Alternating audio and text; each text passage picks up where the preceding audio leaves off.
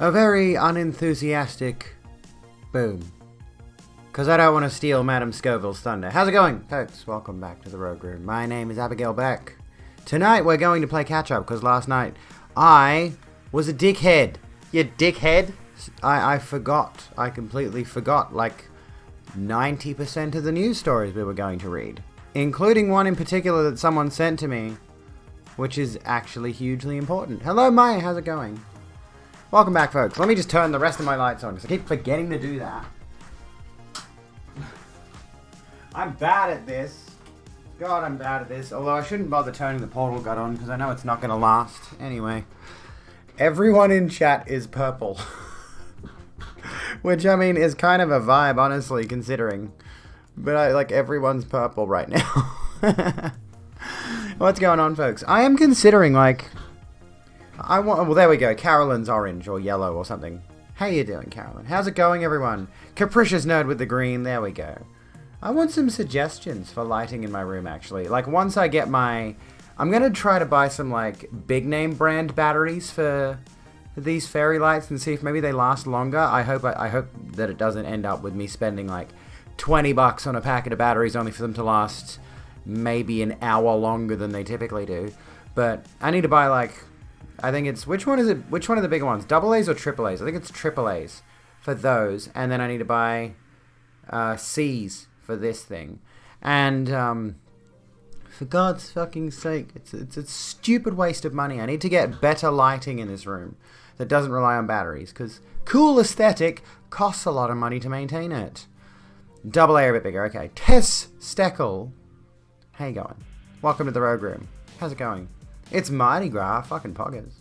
Lots of greens with sprinkles of colors. I definitely want to maintain... Like, don't get me wrong, I like the idea of... I mean, we've got this thing that does a bunch of different colors. I want to maintain the purple bisexual lighting vibe, if we can, but I want to add something a little bit more animated to it, you know? I've watched a few streams. I've noticed that, I think it's...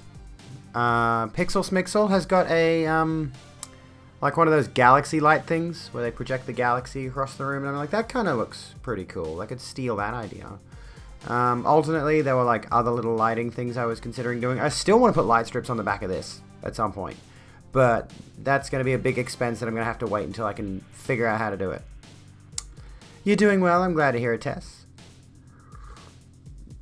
Can I get mains powered lights or solar powered? I probably could, but you know, we do what we can with what we've got, and so far what we've got is what you see here, honestly. Just want a green screen so you can have a lab background or something. I mean, that's a pretty good idea. It's a pretty good idea. Boobs first, lights later. Yeah, focus on the boobies first, folks. We're getting those done first. Well, I mean, we're probably going to get the tattoos done well before we get the boobs done. Let's be honest with ourselves. Chances are that the lockdown, which here in Australia has recently been extended by a week, so we're going to remain in lockdown through my birthday, which is in 3 days' time. I'll do a birthday Sunday stream or something like that. I don't know. I might just log on. Maybe like do some Minecraft. That'd be fun. Just chill out on my birthday with a little party hat. I'll get a party hat. But I am going to get my first ever tattoo. And I need to tell you something. I need to tell you a bit of a wow moment. Not like World of Warcraft, but like, I can't believe she said that. Wow. I was on the phone to someone, I'm not going to specify who, but an important person in my life, let's put it that way. And she says to me, I say to her, I want to get a little tattoo. I raised enough money on my stream that I want to get a tattoo done on my neck. And rather than express excitement and happiness at the idea, she says to me words to the effect of, oh my god, you're getting a tattoo done, you're getting your Jats crackers cut off, which is a slang term for testicles. You're getting your boobs done, and she makes a whole thing of it. And in my head, I'm like, why did you... why do you need to kind of lose your mind over all of that? made me Jats crackers, like not Cracker Jacks. They're let me show you. I don't know why Jats crackers has become a slang term for testicles, but anyway. But yes, these.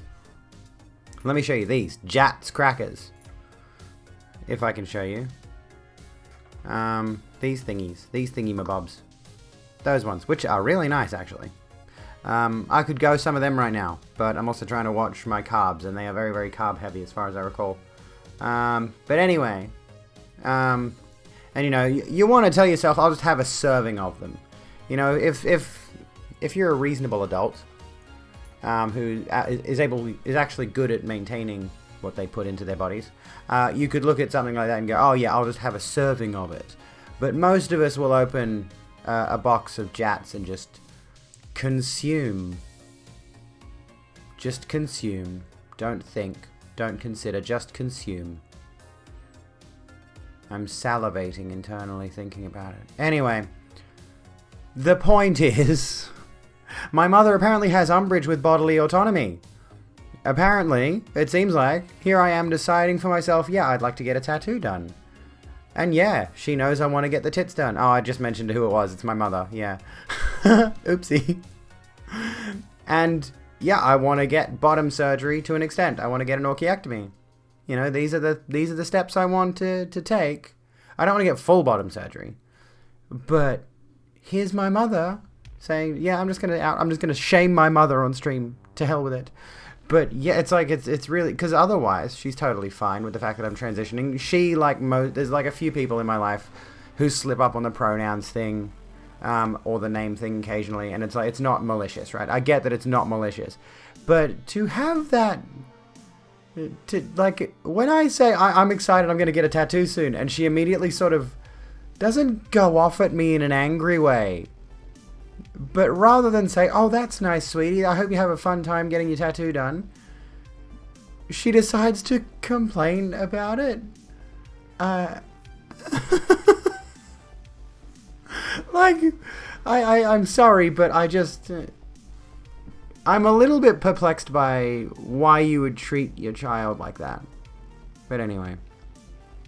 How did that become a metaphor for the twig and berries? You'd have to ask her. I have no idea.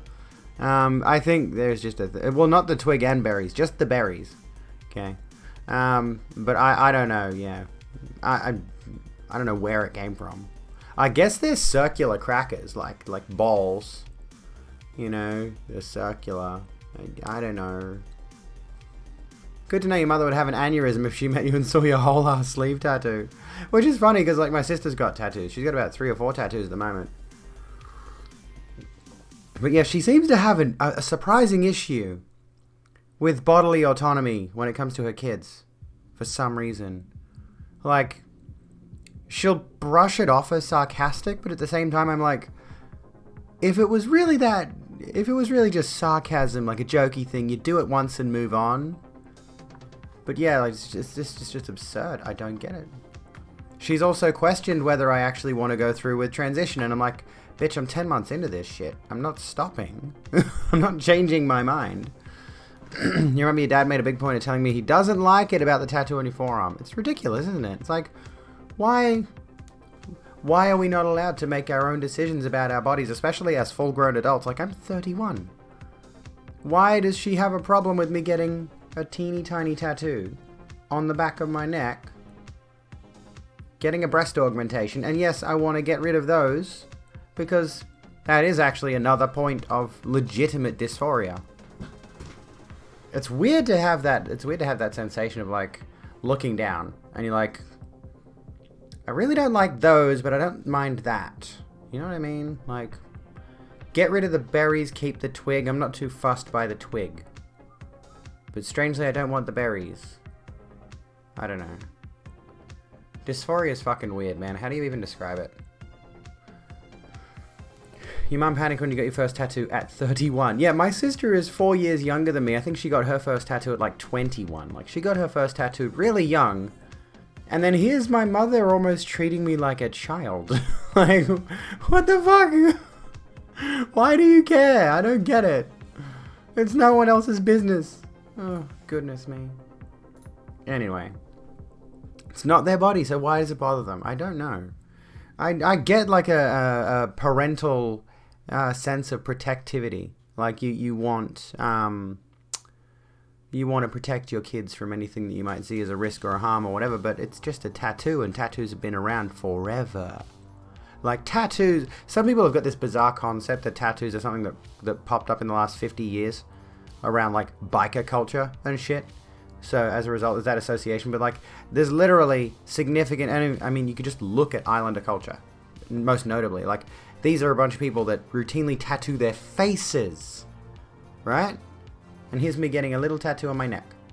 Oh no.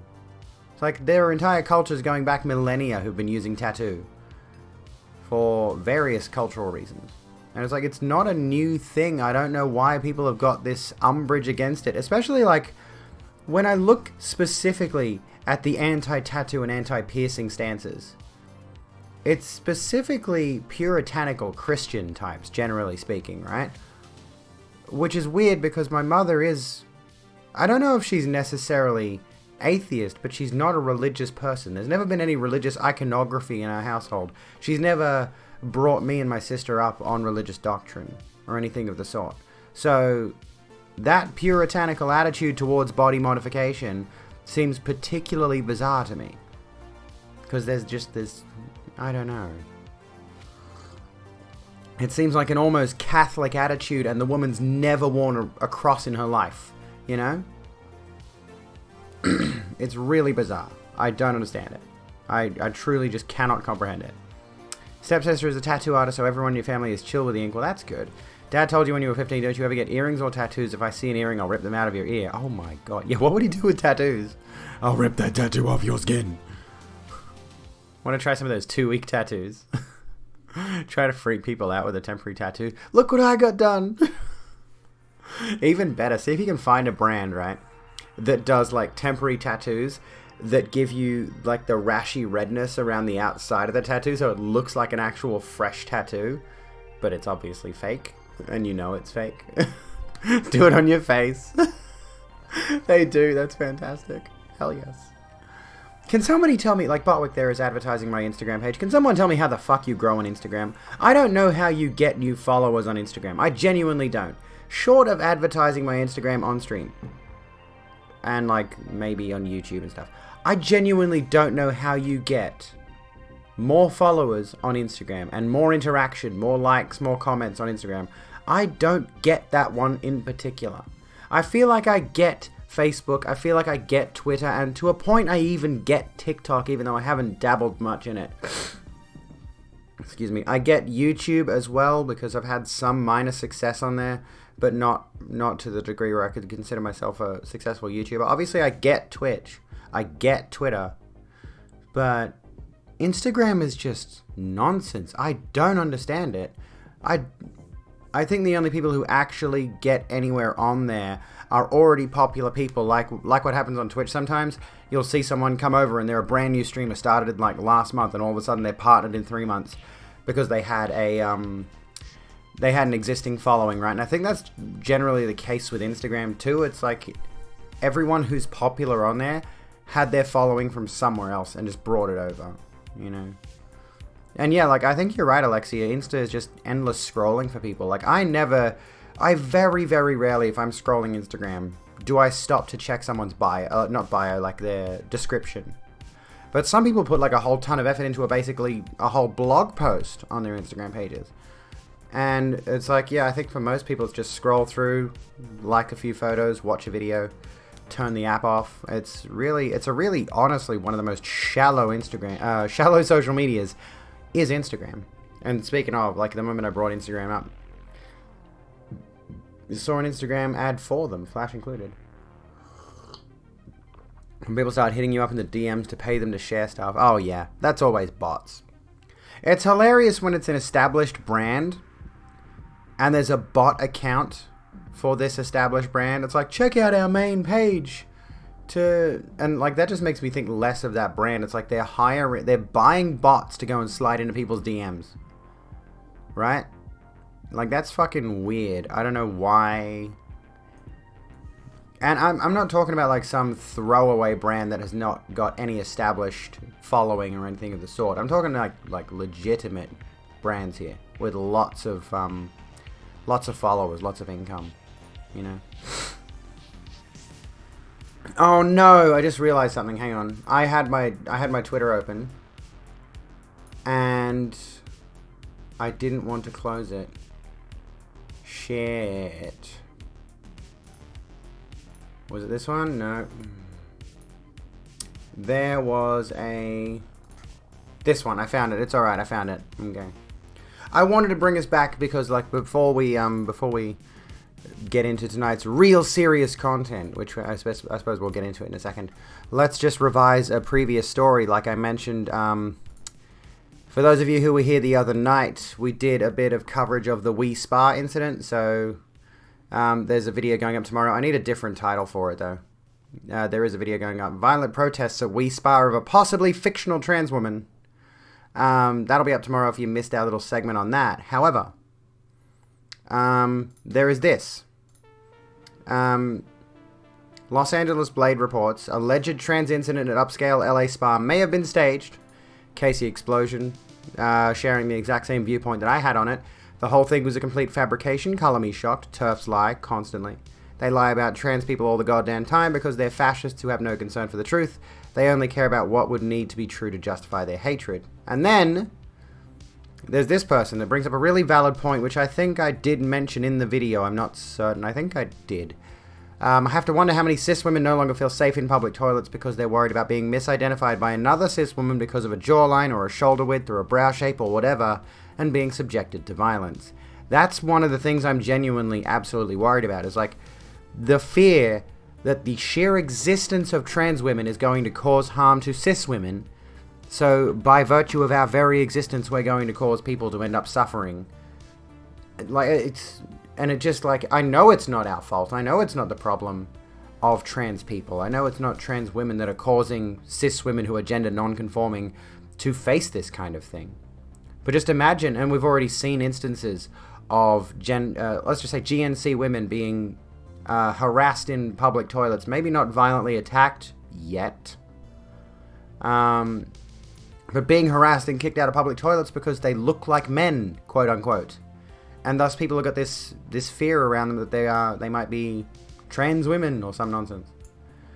And now I feel like we trans women who are the center of that discussion are going to almost, I hate to put it this way, but it almost feels like we're going to have to wear blood on our clothes, on our hands, for the sheer virtue of existing. On the actions of other lunatics who might attack cis women for being gender non-conforming. And I know that's not our fault, but it's just another issue on top of issue on top of issue. That fear is very real, but holy fuck, the combination of trans misogyny and eugenics, exactly.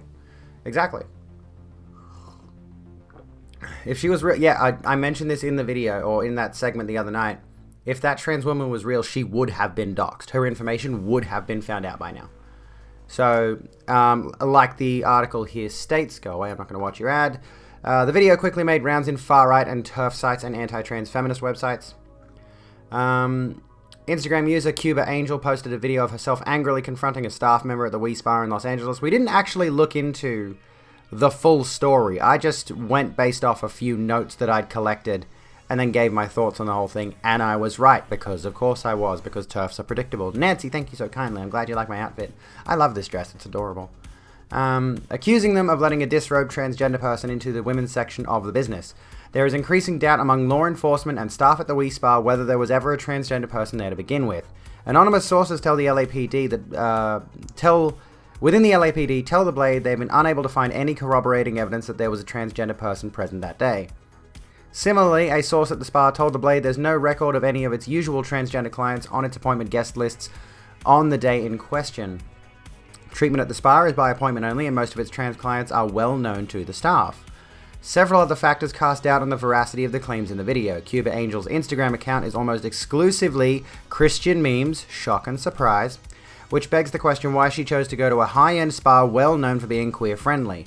During Cuba Angel's video, no trans person can be seen, and no other witnesses have come forward to confirm the allegations made. It's also not the first time WeSpa has been targeted for catering to trans people. After the alleged unconfirmed incident, WeSpa was deluged with one-star Yelp and TripAdvisor reviews.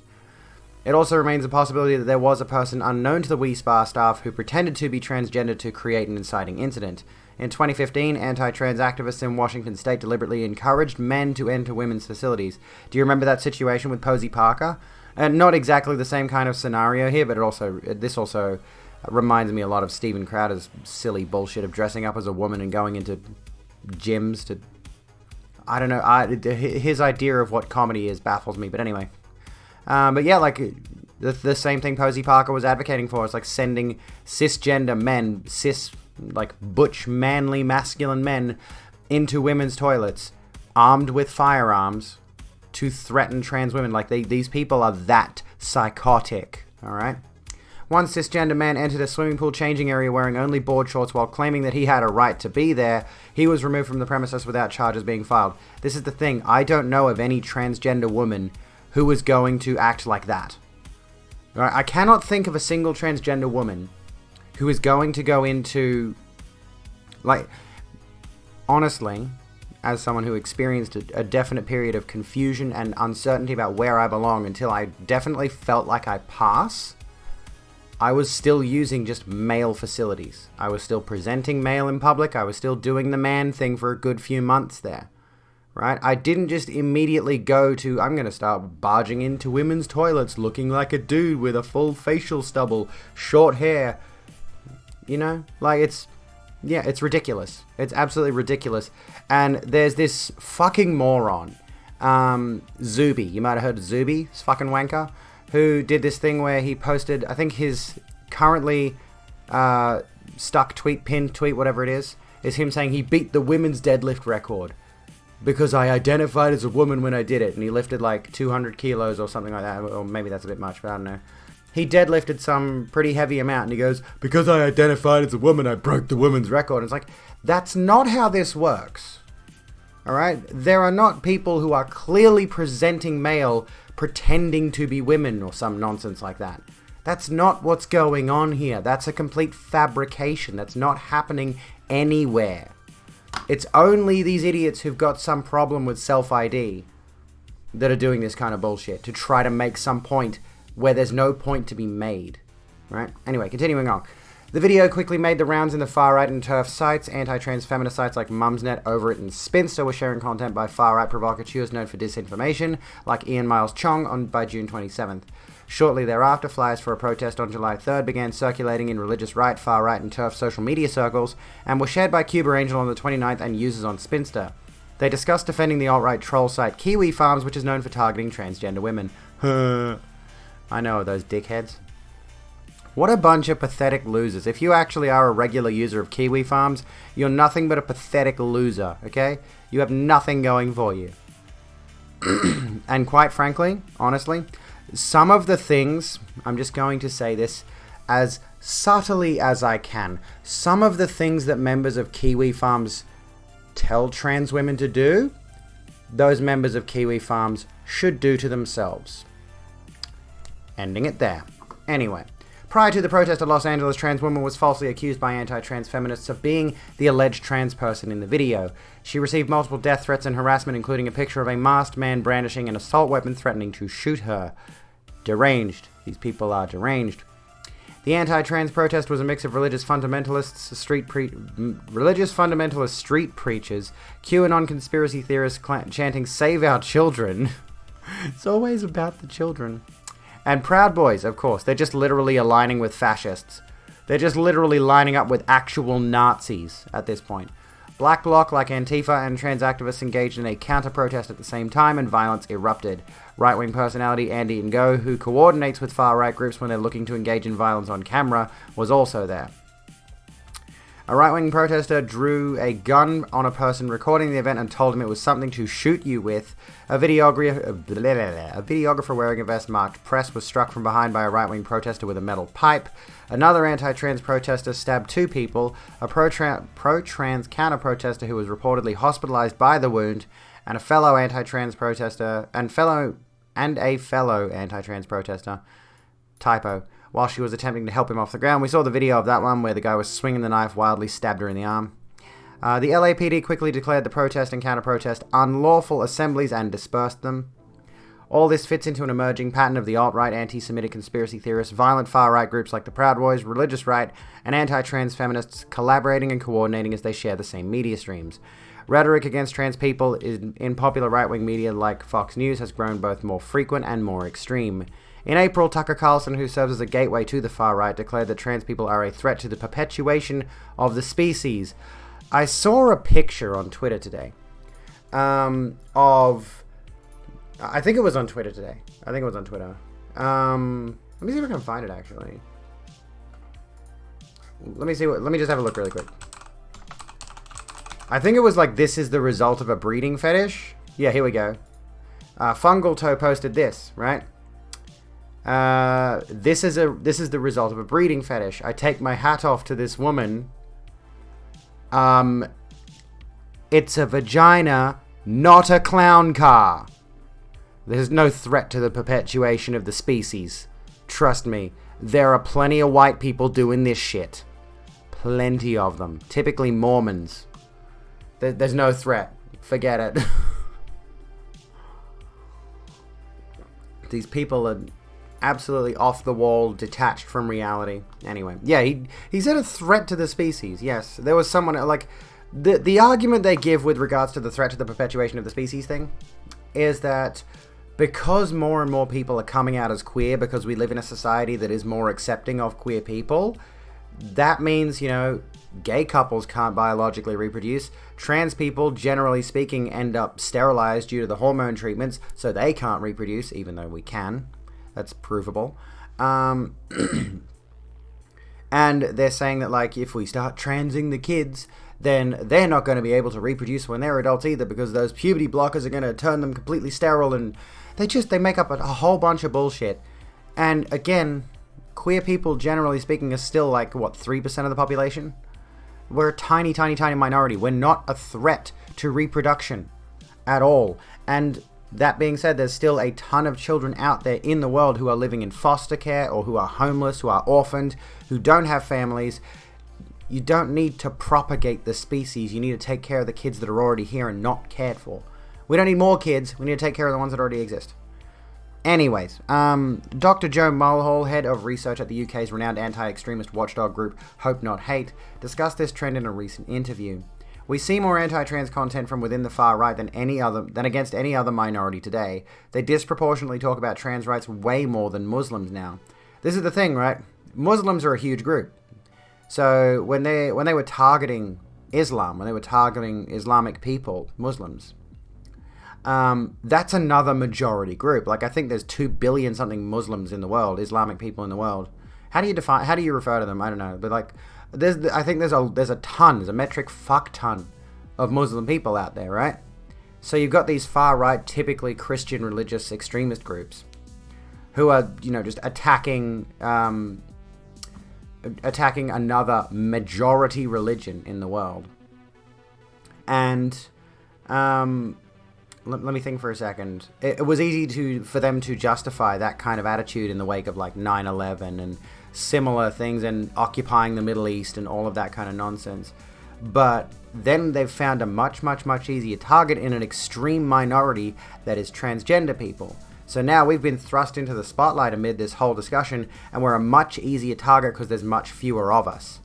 And also, I think, I think it may have been in the UK. What food have you got, Draco? What food have you got? I think over in the UK there was actually discussion about, and of course it's over in the UK, I think there was actually discussion about how trans people are finding it more and more difficult to find, what's it called? Let me think for a second. They were finding it increasingly difficult to find political allies who would speak out on their behalf in Parliament and things like that, because trans people are such a minority group, but a majority political issue. So given that there are so many people who've already got preconceived notions about trans people, and yeah, bottom of the oppression tree might be a good way to phrase it. Not really. I mean, it's hard to say. But just generally speaking, a lot of politicians don't want to put their stock in with the trans rights groups because there's an incredible popularity. There's an incredible popularity, or there's either popularity for the notion that trans people don't deserve rights, or there's indifference to it. So most people are either they don't care, or they've already got a very informed opinion that's negative towards trans people. They've got an opinion that's very informed against trans people, I should say. So as a result, in a political sense, it would be, political suicide, essentially, career suicide, if they were to express their outright support of the trans community in Parliament and say, look, we need to fight for trans rights and all this kind of thing. And, like, we can gain a little bit of optimism looking at the, misinformed would be the better word. We can look at the fact that there are definitely, like, queer pride protests and things of that nature to try to raise support for trans people, but we are currently the target of a hate brigade, and it's not going away anytime soon, I don't think, because nobody wants to, like, at least in some capacity, Joe Biden has spoken out about it, and I think the US government is now pursuing lawsuits against the states that are pushing anti-trans bills. In fact, we do have an article from them here. 4 more states are being sued over their anti-trans sports bans. So we can continue on that in just a second. I just want to finish this article.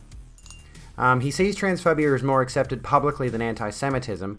Talking about Jews isn't. It ostracizes you. But if you talk about trans issues, it opens the doors to the mainstream. The far right are saying things they know will be echoed in the comment pages of the right-wing press. The American right relies on manufactured rage to keep its base engaged. Whether it's Dr. Seuss, Mr. Potato Head, critical race theory, or women's soccer players not knowing which way to face during the national anthem. Oh, I forgot that bullshit. It doesn't matter if the instigating event is real, so long as it is plausible to the base and makes them angry. In the case of the mysterious trans woman at the Wii Spa, it no longer matters if she existed at all. The far right got the attention they wanted, and even if it proved to be a hoax or a setup, no one will remember that in the long run. There we go. Like I mentioned, like I said, like without even needing to read deeply into it, I got every point right. Without even, like, this information about how law enforcement doesn't even think there was a trans woman, that wasn't out when we talked about this the other night. This is new information. So, like I mentioned, by the way, I'm pretty proud of my thumbnail game here. Who's that trans woman? Well, she doesn't exist, does she? She's not real. She's not a real trans woman. There's no evidence that she ever existed in the first place. So if you've missed that little segment from the other night, that'll be up tomorrow on the YouTube channel at 9 a.m. Australian Eastern Standard Time, which will be in about 12 and a half hours. I'm proud of that thumbnail. It's, like, let me show you the full version. I'm proud of that one. That was cute. I need to start being more creative with it, and honestly, like, that turned out really good.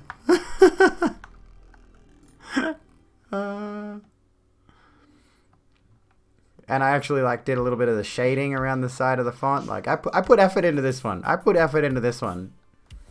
need to start putting effort into my thumbnails. I think if I start, making them a little bit more appealing, a little bit more enticing, I might get more folks in to watch the videos, and that'd be good. Who's that trans woman? It's not contrapoints, if you can believe it. May you call me Dude Baguette. Why would you call me Dude Baguette? Anyways. Where were we? Okay, so yeah, continuing on in the same vein, at least in the US, there is sort of something governmental being done against the transphobes, to some extent. So it seems like Joe Biden and his administration is willing to admit there is a problem with transphobia, and he's willing to try to stamp it out in some capacity. But over in the UK, like I mentioned before, there's a lot of people who are transphobic and not a lot of politicians willing to speak out about it. Anyway, so that's Ron DeSantis, apparently. I've heard his name thrown around a bit. Attends the flag-raising ceremony prior to the Walker Cup. Who cares? 4 more states will face lawsuits after enacting laws limiting sports access for transgender student athletes, primarily trans girls. Duh. On Wednesday, the Human Rights Campaign filed a federal lawsuit against Florida after its Republican Governor Ron DeSantis signed an anti-trans sports ban on the first day of Pride Month. I forgot that it was on the first day of fucking Pride Month. That was a calculated attack. Right, that was a calculated attack. Like, let me see if I can find this thing really quickly. From a couple of days ago. Let me see. I post way too much media on Twitter, so when I go to look back for a picture now, it's impossible to find it. But there was a road somewhere in America that for Pride Month. Here we go. Hang on. It's got to be more recent then, because it was after the end of Pride Month. Here we go. This thing. Who saw this? Right? Chicago unveiled a new rainbow crosswalk on June 3rd and then tarred over it on June 30th in the middle of the night. And then I attached that meme, see you in hell, you stupid fruit. But like, literally, some of the, like, the way that some parts of the world use Pride Month is flagrantly queerphobic. Just absolutely, like, they could have just left the Pride footpath there until enough cars drove over it to wear it down and then fix it up after the fact and just replace it with a regular road, a regular crosswalk.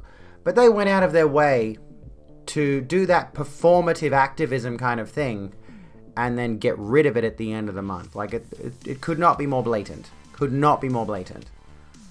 Ridiculous. Anyway, moving on.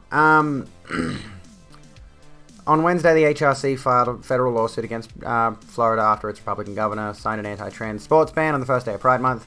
The litigation was filed on behalf of 13-year-old plaintiff Daisy. Can you stop trying to play your video? You're pissing me off. A transgender middle schooler who currently plays girls softball, basketball, and soccer. Stop playing your video. Florida's law would force her to compete with boys and... Seriously, stop playing your fucking video, cunt! Jesus Christ. I don't want that shit flickering in the side of my eye, distracting me. I'm trying to read. Fuck off. Good God. Which idiot invented auto-playing video on websites? Because that should never have happened. That should never have been a thing that anyone conceived of. It's honestly insulting that there are so many websites you click on and there's a video there waiting to play. It's like, fucking stop, mate. Let me decide if I want that shit playing. It's distracting. Same with all the fucking ads, dude. I should stop saying dude, sorry. I apologize to anyone who's not a dude, which is men. Florida's law would force her to compete with boys and out her to the entire student body, according to the complaint. Playing sports makes me feel like I fit in, and the thought of not being able to play next year scares me, Daisy said in a statement provided by HRC. I'm going to be lonely and sad if I can't play, and that's really what this is all about. Appy Pablo, you can't believe it's not contrapoints. Sadly, it's not. I don't make about 20 grand a month on Patreon, I wish. How you going? Welcome in. But yeah, like this thing here, playing sports makes me feel like I fit in, and the thought of not being able to play next year, like that's really what it's all about with the transphobes, right? The discussion is like, they can't, like trans people can't play sports, trans people can't go in the bathrooms, trans people can't go in the change rooms, trans people, transgenders, trans people can't be in this place, can't be in that place, can't be doing this, can't be doing that, can't be too gender non-conforming, can't be, it seems like they can't be too gender conforming at this point because, again, to bring it back to Twitter for a moment, there was somebody who said, she shared a story of, oh, hang on, I retweeted it. And this is the weird thing, right? This is the bizarre thing, okay? A lot of people have this issue with transgender people being, what's it called? Gender non-conforming. Maybe they look a little bit more masculine than some people would like, right? But now, it seems there are certain people out there in the world.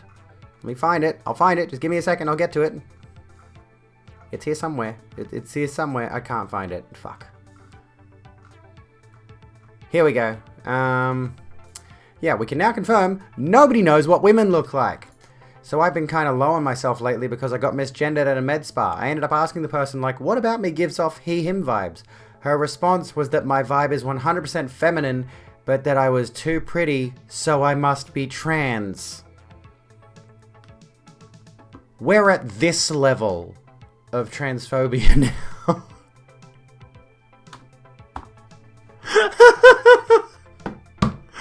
Oh, fuck. I'm legitimately turning into the Joker. Like, we're at the point now where trans women are too pretty, so they must be trans. and the trans woman winning the beauty pageant thing, and people were complaining the same point. Oh, men have got all these advantages. They're winning beauty pageants that judge women based on their feminine attributes that men don't have. That masculine men do not generally have. Like, at that point, you have to realize it has got nothing to do with people having legitimate concerns about transgender people. It's just bigotry for its own sake. They'll literally make up excuses to call out a trans... And again, this comes back to the gender non-conforming women in women's bathrooms thing. Gender non-conforming cisgender women in women's bathrooms are being harassed as a result of the fact that there are TERFs who think those gender non-conforming women must be transgender women. And again, feels like blood on trans women's hands. Feels like we've done something wrong. Feels like I've done something wrong because the TERFs have now got... And just people who are ignorant. Not even TERFs. Like, TERFs feels like a specific ideology. You know? Being a TERF feels like a specific ideology. But there's also just ignorant people who don't bother to enlighten themselves. And yeah, just transphobes. Like, I think there's a difference between a TERF and a transphobe. A transphobe you could just call someone who's ignorant. You know, you could just say someone who's transphobic is just like those people who used to be like, oh, I don't mind gay people as long as they keep it away from me and don't hit on me. Those men, right? Yeah, they're homophobes, but I could see them probably having a friendship with a gay dude. You know? They might need to have a few gears jogged in their head, but, you know. Anyways, but TERFs specifically have a hateful ideology towards transgender people. I think transphobes can just be ignorant idiots, and we can change their hearts and minds.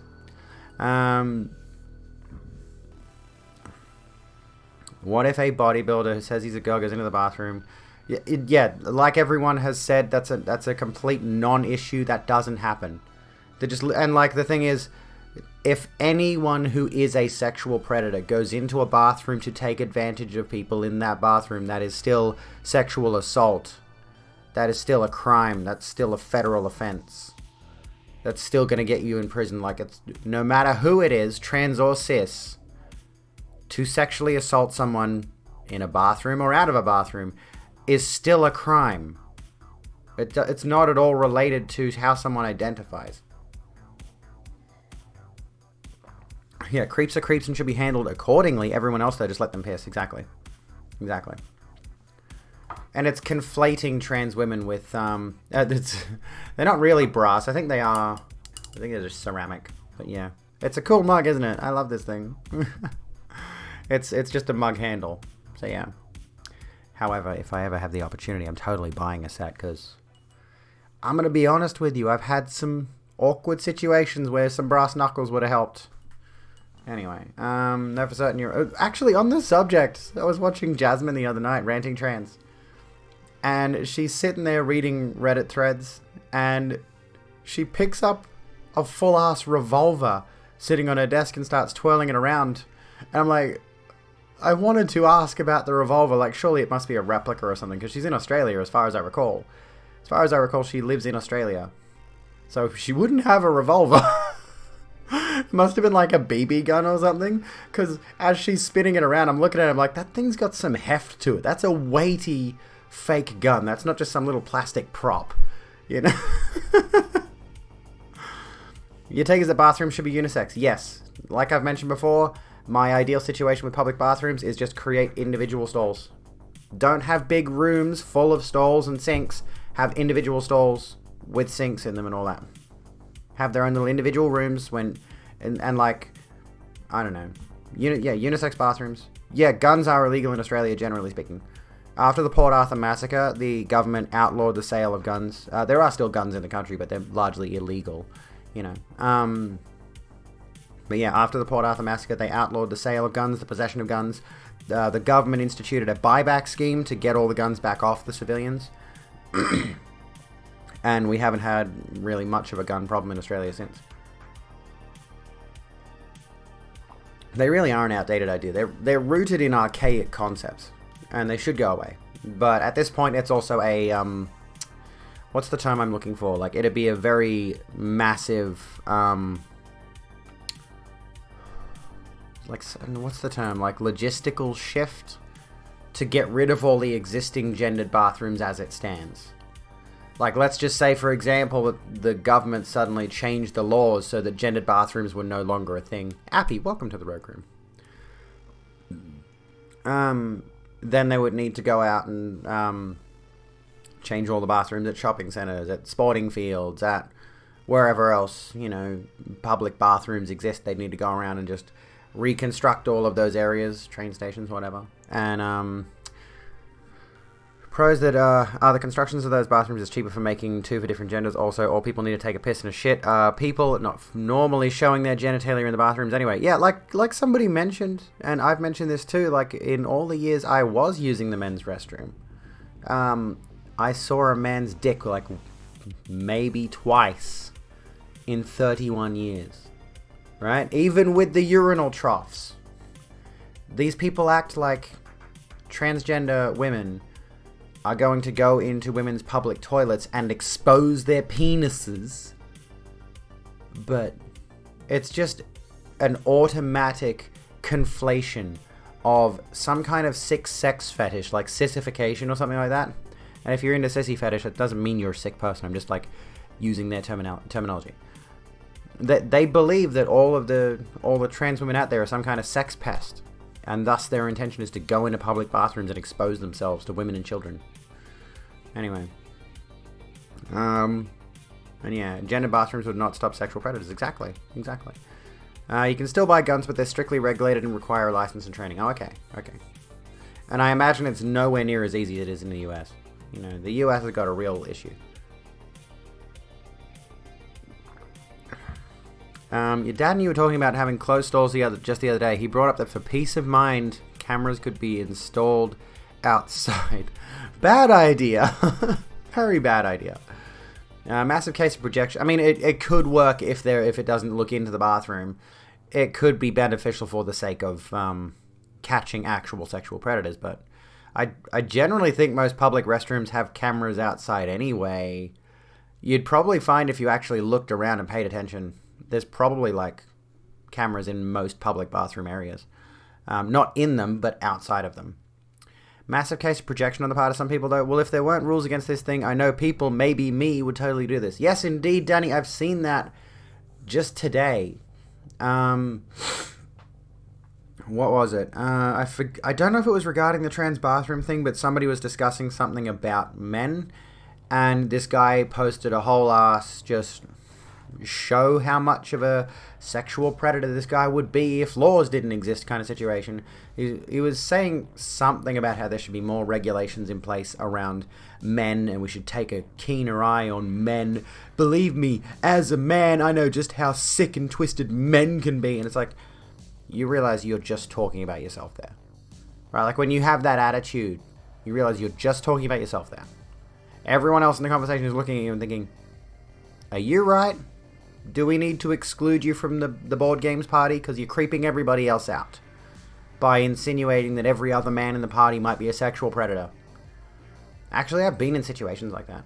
I've been in social circumstances where there's been one person talking about men or talking about women in like some broad terms that are supposed to assign an attribute to that entire gender, and it's like, you realize the other people in the room don't agree with you, right? Like, you get that. You realize your stance on at like 50% of the population is invalid in this circumstance.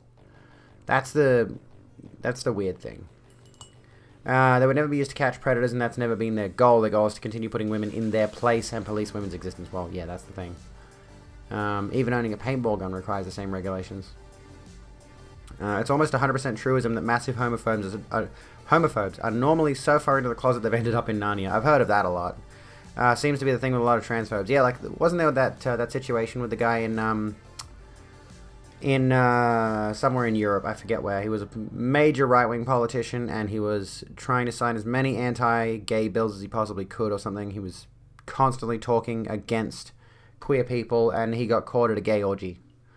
And that honestly speaks to why we need more openness about queer stuff in the first place. Like, there are a lot of people out there who seem to have this attitude of Hungarian politician. That's the one. Yes, forgot what his name was, but yeah. There are a lot of people out there who have this attitude of like, the gay people and the trans people shouldn't be shoving their agenda down everyone's throats.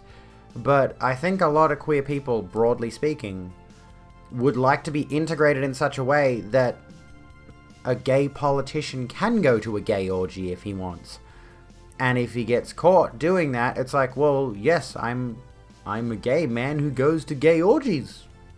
Like, wasn't there a guy recently? I think he was doing like some BDSM thing. I forget if he was like a staffer for a politician or if he was involved in politics himself or something like that.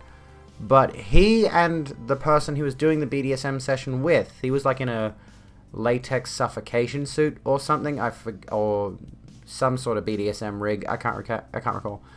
But it was a video they recorded consensually, the two of them. And the video got leaked.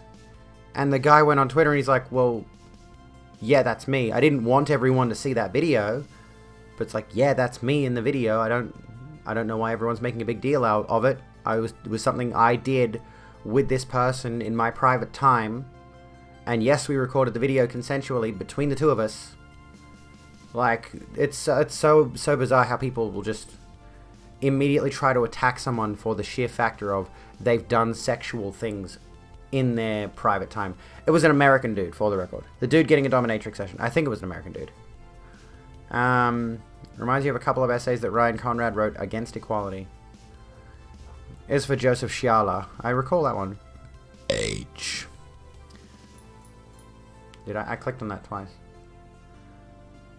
Yeah, this is the one I was thinking of a minute ago. Yeah, Joseph Sciala. Oh, Jaha. Sorry, not Jala. Hungary MEP quits after allegedly fleeing gay orgy. An MEP from Hungary's ruling party, which is hostile to LGBT rights, has quit after he was caught attending what Belgian media describe as a gay sex party in Brussels. And also gay homophobe. Let's have a look. Latest winner. Number of days into the last prominent homophobe was caught in a gay sex scandal. Jaya. There we go. Thank you. So there we go. 6 days. Manager Tony Anatrella. Oh gosh. But yeah, I can't remember who it was of the Jaja. I can't remember who it was at the dominatrix session, but yeah, that was really weird because it was people trying to trash the guy, and he's like, "Well, all you've really done there is taken a video that I consensually recorded with my sexual partner in that circumstance, and just spread it around in an effort to shame me." And he goes, "And I'm just not going to be shamed by it. That's ridiculous. This has nothing to do with my political career. It's nothing that's jeopardizing my career. It's just what I do in my private time." With, I think it was a sex worker, but that's not really the point at the end of the day. It doesn't matter if the guy is just doing his job and he's got his own private time that he spends doing whatever, as long as it's not illegal, and it wasn't. Like, it's bizarre the level of puritanism that these people who are trying to bring other people down will pursue, you know? Okay.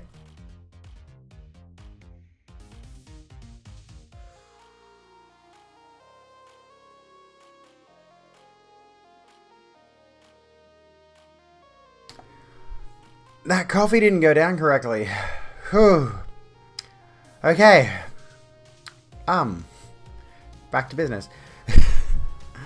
Every time someone says about us shoving it down their throats, I picture that Thanos meme where they dubbed Shaq's face over his... Ran away. I'm imagining him running down the street in arseless chaps. Oh god, yes. You mean what people do, even public personalities in their own time, with everyone using informed consent? Exactly, yeah. Crack on and have a good time with yourselves. Nobody should care. But there are some people who just believe sex should be strictly in the missionary position between a man and a woman for the sole purposes of procreation, not recreation. They hate recreational sex. Procreation. They want more kids. And if we go back to that picture of like the 8 children, or whatever it was, who were born so close together, it's like somehow, in one instance, one woman got pregnant within... She must have got pregnant within a month of having the previous child. It's absurd. It's ridiculous. Anyway.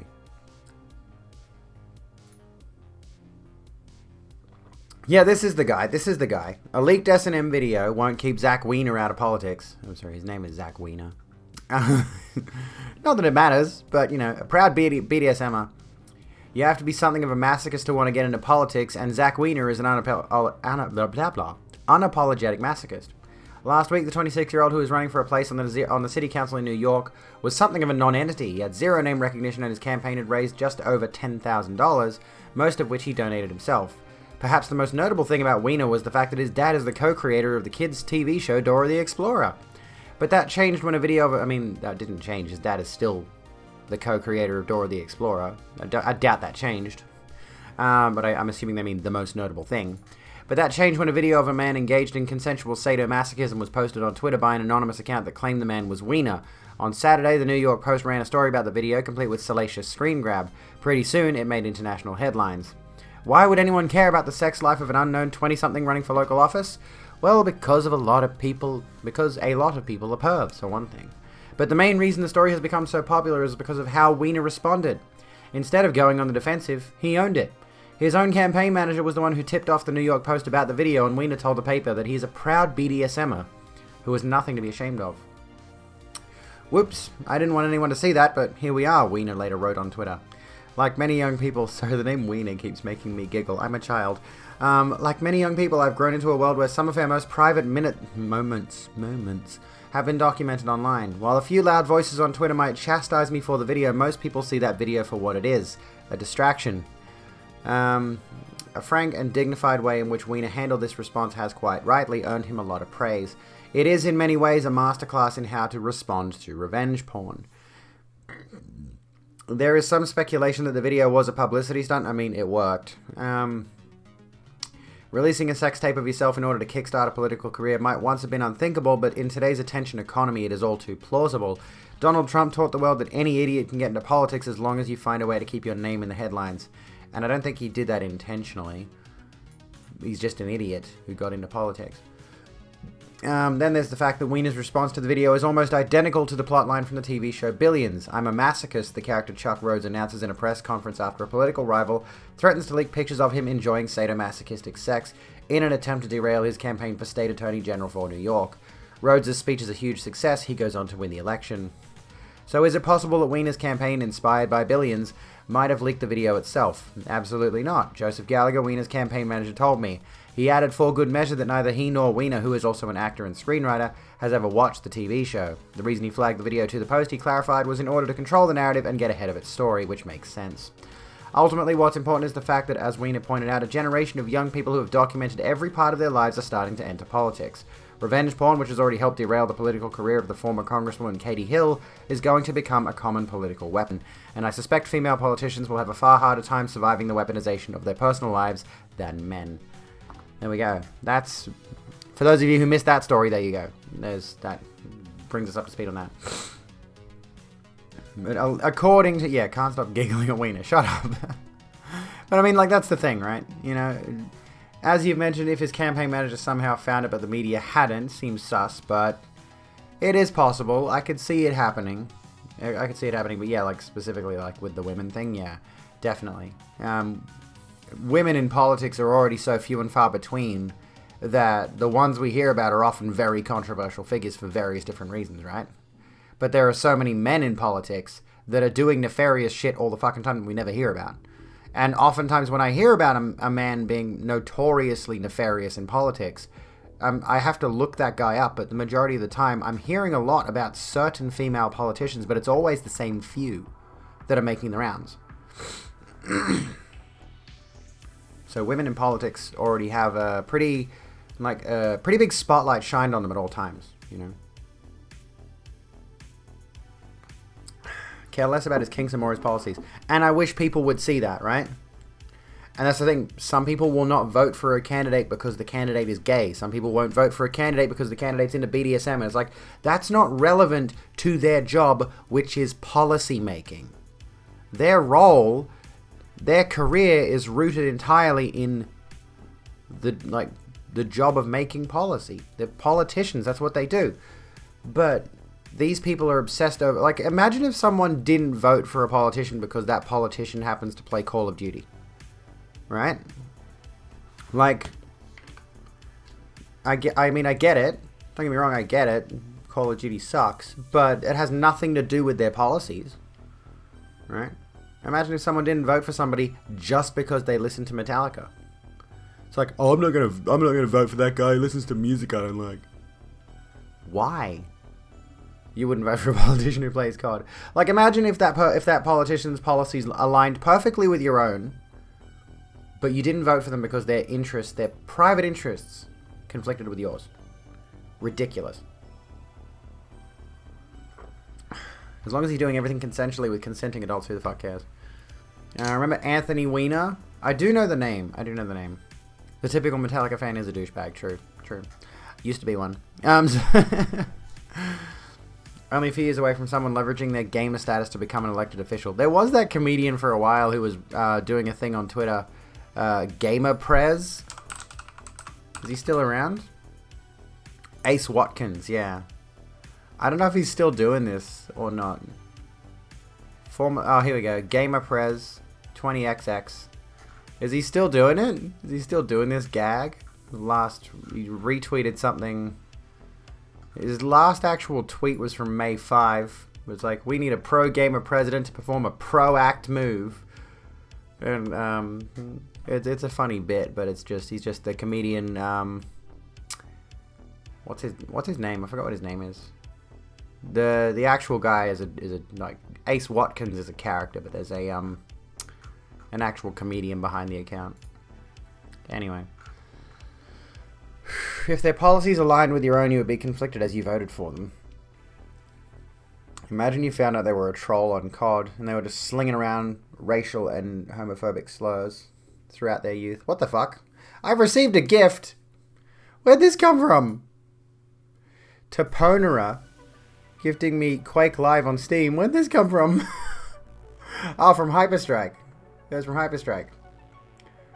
I forgot about this. Hyperstrike and I were going to play Quake Live at some point, and I've just received it in Steam. There we go. I got a game in the middle of the stream. Fantastic. Hyper, are you sitting there in the background somewhere? Throughout their youth. You can't really be mad. You said, oh yeah, so did I. I was a dumb shit in my youth. Absolutely. Anyways. Excuse me. Neither here nor there. Let's have a look at, well, we already we sort of glommed over this. 4 states are being sued for their anti-trans sports bills. We've already, taken a look at it. Anyway, shall we move on to something else? This is a story that we were supposed to look at last night, but we didn't. We got distracted by a bunch of stuff. Anyways, I think this might have been the anti-protest bill, basically. Ministers see off... Hello, Necromancer. How you doing? This is UK news, by the way, BBC. Ministers see off MPs' attempts to amend new crime bill. The government has seen off attempts to scrap controversial curbs on protests and other changes to new public order laws going through Parliament. MP approved the Police Crime Sentencing and Courts Bill on Monday evening by 365 votes to 265. Dozens of amendments had been proposed, but the Commons did not approve any of them. But ministers said they will look to strengthen the law on pet theft and violence against shop workers. The government will also examine whether harassment should be a separate offence. The bill will now go to the House of Lords, where there are no time limits on scrutinising legislation, and where peers could try to insert changes before the legislation returns again to the Commons. Here we go. Excuse me. The proposed laws were first debated by MPs just days after a vigil was held for Sarah Everard amid concerns over the way the event had been policed. And so-called Kill the Bill protests were held in cities across the UK by campaigners who believe proposed curbs to protest go against individual human rights. The government says the legislation delivers on its commitment to crack down on crime and build safer communities. So what were the arguments and where could the changes yet be made? Protests. The government rejected changes to controversial proposals to introduce conditions on protests. Ministers want controls on demonstrations that are noisy enough to cause intimidation or harassment or serious unease, alarm or distress to bystanders. That includes protests consisting of one person. The bill also proposes that restricting any activities around Parliament to a controlled area. Veteran Labour MP Harriet Harman, wanted the bill to define an express statutory right to protest with new obligations on public authorities while also recognizing that there should be some limits on the right to protest to protect other legitimate public interests. So ultimately this is just trying to restrict protest to a very convenient, what's the phrase? I suppose like, non-distressing manner would be a way to phrase it. Like they essentially want to restrict protest from what I've been able to glean from this whole thing so that it doesn't make people uncomfortable. But guess what the fucking point of protesting is? It's to make people uncomfortable. Like that's the whole point. You're supposed to raise awareness of things, make some noise, get some attention. That's the entire idea, you know.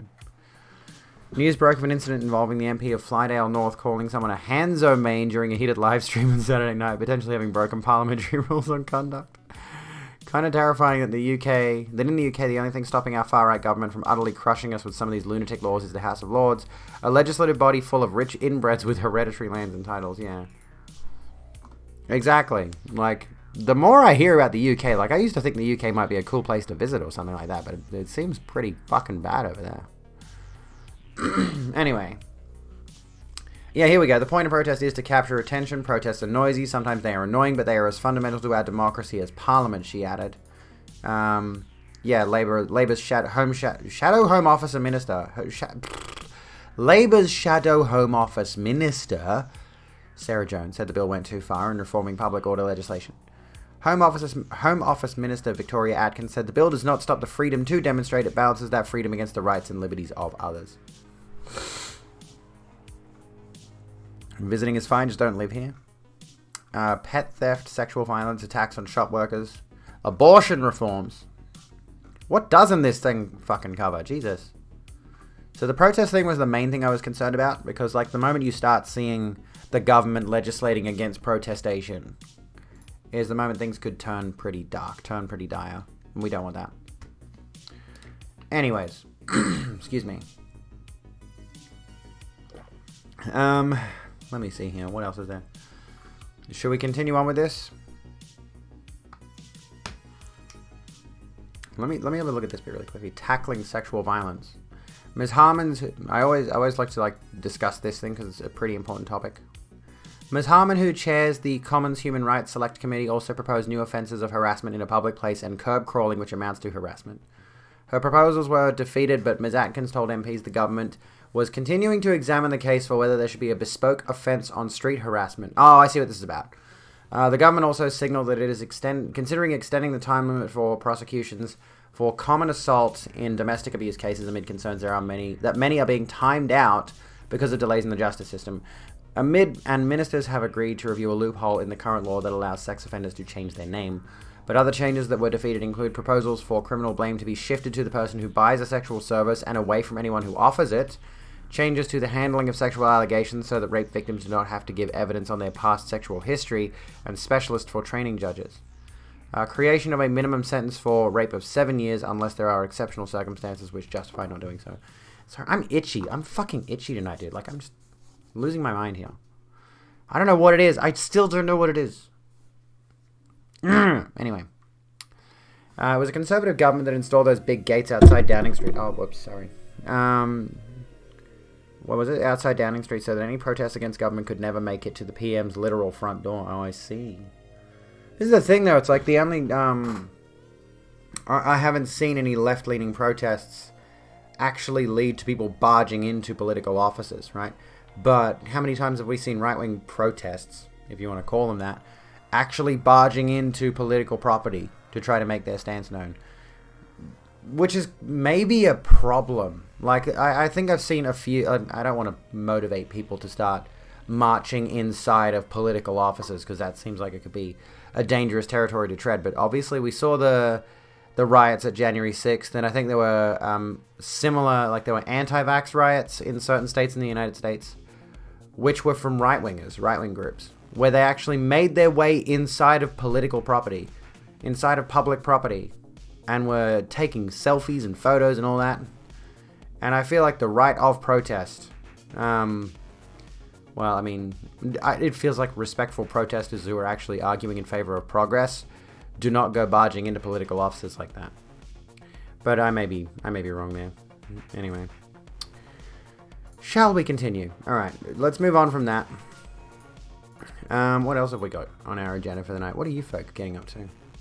This is something quite interesting. And there's a video here I kind of want to watch. I'm not sure if he's it's an ABC video. There's an ABC video and there's also a TED Talk that I was looking at. Where is it? There was a TED Talk, which I mentioned. I'm not sure if I'm allowed to watch a TED Talk on stream, but I kind of wanted to. Because, I mean, here's the thing. Here's this thing from the TED Talks page, right? Because we've watched other videos on stream before. We've reacted to other videos on stream before. And I'm sure people have gotten away with watching stuff they shouldn't, but I'm also worried that I'll get into trouble if I try to watch this. But from the TED Talks, I guess, is it terms of use, terms of service, or whatever it is? We encourage you to share TED Talks under our CC license or CC by NCND 4.0 International, which means it may be shared under the conditions below. Somebody tell me if, like, any of this means I can actually watch it on stream. CC means the type of license right associated with TED Talks or Creative Commons. BY means the requirement to include an attribution to TED as the owner of the TED Talk. I mean, obviously, and include a link to the talk, but do not include any other TED branding on your website or platform or language that may imply an endorsement. NC means you cannot use TED Talks in any commercial context or to gain any type of revenue. I think that's where the main problem would be. Like, because technically I don't choose when... I mean, I can choose when ads run on my Twitch channel. But, I mean, somebody could come into the stream while we would be watching the video, and an ad may run, which means technically I'm getting revenue from it. Payment or fee, also subscribers, bits, tips would all fall under that. Yeah, I think it's the NC part would be the issue. And I don't know if there would be any way I could get around that, honestly.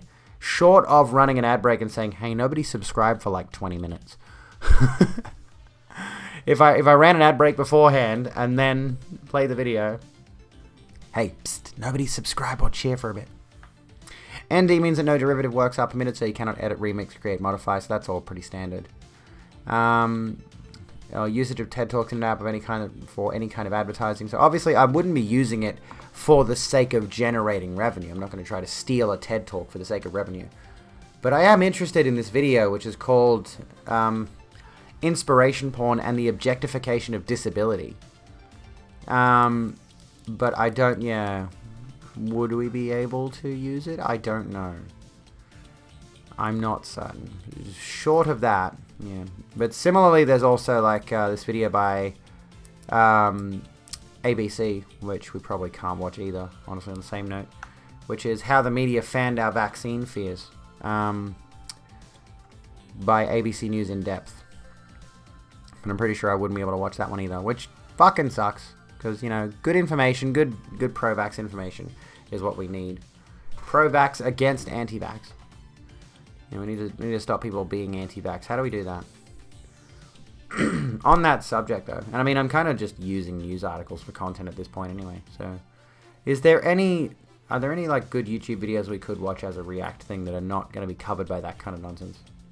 I want some good content to share with you folks, but I haven't thought too deeply about it. I didn't prepare much today, so I'm mostly rolling over from yesterday's news articles, cause what was the reason? We didn't do any discussion of any of the news yesterday. We didn't touch on any of it. Well, we can move on to the vaccines thing and the updates on COVID as well. We might as well have another look at the updates on COVID, because for those of you who are in New South Wales, I don't know if it's across Australia yet. I think there are lockdowns in other areas of the country. I'm not certain. New South Wales recorded 38 new locally acquired cases of COVID-19 in the 24 hours to 8 p.m. last night. Is that that's not the same. So that was at 11 a.m. today. So that looks like the same numbers as yesterday, which is scary. 38 new local cases. 1 new overseas acquired case. So yeah, it is new information. And the lockdown here extended, and I think some people have not been calling it a lockdown. Some people have been referring to it as a stay-at-home order, and I don't know where this came from. But that honestly worries me if people are going to dismiss something like the lockdown as something as simple as a stay-at-home order, where that honestly, like, lockdown sounds a lot more formal and a lot more serious, whereas like stay-at-home order almost sounds a bit informal and casual. So some people dismiss it, and I've seen people out and about at shopping centers. Like, I do go to the shops when I need food, obviously, and I'm gonna have to go there again tomorrow because I need some essentials. But I do wonder how many people are actually just dismissing it and just like, oh, I'll just go do whatever I normally do and wear a mask. But on the upside of that is most places, let me think. Trying to think. Most places that are non-essential businesses are closed. So, for example, like chemists are open, supermarkets are open, but like you can't go to handbag shops, you can't go to clothing shops or any of those. Like indoor takeaway places are closed up, but you can still go through drive-through at outdoor fast food joints. What else is there? Hairdressers are open, surprisingly, or at least one of them is. And EB Games for some fuckwit reason. Why does GameStop need to be open during a lockdown? I don't understand this. The only justification I can see is people buying cameras and microphones for Zoom calls for work. That's the only justification I can think of. And that's not really much of one, honestly. Anyway, neither here nor there.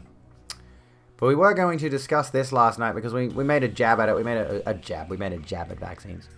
Well, not a jab at vaccines, but we made a jab at Bunnings. And other Bunnings Officeworks and other businesses on board to host COVID vaccine hubs, Josh Frydenberg says. The egg that he is.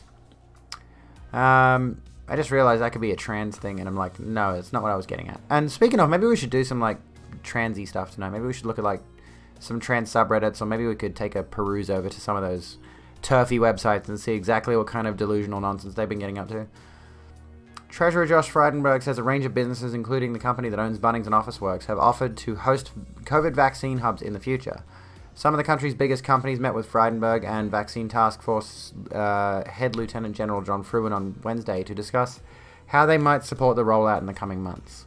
Chief executive officers of businesses including Coles, Commonwealth Bank, Telstra, Virgin, Qantas and others took part, as well as Chief Medical Officer Paul Kelly. The Treasurer said the companies brought a range of exciting and interesting ideas to the table, including helping with the logistics of the rollout and providing incentives. There were many offices of premises for vaccination being rolled out, Mr. Frydenberg said, including from Wesfarmers that raised the opportunities that could be provided at the local Bunnings or Officeworks. There were extensive discussion about a whole range of issues. The Australian Hotels Association said it had raised the possibility of using hotels in remote areas as future vaccination hubs. McDonald's Australia has also previously put its hands up, offering the use of car parks at its stores across the country to host vaccination hubs. Mr. Frydenberg said there was a particular discussion about how businesses could help with the rollout in regional areas. He said that the group had agreed to write their employees and in some cases their customer bases to encourage them to go and get the jab if they were eligible. The group also talked about potential incentives and incentives that could be offered down the track when supplies of mRNA vaccines, Pfizer and Moderna arrived. Qantas has already announced it will offer free frequent flyer points to those who had a vaccine and plans to offer 10 prizes of free travel and accommodation for a year. McVaccine! I do still lift weights, but I've been out of the gym for a little while. For a couple of weeks. But yes, I do still lift weights. A little bit. Hopefully I can get back in the gym in about 2 weeks' time. I want to get my McVaccine. I wonder if it comes with like a quarter pounder or something. Do I get a free medium fries if I get my McVaccine? Mr. Frydenberg said other companies were considering similar schemes. I think it's more than a snag at Bunnings we are talking about. Yesterday, Lieutenant General Fruin said incentives may not be needed until much later in the rollout, and right now they were not needed. I think perhaps later in the campaign when we're starting to get to those people who are less convinced or a bit more hesitant, that may be a better time for incentives, he said. Last month, Uber Australia began a pilot program offering people living with a disability and their carers free rides to and from their vaccination appointments. Speaking on Wednesday, Lieutenant General Fruin said while businesses may play a role down the track, the current vaccine arrangements with GPs would remain key. There is a strong backbone based on GPs, Commonwealth hubs and state hubs, he said. These businesses offering support will be additional options that people have, and I think later in the year, the more conveniences and the more flexibility we can offer people, that will enhance the acceleration. Fingers crossed. I'm really hoping that, pretty soon we start to see, everybody can get their vaccines. Like, I know there's a reason for the rollout being staggered, but also Australia has massively fucked up the whole distribution of vaccines things, which I'm not happy about. Not very poggers, honestly. Anyways. Neither here nor there. Dark Souls. I haven't played Dark Souls tonight. I did play it last. When did I play it? Monday. I think I played it on Monday. We did play a bit of Dark Souls 3. And we did alright. We did okay. It wasn't a bad run. But I got up to Boreal Valley Vort. And I think I died. I'm pretty sure I died to Boreal Valley Vort. Which was, still good to go back to it for a little bit. Still good to chill out in that zone for a little while. Oh, but anyway. Excuse me. I'm not really fussed with, like, the news that we've got left over here. Like, is there anything new I can talk about? This is all, like, it's bizarre how, like, I know this stuff is, like, yesterday's news. So I'm kind of less interested in it because this is stuff I was going to read yesterday, but I never got around to. Vaccine rollout has been so bizarre. We have piles of unused vaccines here waiting for anti-vaxxers that aren't coming. Meanwhile, most of the rest of the world can't get their hands on them. Yeah, it's pretty ridiculous that... we were talking about how...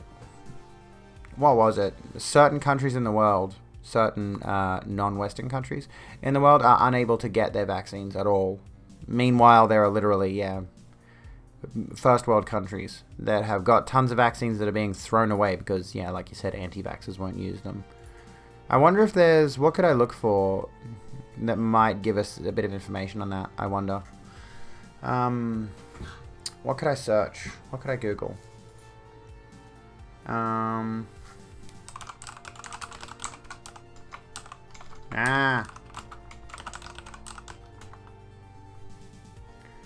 Here we go. COVID vaccine equity. Developing countries need our help. This is as of May, so almost 2 months ago, May 11th. A few months ago. Here we go. Let's have a look at this. Here's a bit of a thing that might give us some insight. A few months ago, India was doing relatively well, and the US was getting crushed by a devastating second COVID-19 wave. Now it's the reverse. Public health measures were implemented too sporadically in the US and reversed too quickly, both with predictable results. While the US is beginning to focus attention on the growing catastrophe in India, not enough attention is being given to other areas in the region, Countries like Bangladesh, Nepal, Pakistan, Laos, and others in the region may soon be matching the explosive growth of COVID in India. Now, I haven't heard much beyond, like this, again, 2 months ago. I haven't heard of anything that might be connected to this. Kate, okay. Welcome to the program. How you doing? Nepal is one of the poorest countries, although it has a population of 30 million people. There are only 1,595 ICU beds and 480 ventilators throughout the entire country. This is not much like, was that the actress? What's the deal there? Not much less than in India, at roughly 1 ICU bed per 19,000, but the US has roughly 1 in 3,800. There are only 80 physicians per 100,000 people compared to 93 per 100,000 in India, or 259 per 100,000 in the US. With a 50% positivity rate for COVID testing, how long do you think those few beds and limited healthcare will last before being completely overwhelmed? Cases in Nepal have increased by 1,645% in the past month. Jesus Christ. Looking at that number is insane. Like, 1,645% is huge. That's massive. Thailand had a similar rate of increase, with most of their cases being the UK variant B117, which is known to be more transmissible. Part of the problem in Nepal is that its Prime Minister Oli, like India's PM Modi and Donald Trump, had allowed religious festivals and large political gatherings to continue as politically expedient at the expense of public health and safety. I'm still so pissed off about this. And I think, what's his name? Scott Morrison did largely the same thing when COVID was sort of at its... When it was sort of it is still front and center. Like, it's not a thing that's gone away, but there was certainly... early in one of the first Australian lockdowns, he allowed, or was it like right before the initial lockdown in Australia, he allowed a religious gathering by Hillsong to commence, and he was present at it because he's a member of that church, right? So he allowed a Hillsong conference to go ahead right before all of the COVID lockdowns and everything. In fact, he postponed the lockdown. Excuse me. He postponed the lockdown so that he could allow that conference to go ahead, realizing the risk associated with that. Slovakia had a lot of exemptions for religions because apparently the bishops run us, yeah. And people say separation of church and state is a thing, right? Hello, Eva. How's it going? Yeah, there's a lot of people who are like, oh yeah, there's this separation of church and state. It's like, is there really though? Is there? Is there really? There was a point where they finally told them no, but it was way into the lockdowns. Oh, okay. That's kind of ridiculous. It's absurd how religious people just think they can get away with whatever they want.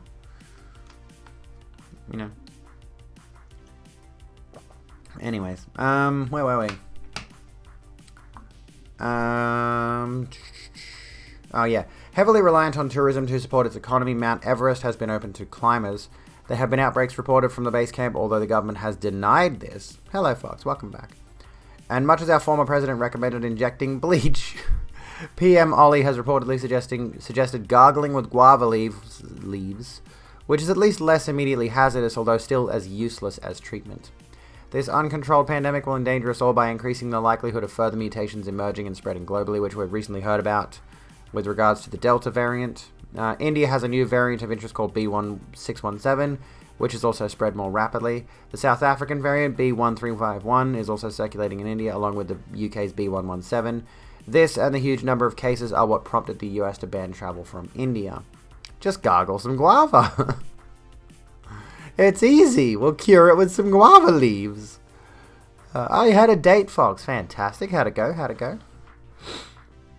One of the problems in the region is that India's Serum Institute was to supply much of the area with vaccines. Instead, India is desperate, unable to meet its own country's needs, and has banned the export of vaccines. Nepal has instead turned to China and Russia, who are engaging in vaccine diplomacy, who are donating supplies while the US has been sitting on the sidelines. Even now, with the US finally agreeing to donate 60 million doses of AstraZeneca, feels like too little too late. Obviously too little for a population of more than 1.3 billion. Excuse me. The real problem is that Vax is a good retail solution one at a time, whereas in a pandemic you need a wholesale behavioral semi-solution, masks, ventilation, quarantine.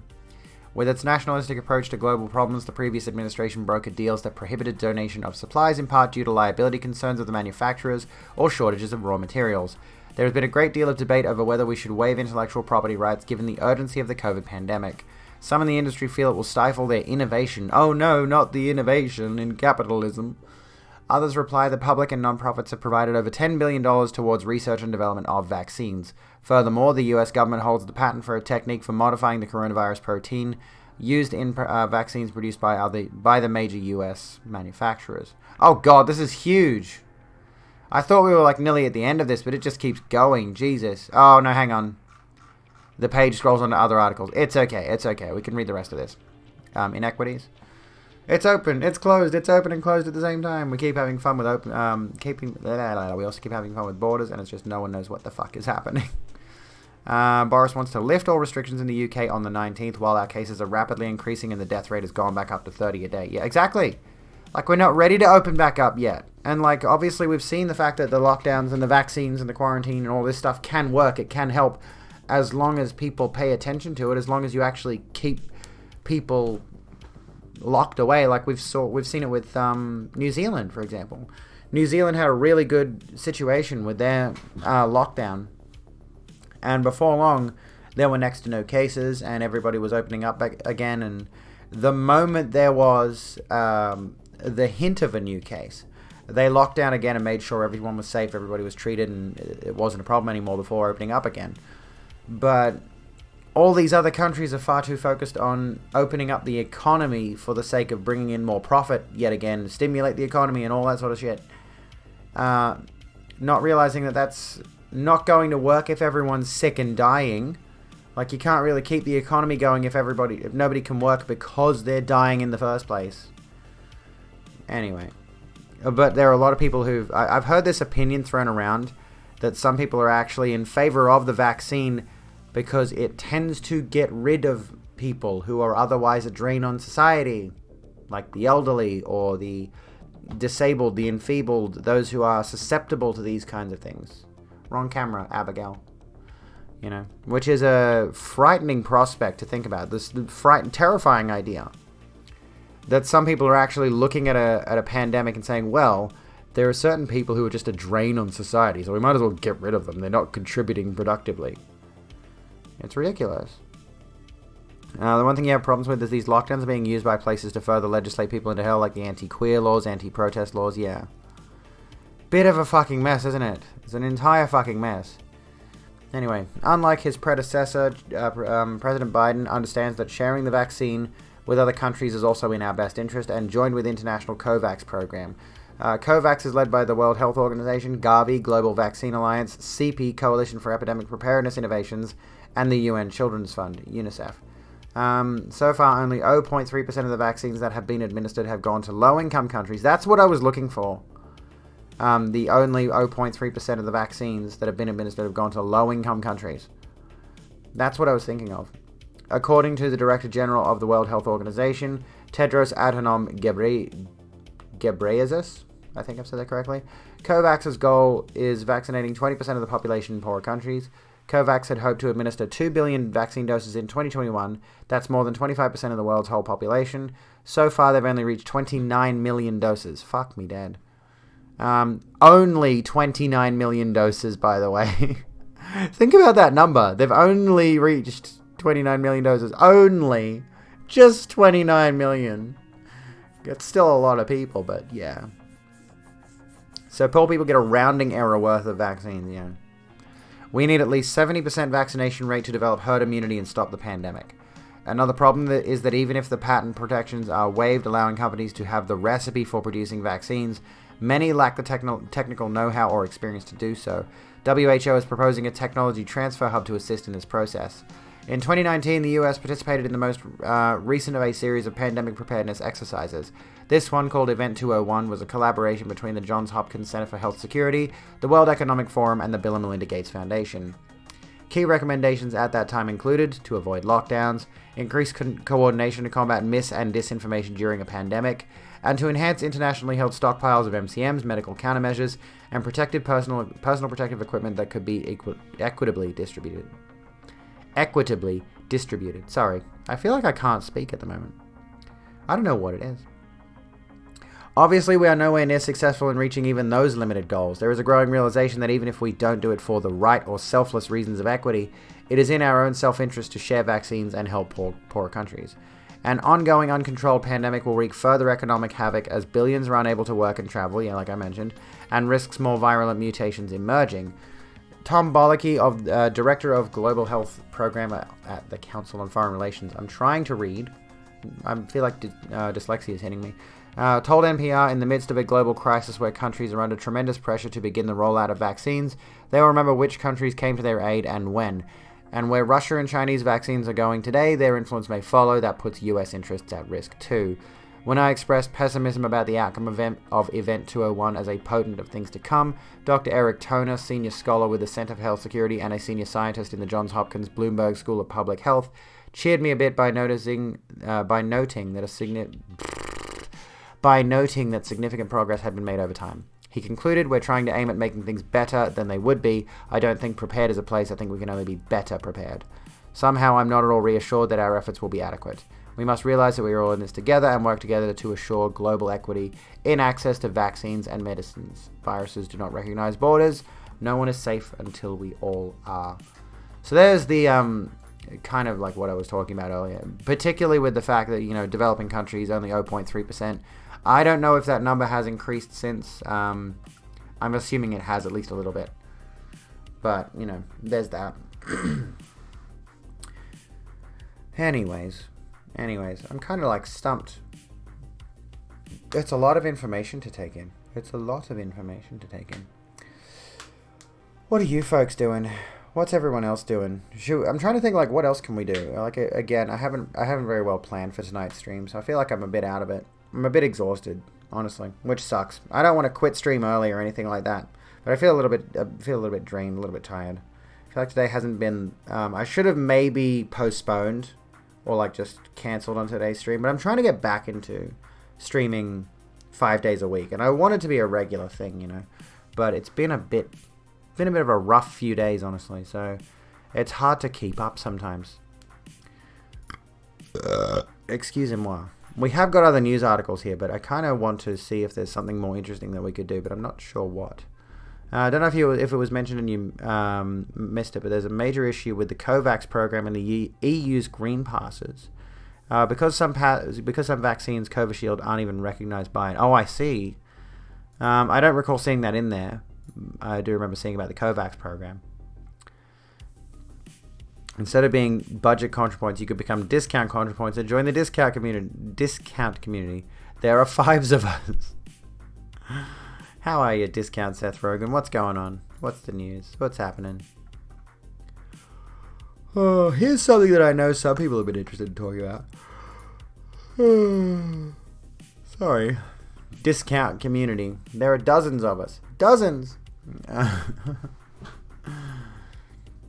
Oh, fuck me. Let me just give myself, not a posture check, but let me stretch out a little bit.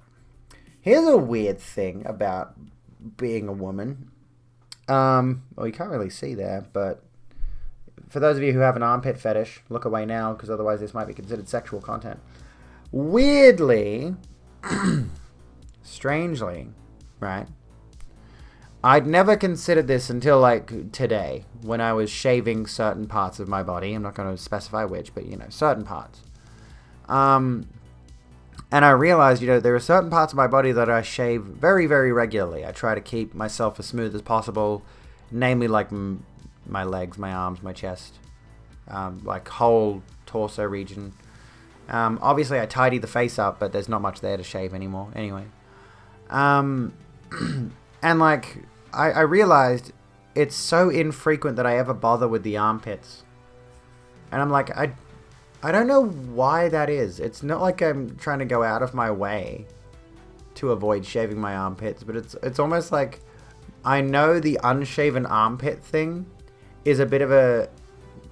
It's always been a bit of a thing in, like, feminist movements. Particularly, like... Like, oh, look at me, I'm so rebelling against the system by not shaving my armpits. And I'm like, I guess I could be subconsciously doing that, but realistically, I just, most of the time, don't care unless it gets particularly long. So I leave it, like, much longer than I leave my arms or my legs, which I tend to shave once a week, and then, like, my chest I tend to do almost daily, and my face I do daily, and other things like that. Does shaving armpits increase or reduce underarm sweat? I don't think it makes a difference. I get pretty sweaty. I haven't noticed a difference, honestly. I think the idea behind armpit hair is it's supposed to wick the moisture, but, you know, whatever. Shaved pits with a safety razor recently, didn't itch as much. Well, there's an idea. Maybe I should find a safety razor, perhaps. Because I've heard the only issue there, of course, is that I do tend to shave my entire body. And I know using a safety razor uses much more time. Takes a lot more time. Yeah. Anyway. I just want to get laser all over my body or electrolysis, but the amount that it would cost to do that, it's ridiculous.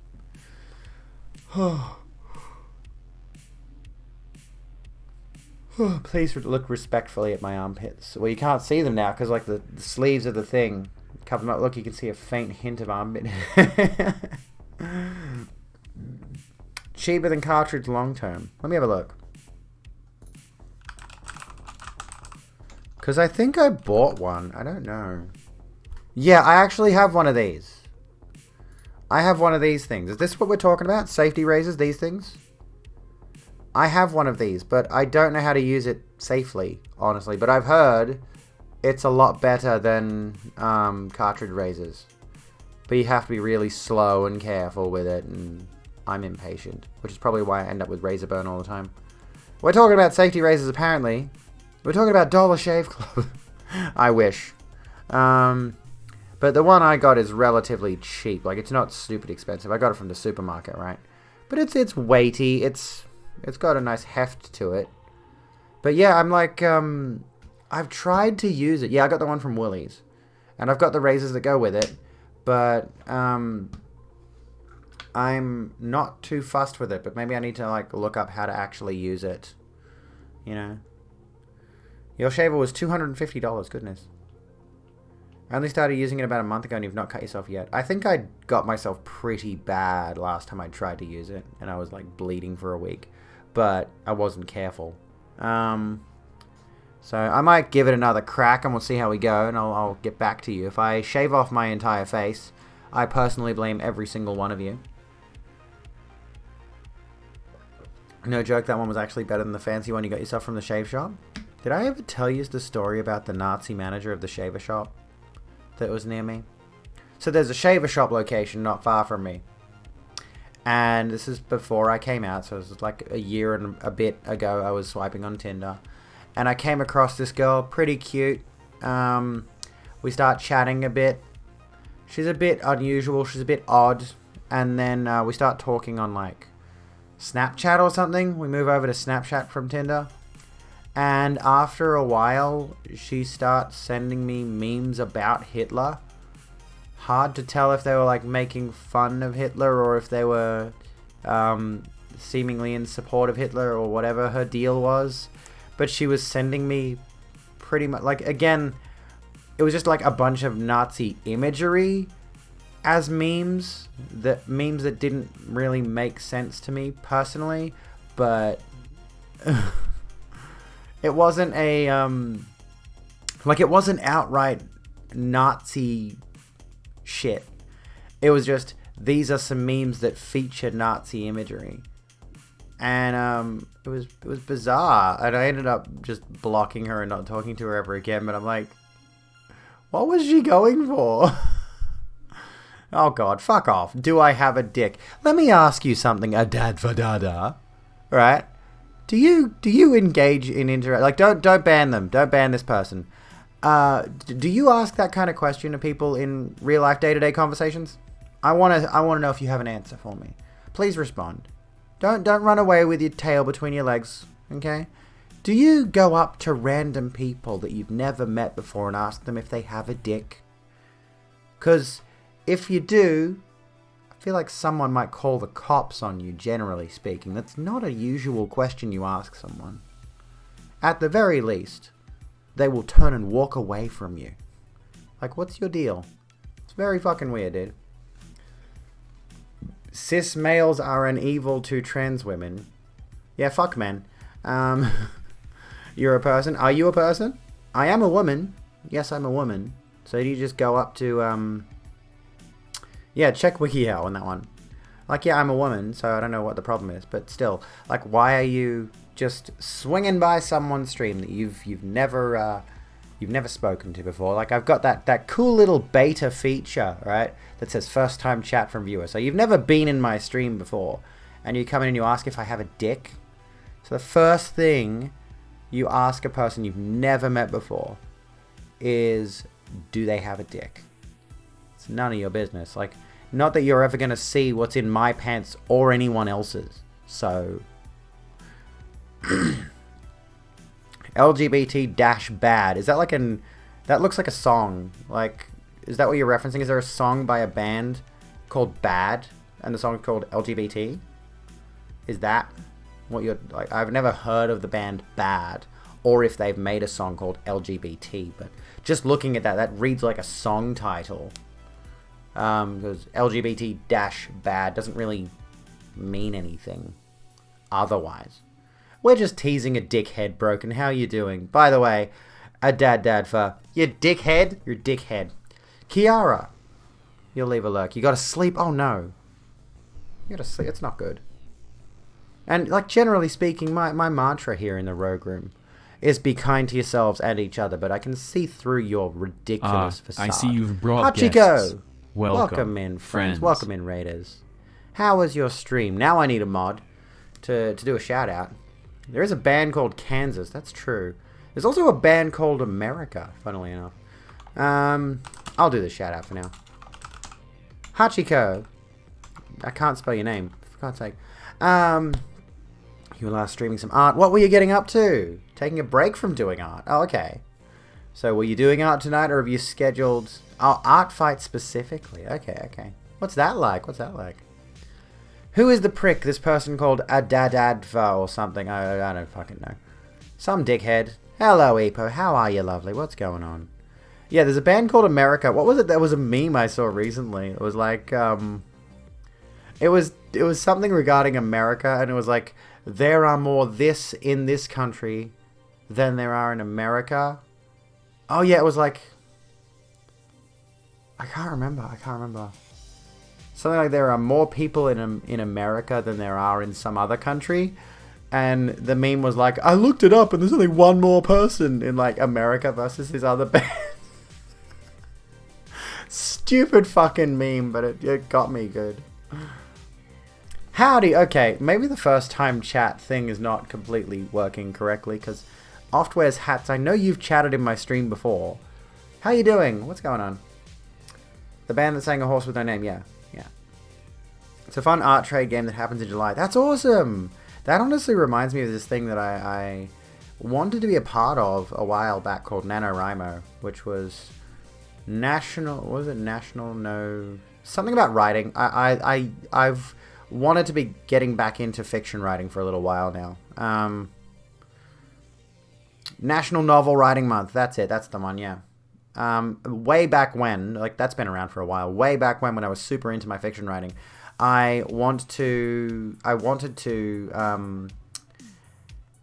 write a story to contribute to that kind of thing, because I thought that would be a cool thing, get my name out there in the writing community, because I want to get back to writing.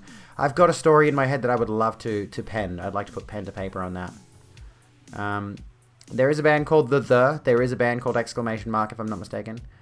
There's a band called Boston. But yeah, you've just reminded me of that, Hachiko. Now I'm like, I should get back into writing. But the thing is, I'm very, very personal about my writing. I've joked about certain stories I wanted to write on stream before, or not write on stream, but I've joked on stream about certain stories that I would like to write, like the action hero movie script, where it turns out he's a fascist at the end kind of thing. Like that would have been a fun thing to do. But there are other stories where I'm like, I have one in my head right now. I have a story in my head right now that would be very personal in a lot of ways and very analogical to the trans experience in a lot of ways, which I'm currently contemplating how I want to do it. And I'm like, I really shouldn't give myself more things to worry about. Anyway, Kiara, enjoy that lurk. Enjoy that lurk. You've only commented on the videos. Oh yeah, that's right. You've been in my YouTube videos. Speaking of, there's a new one going up tomorrow for those of you who missed our discussion around the Wii Spa trans woman. Anyways, but if I get back into writing and I start looking at the NaNoWriMo thing, I'll do something with regards to the stream. But for anyone who's not already subbed to my YouTube channel, type !YouTube in the chat. Nancy, thank you for giving a heck. And tomorrow there will be this video up for you to watch. If you missed our fictional Wii Spa trans woman discussion, and we just dipped back into it earlier tonight, where it seems it's basically like all of my concerns about the Wii Spa trans woman were confirmed, in that it doesn't seem like there ever actually was a trans woman at the spa. The police are seriously doubting there was a trans woman at the spa. So there we go. There's a thing. Anywho. Anyways. There's a band out there called Boku no Picono. Because fuck it, band names. I've seen some really bizarre band names. I can't think of any off the top of my head. So they're lying again. The transphobes are lying again. What a shock. What a surprise that is. Who would have thunk it? Who'd have guessed that transphobes would lie? What in the heck? What in the heck? Give me a second here. I just want to do something.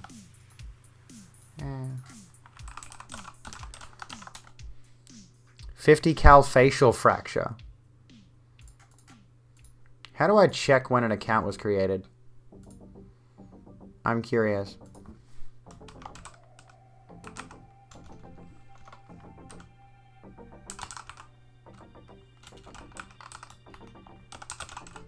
I want to try something. Okay. Alright. Right. Okay.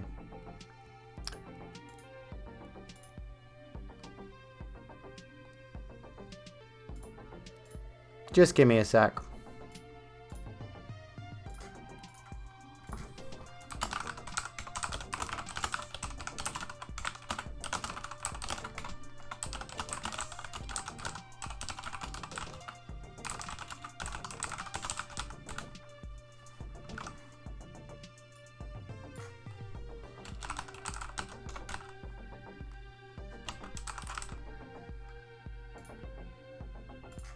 There we go. I just had to ban and block someone because I suspect they were trying to dox me, which is not very poggers.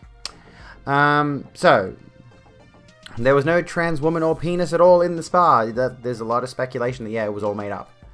Just so that the transphobes had an excuse to form a protest outside this spa and start a whole kerfuffle. But they've always been so honest and intellectually rigorous, I know. Excuse me. Like wanking in a woman's room, apparently it wasn't even a woman's restroom. Like, that is very disheartening. The levels, some people will stoop.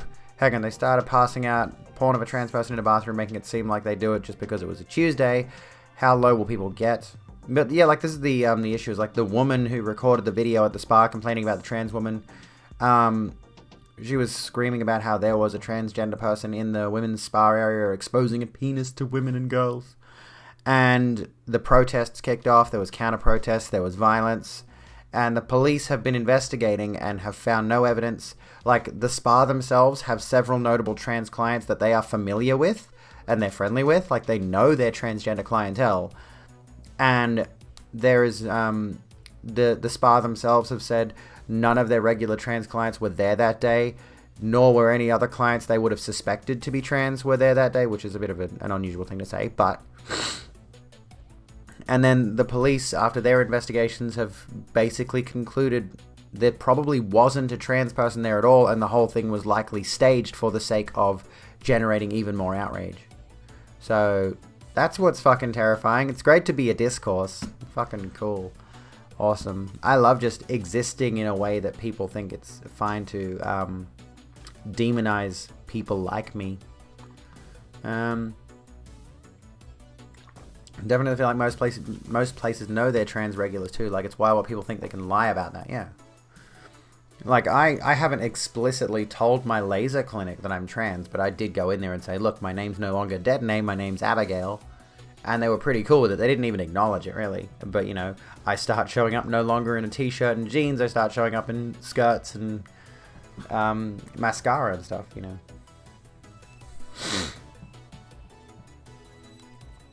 Give me a second.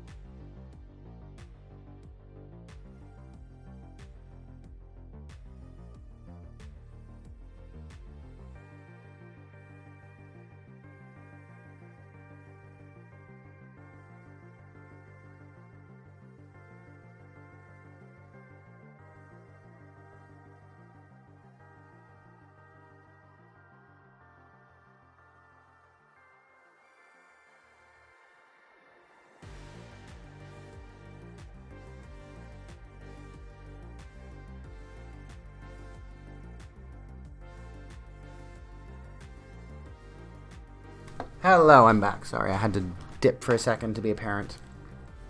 What's going on? Is there a video on it? Well, I do have my video on it. Let me see here. Where is it? Let's just look up really quickly. If I look up We Spa Trans Woman. Thank you, thank you.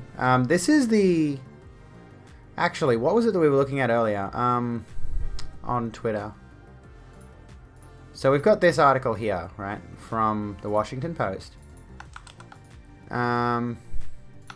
There was this thing, right? That was the article that we kind of... I think that was the article we based our video on, but I didn't really read the whole thing on stream. I only, like, sort of drew my own conclusions based on information I'd seen on Twitter. But then if we go over to what I've liked recently, there's this tweet by Casey Explosion, and similarly, like, you follow up with the linked article by the Los Angeles Blade as soon as it decides to load. Don't know why that certain websites did. Oh god, what the heck? Okay, I posted the link, but that wasn't. Don't click that. That's done the whole link. Ignore that one. Can I delete my own message? No, I can't delete my own message. Anyway, there, that one.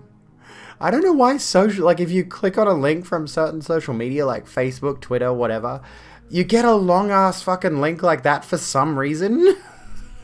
Click on the other one. John was timed out. Friend went trans and he said so you're already getting it wrong. References? Okay. So she said she would like to be called her, so you respected that, but someone called him. Again, you got the wrong pronoun, yourself. And he beat the shit out of them, which didn't happen. I can tell you right now, you're lying and you made that entire thing up, John. Why are you being so inflammatory towards transgender people in my stream, which you know is a pro-trans environment?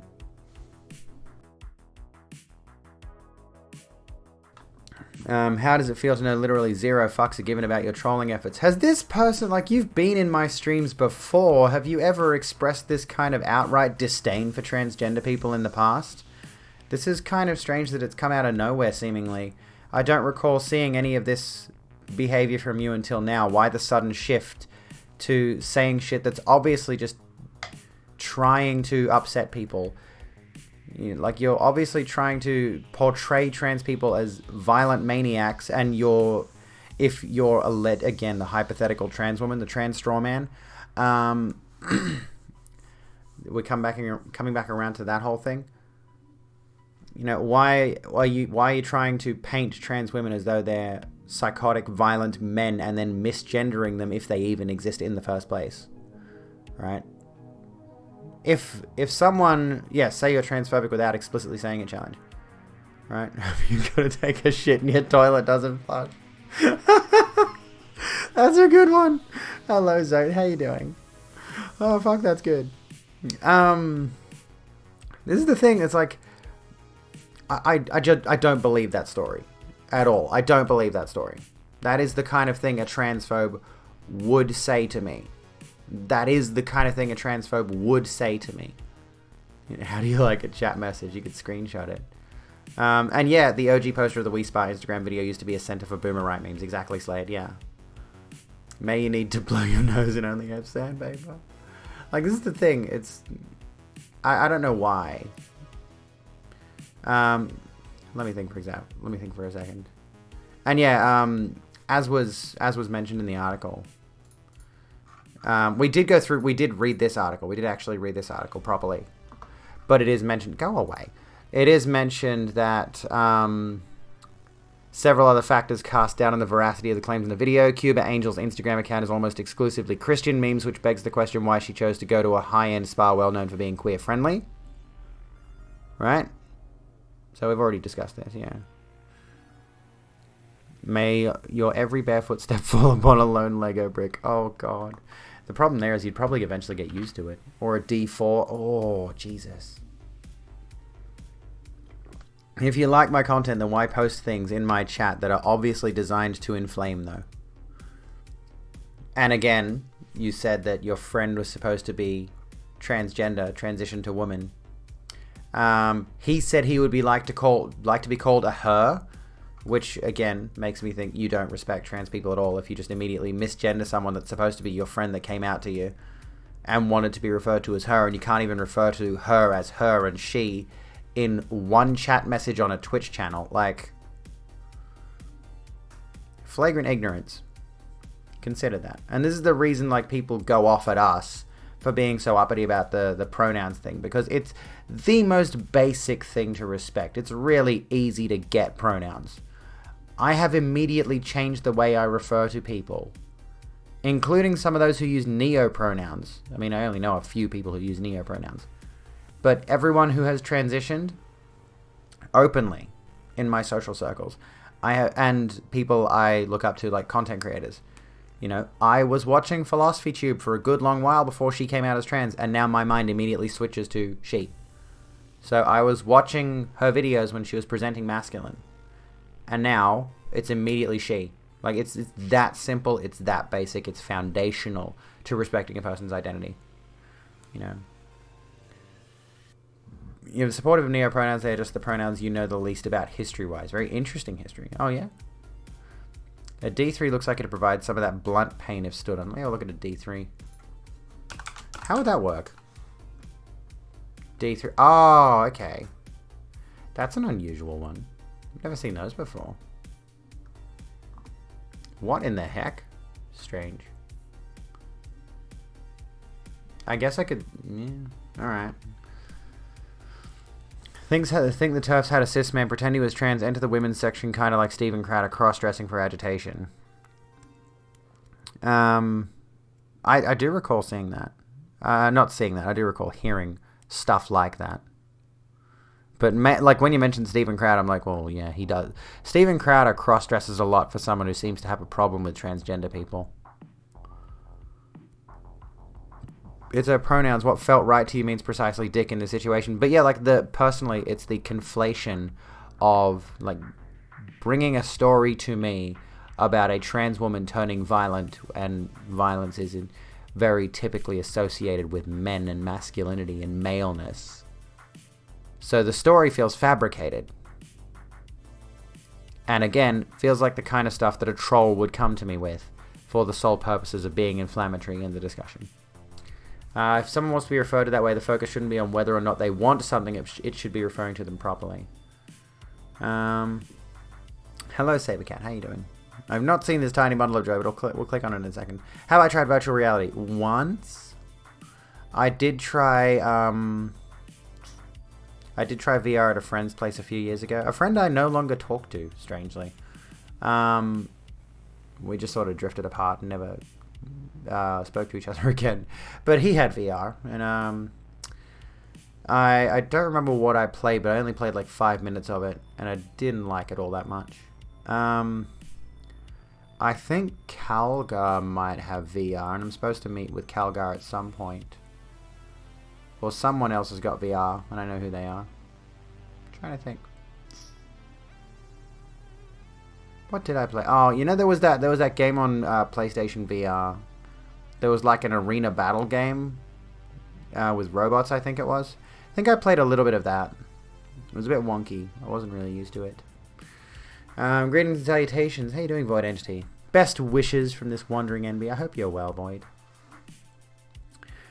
Feels like Pedro, like Pedro like my friend Pedro, isn't it? The thing with the banana. What was that about? I've never played that one. That's not a VR game though, is it? I thought it was a side scroller. Anyway, I've heard Half-Life Alex is good. Vote Pedro? It's not VR, you just like it. Alright. I've heard it's good. I've heard it's a good game. VR feels like an expensive tech demo. Yeah, I do agree. It does.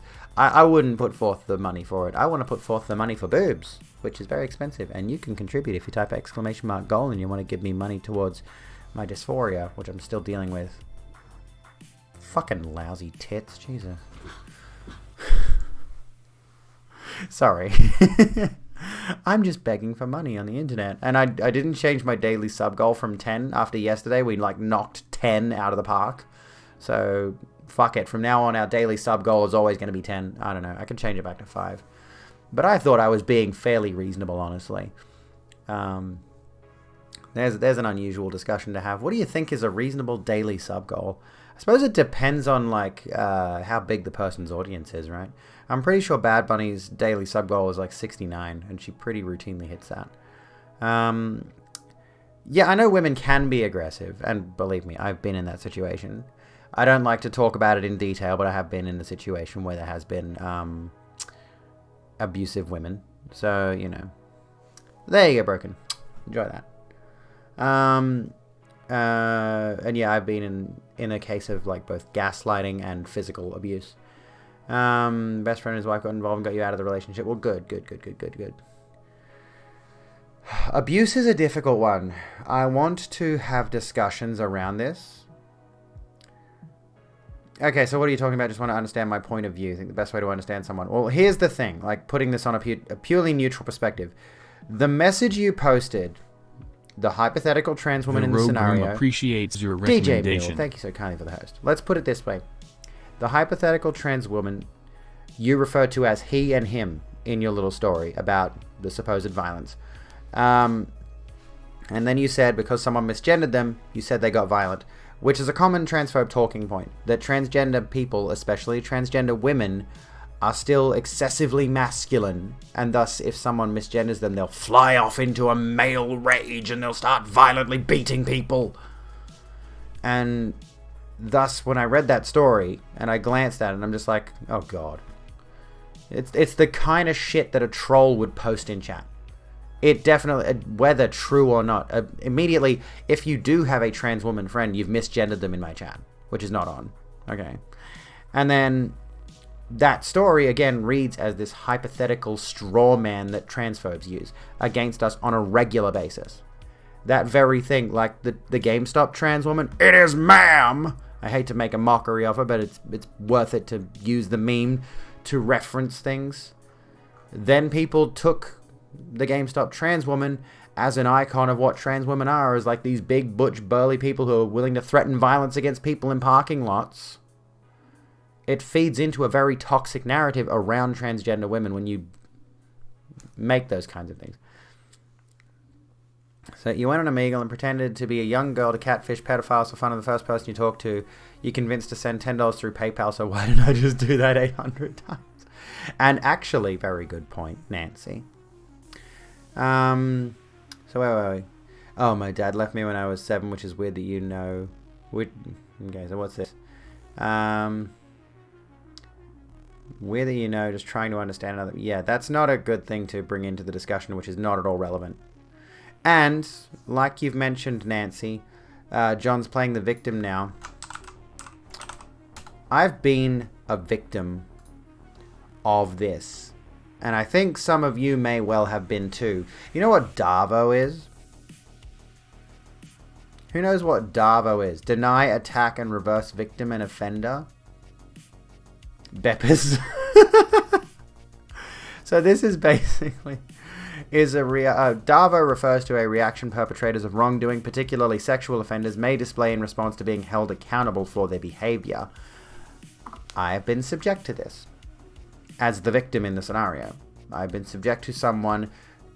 Actually, it still sometimes happens with the person I'm thinking of. Wherein, you know, someone who's done a wrongdoing, someone who's done something vile and detestable. Hello, Scottish Amigo. How you doing, friend? What's going on? We're discussing Darvo, which is not a great time to come in. But anyway. Anyway, yes, it's gaslighting. Basically, this is gaslighting. Actual gaslighting. I posted on a Facebook status recently, kind of having a bit of a jokey whinge about the fact that on Facebook, whenever I post my live statuses on Facebook groups, I do get a bit of transphobic abuse sometimes. I made a joke. I made a ha-ha. It's like, oh, all these people making fun of me. And someone said, no, we're just sick of you gaslighting us all the time. And I'm like, I'm not gaslighting you. I'm a chick posting about how she's a chick. I mean, I literally posted a meme about being a woman or something like that. I can't remember exactly what the instance was. And this person, very seriously, in response to my jokey post about being teased on the internet, accused me of gaslighting entire streamer communities. So, and here's why they said that. because trans people want to be respected for our basic identity, pronouns, name, all of that kind of, like, our identity, who we are, you know, because we just want to say to people, it would be very basic and respectful for you to refer to me by my name, to refer to me by my pronouns, even when I'm not in the room. You know, when I leave the room, don't start a conversation with somebody and say, oh, hey, so what do you think of him? Don't do that to a trans woman. Don't do that to a trans man. If a trans man leaves the room, don't start referring to the trans man as her either. Don't start referring to NBs by he or she based on your own preconceptions, right? Some people have got this absurd notion in their head now that because we want our identities to be basically respected, foundationally respected, which should be the easiest thing in the world, right? It should be the easiest thing in the world for someone to respect another person's basic identity.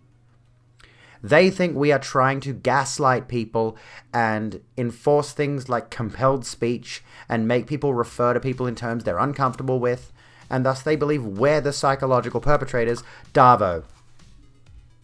Same thing. Same exact thing. We are constantly being told that our identity's not real, that we shouldn't have our pronouns respected, that we are lying about who we are.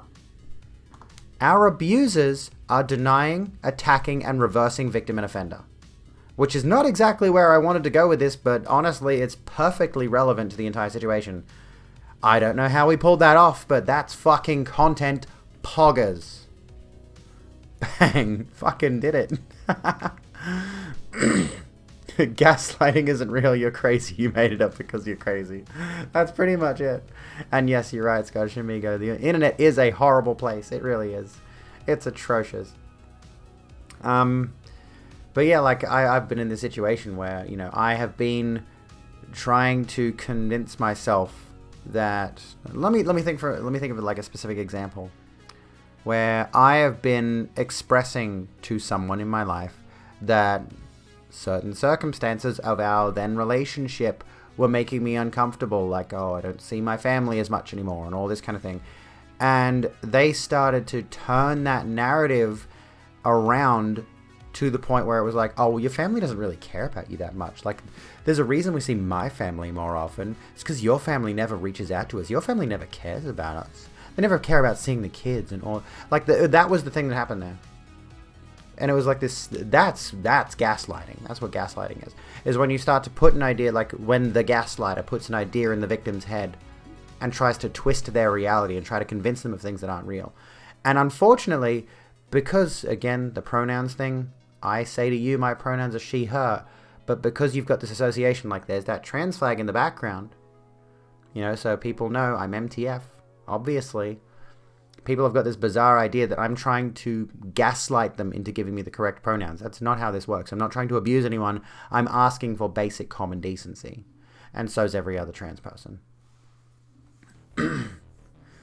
Why are you talking about your dad now? Like, what the... No one cares about your dad. Anyway, it honestly, the whole thing at this point, John, you're coming across as an entire straw man yourself. Are you sure you're a real person? Oh god, now I'm gaslighting. Oh fuck. Yeah. Don't go to that extent. Just go to the extent of no, I never said that before immediately admitting I did. Bad human. Bad human. And yeah, we do typically find out if you misgender us behind our backs too. Yeah, exactly. Exactly. And honestly, it's usually the people who do it. They're just like, oh, I accidentally called you dead name. I accidentally referred to you as he the other day. I'm just like, how about just work on bettering your the way you refer to me? Instead of telling me you did that shit. They are my pronouns, and if you do not use my pronouns, I will not answer. There's a good way to do it. If someone refers to me by the wrong name, I should just not respond. Gatekeep, gaslight, girl boss. Oh, goodness. Misgendering is a thing that sometimes happens. Like, yeah, accidentally. Accidentally. But, like, here's the thing. The other day, someone dead-named me. And I said, can you please not do that? Like, I was upset. I didn't want them to do that. They lashed out at me. Davo. Same. Hi. Other camera angle. Same exact thing. Like, I just said, like, listen, can you please not refer to me by that name? And I was a bit sharp with it. I probably shouldn't have said it so sternly, but in the moment it was a snap decision. It was reflexive, right? And then they went off at me. They're just like, look, I'm trying, I'm working on it. They got angry at me. And I'm like, please don't respond that way when a trans person asks you to refer to their name or their pronouns correctly. Because that just makes us feel guilty about who we are. Right? It just makes us feel guilty about the fact that we even exist. It puts a lot of strain on us when we're already under stress to begin with. Just existing as a trans person. Who resubbed? That number went up. That number went up to 132. It was 131. I'm not delusional, am I? My stream is not gaslighting me right now, is it? Maybe you, okay. Okay, DJ Mule. I didn't see an alert come up. I only saw your host alert before. It doesn't even show up in your, This is the thing, if someone resubs and they don't do the alert thing, it doesn't show up in my activity feed. That's weird. Oh, thank you so much. You legend. Absolute legend. Which means the daily sub goal has not gone up for some reason, because I think that's based on, like, the total subs goal is based on this, right? You can see the subscriber count there, but the daily sub goal goes off notifications. So if somebody resubs and a notification pops up, then the daily sub goal increases. It's interesting how that works. It's always been 132. Oh god, I'm gaslighting myself with Streamlabs alerts. Skynex Dystoxia. Your name on us, like, that name strikes me as kind of something an 80s hair metal band member would have. Welcome in, Sky. How you doing? Right, like, always been 132. We've been at war with Oceania. But wait, Oceania, particularly Australia, doesn't exist. Australia is not a real place. We made it up so that there would be this fictional country down in the south that you'd be terrified to go to. Because the reality of the situation is there is something down there, but it's not a country. I am a very advanced and sophisticated VTuber model in a CGI environment with incredible lighting. But that big mass of land, that big island sitting in that specific spot in the ocean, there's nothing there. But there is something underneath the waters. Something unfathomable. If you were to look upon it with your mortal human eyes, you'd quite veritably go insane. Don't go to Australia. You'll never be heard from again. It wasn't a 1984 metaphor. I was trying to reference Lovecraftian shit. Anyway. Anyways, Australia is a figment of our imagination. Trying to make you think there's like some old god underneath the waves. Anyway. Excusez-moi. By the way, Reckless Robin, how you doing? I've seen you chatting in there a couple of times, and I think I've missed your messages. Sorry, what have you said tonight? You managed to escape Australia. For continuing your membership. Squirrel Girl, thank you for subscribing for 2 months with Prime. How are you doing? Welcome back, you loyal friend. You. What's going on? What do you mean Australia doesn't exist? It doesn't exist. It's not real. Well, it's a made-up country. Oh, you were making a 1984 joke. Oh, War is Peace. Yes, War is Peace. I forgot. Sorry, I'm dumb. I need to actually read that book. I want to be the person who's read 1984. So when people start making 1984 references, I can go, well, hang on, wait a second. It's like, okay, so you think this is Orwellian, but actually... But actually... And now neither of the sub-goals have gone up. That one, there we go, that one has. There we go. Now it's fucking with me because it's actually caught up, technically speaking, but the total subs and the daily subs should be one higher, but because of no alert. Well, actually, no, the total subs will go... Oh, no, that won't go up because that's a resub. That's a resub, I think. So it doesn't count. It doesn't increase the total sub. It's very confusing. Anyways. Everyone quotes 1984, but none of them have read it. I'm going to read it. I think Jordan Raskopoulos told me it's actually... you can get it for free, basically. It's like public domain, if I'm not mistaken, or something like that. Like, you can read 1984, you don't need to buy it. There was a Lovecraft reference in Loki episode 5 with a ship called USS Eldridge, which was also in the Philadelphia experiment. There you go. You read it every couple of years? It seems like a good book to read. I'll give it a crack. I did just read a bit of feminist literature, which is always good. So I should move on to some classic fiction. A fedora will immediately pop on your head if you say, but actually 10 times. I'm reminded of that meme of like the guy with like, honestly, the neck beard. And he's like, I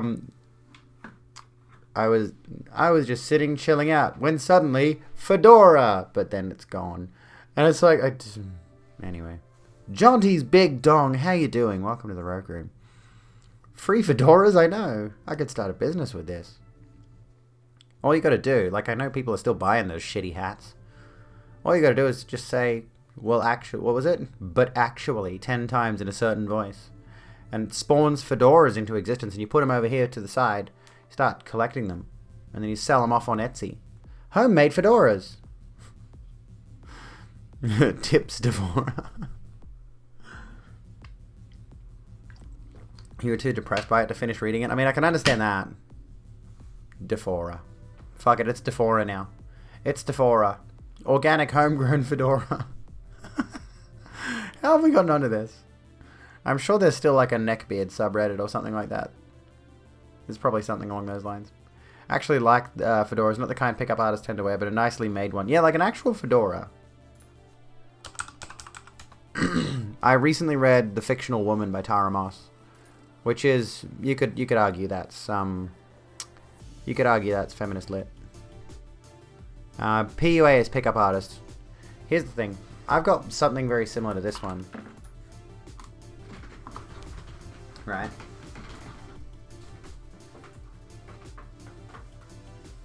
But it works for a girl a lot easier. You know, this kind of thing.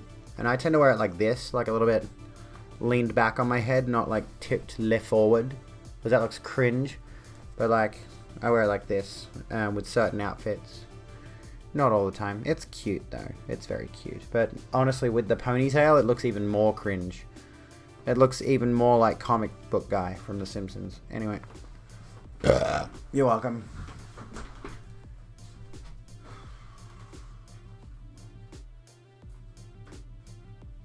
Where's the headband I was wearing? There it is. I need more headbands. I'm beginning to get bored of my headbands. This one is nice, but I'm beginning to get bored of my headbands. I need some more exciting and eccentric ones. We saw my beaded or pearly looking piece of crap the other night. I got that one on Shein. That hat. If you go look on Shein.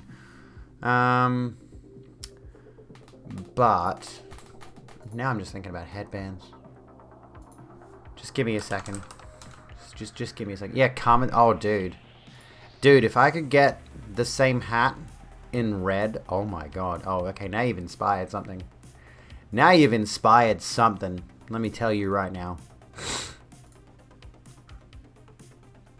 How do I find out the kind of hat that I want? Oh, I can't look for, like, colors. I can't isolate by colors.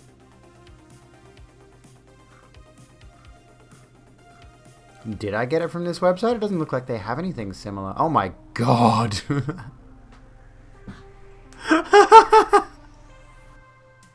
Oh Jesus.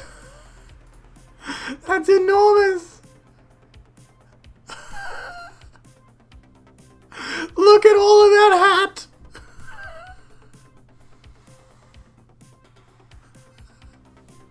I'm losing my fucking mind. That's such a hat. This is too much hat for one person. Oh, majestic! Ever wanted to wear an umbrella? Oh my fucking god. That's going on the wish list. Oh fuck. I cannot. I just can't. I'm still like, hang on. In a similar vein, my sister gave me this, but it's nowhere near that just absolutely incredible. I have got this, like, I've got a little bit of hat. But God, like, I don't know. Like, that's just so much. Shade your whole family. It's ridiculous. I can't handle it. Oh, fuck. Madam Scoville, about to dip and get some Z. Sounds good. You made the countdown thing complete with the boom. Congratulations. Very well done. That's what we like to hear. That's what we like to hear. Also, I think my microphone is technically not in the right position. Hang on. Sorry. I'm making noises. Sorry, there we go. Oh, my stomach just decided to grumble. There we go. There we go. I've got a hat now. I'm wearing a hat indoors instead of a hairband. I'm now looking for hairbands, but I can't seem to find them on this website. I am now Hat Girl. I wear hats inside. I will be the hat person. Would it be hats and gloves? Maybe it's in hats and gloves. Trying to find more headbands. I'm just going to look up headband on this website. If anyone has a good recommendation for a website that does headbands, I want more headbands. Lots of them. Watch out for autofill info. Yeah, I've had a few websites basically try to dox me. Where like when you log in, not when you log in, sorry, when you go on the website, a little pop-up window comes up in the top corner and it shows like your full name and your email address. Like, log into this site with Google. And I'm like, can you please not show that kind of information just immediately without my consent? Holy fucking shit, that's invasive. Anyway, they've got a few cute ones on here. I'm just window shopping now. These ones are nice. I'm not too overly fond of massively patterned stuff. Those are nice. Plain ones are cute. I want to get like, I like this red, this maroon one. I've got, like that could go with this outfit. You can see it there in the thumbnail. This thing's kind of neat. Those are cute. Those are cute. I love the little bow tie headbands. I need more of those. Those are always adorable. Ooh. Are those like little head scarves with like an elasticy bit? That'd be so good. Oh my god. That's adorable. That one there. Sorry, I'm girling at the moment. You'll have to forgive me. I'm girling so hard right now. That's almost a trans flag, the way those are laid out. Oh, the red. Someone, you know, doxed himself by menu log on stream. Was really funny. He also doesn't care anyways as he was moving. Well, I mean, silver lining. I don't have the opportunity to move anytime soon. Those are cool. Those are excessive, but they're cool. The thing, I got this one. I've got this headband, but I don't wear it because I need to get some super glue because the studs keep falling off it. Right? The studs keep falling off the fucking thing. Oh my god. That's ridiculous. Look at that. Oh, I'd get around in that. Oh my goodness, yes. Oh my goodness, yes. Remember how I mentioned the other day, like, no one needs a headband as gaudy as I do? I need this one. That's kind of cute. The fake leather ones are kind of nice as well, the plastic leather. Or, like, more big bows. More big bows, look. Comes in red. There we go. Look at this big bow in red. Be careful about using super glue on cotton fiber. It can start a fire. Oh my god. Well, okay, not that then. Let's bring this baby back. It doesn't match the outfit, but we're bringing this one back. So, since we're talking about headbands, we'll bring back this gaudy fucker right here. Look at this. Oh, is it not the best? I have a thing. Like, get this right. Back when I was pre-trans, back when I was, like, it's weird to say that because technically speaking, I've always been trans. It just took me a long time to come out of my egg, right? It took me a long time to crack my egg. So I've always been trans, I've always been Abby, like my best friend said, and melted my fucking heart when she said it. Also, the sword's missing. Hold on. I know it's, like, really late in the stream to bother doing this, but I can't do a stream without my sword. I'm the sword lesbian queen of Twitch who's totally not contrapoints. Also, I have a lightsaber. In case you were curious. Has nothing to do with anything. Looks cool though. I wish I could leave that on, honestly, but it just hums the entire time. Like, it'd be cool to do this, right?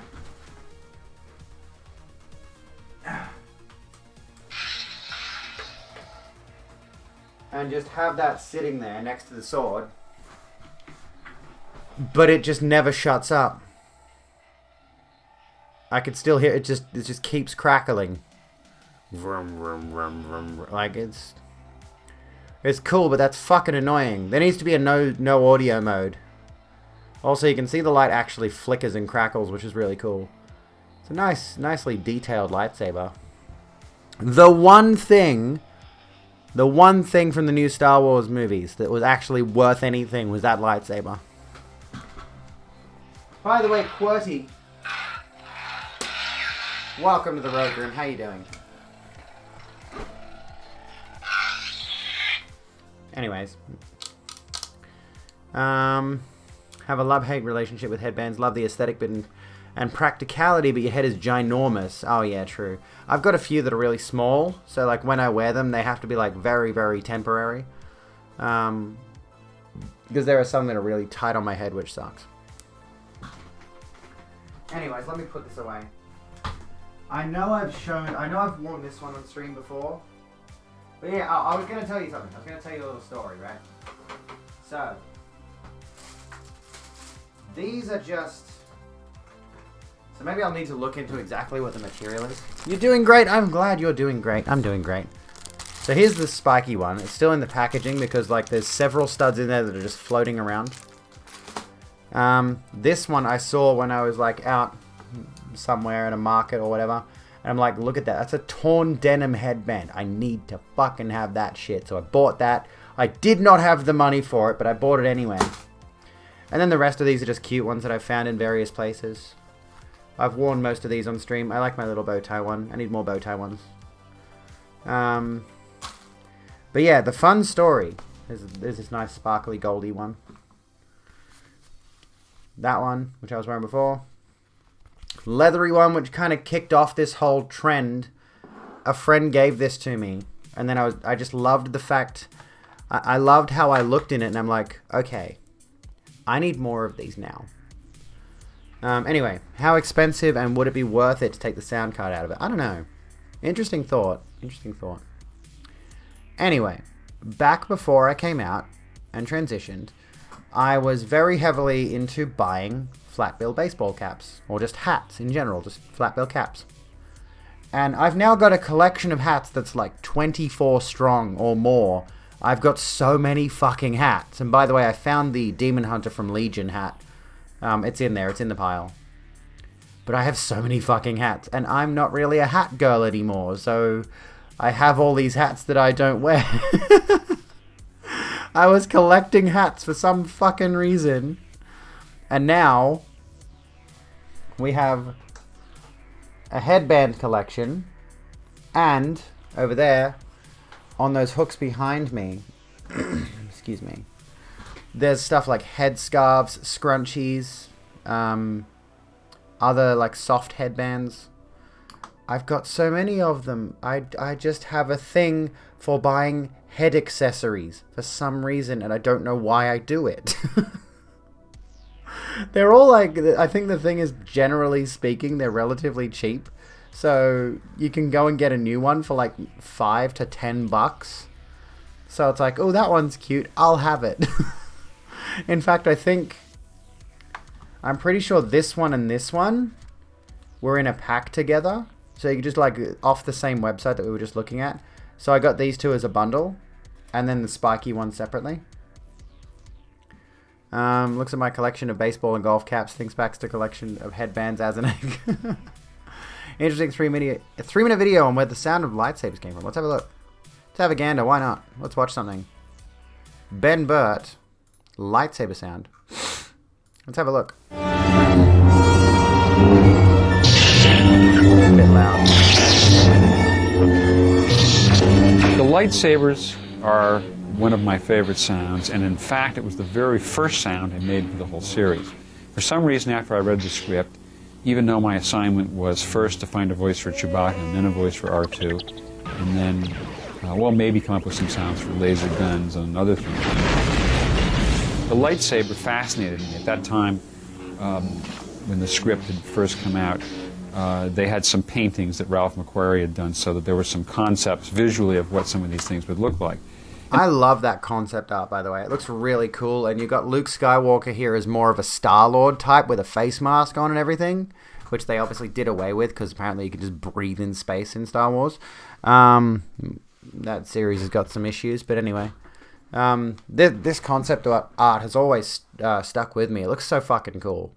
Those pictures were very inspiring because they gave like back there, for those of you who weren't aware, lightsabers were a much more common weapon. Regular stormtroopers were going to get around using them. The direction we were trying to go in the look of the film, and it was inspiring to me to therefore think up sounds that might fit that kind of visual style. And I could kind of hear the sound in my head of the lightsabers, even though it's just a painting of a lightsaber. I could really just sort of hear the sound. I think maybe somewhere in my subconscious I had seen a lightsaber before. And I went to, at that time I was still a graduate student at USC, and I was a projectionist, and we had a projection booth with some very, very old simplex projectors in them.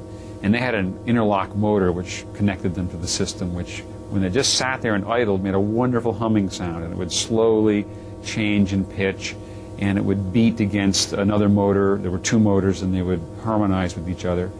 And it was kind of that inspiration. That sound was the inspiration for the lightsaber, and I went and recorded that sound.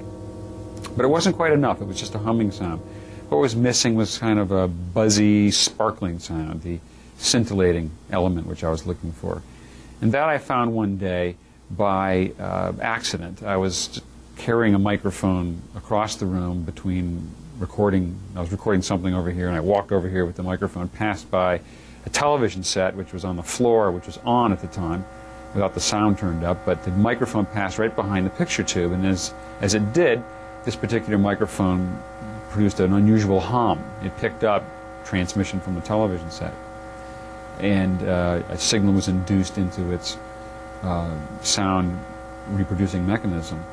And that was a great buzz, actually. So I took that buzz, recorded it, and combined it with the projector motor sound, and that 50-50 kind of combination of those two sounds became the basic lightsaber tone, which was then, once we had established this tone of the lightsaber, of course you had to get the sense of the lightsaber moving, because characters would carry it around, they'd whip it through the air, they would, of course, thrust and slash at each other in fights. And to achieve this additional sense of movement, I played the sound over a speaker in a room. Just the humming sound, the humming and buzzing combined is an endless sound.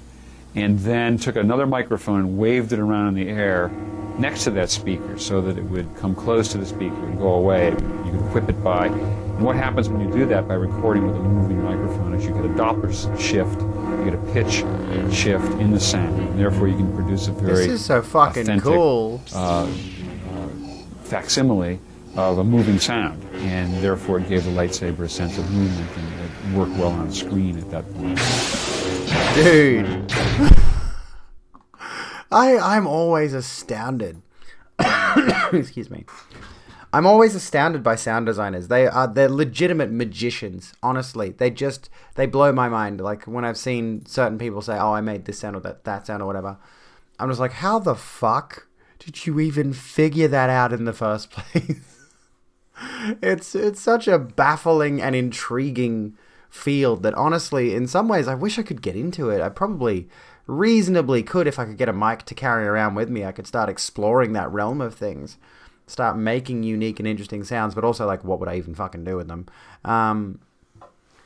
But yeah, it's such a creative endeavor, honestly, to create new sounds that people, especially an iconic sound like the lightsaber sound, create new and iconic sounds that most people have never heard before, you know. A pretty simple username. Welcome to the Rogue Room. How you doing? Welcome in. It's a whole thing. Can call you Remus. So, well, good, Remus. I'm doing good. Anyways, there was that. There was the lightsaber thing. That was cool. That was interesting.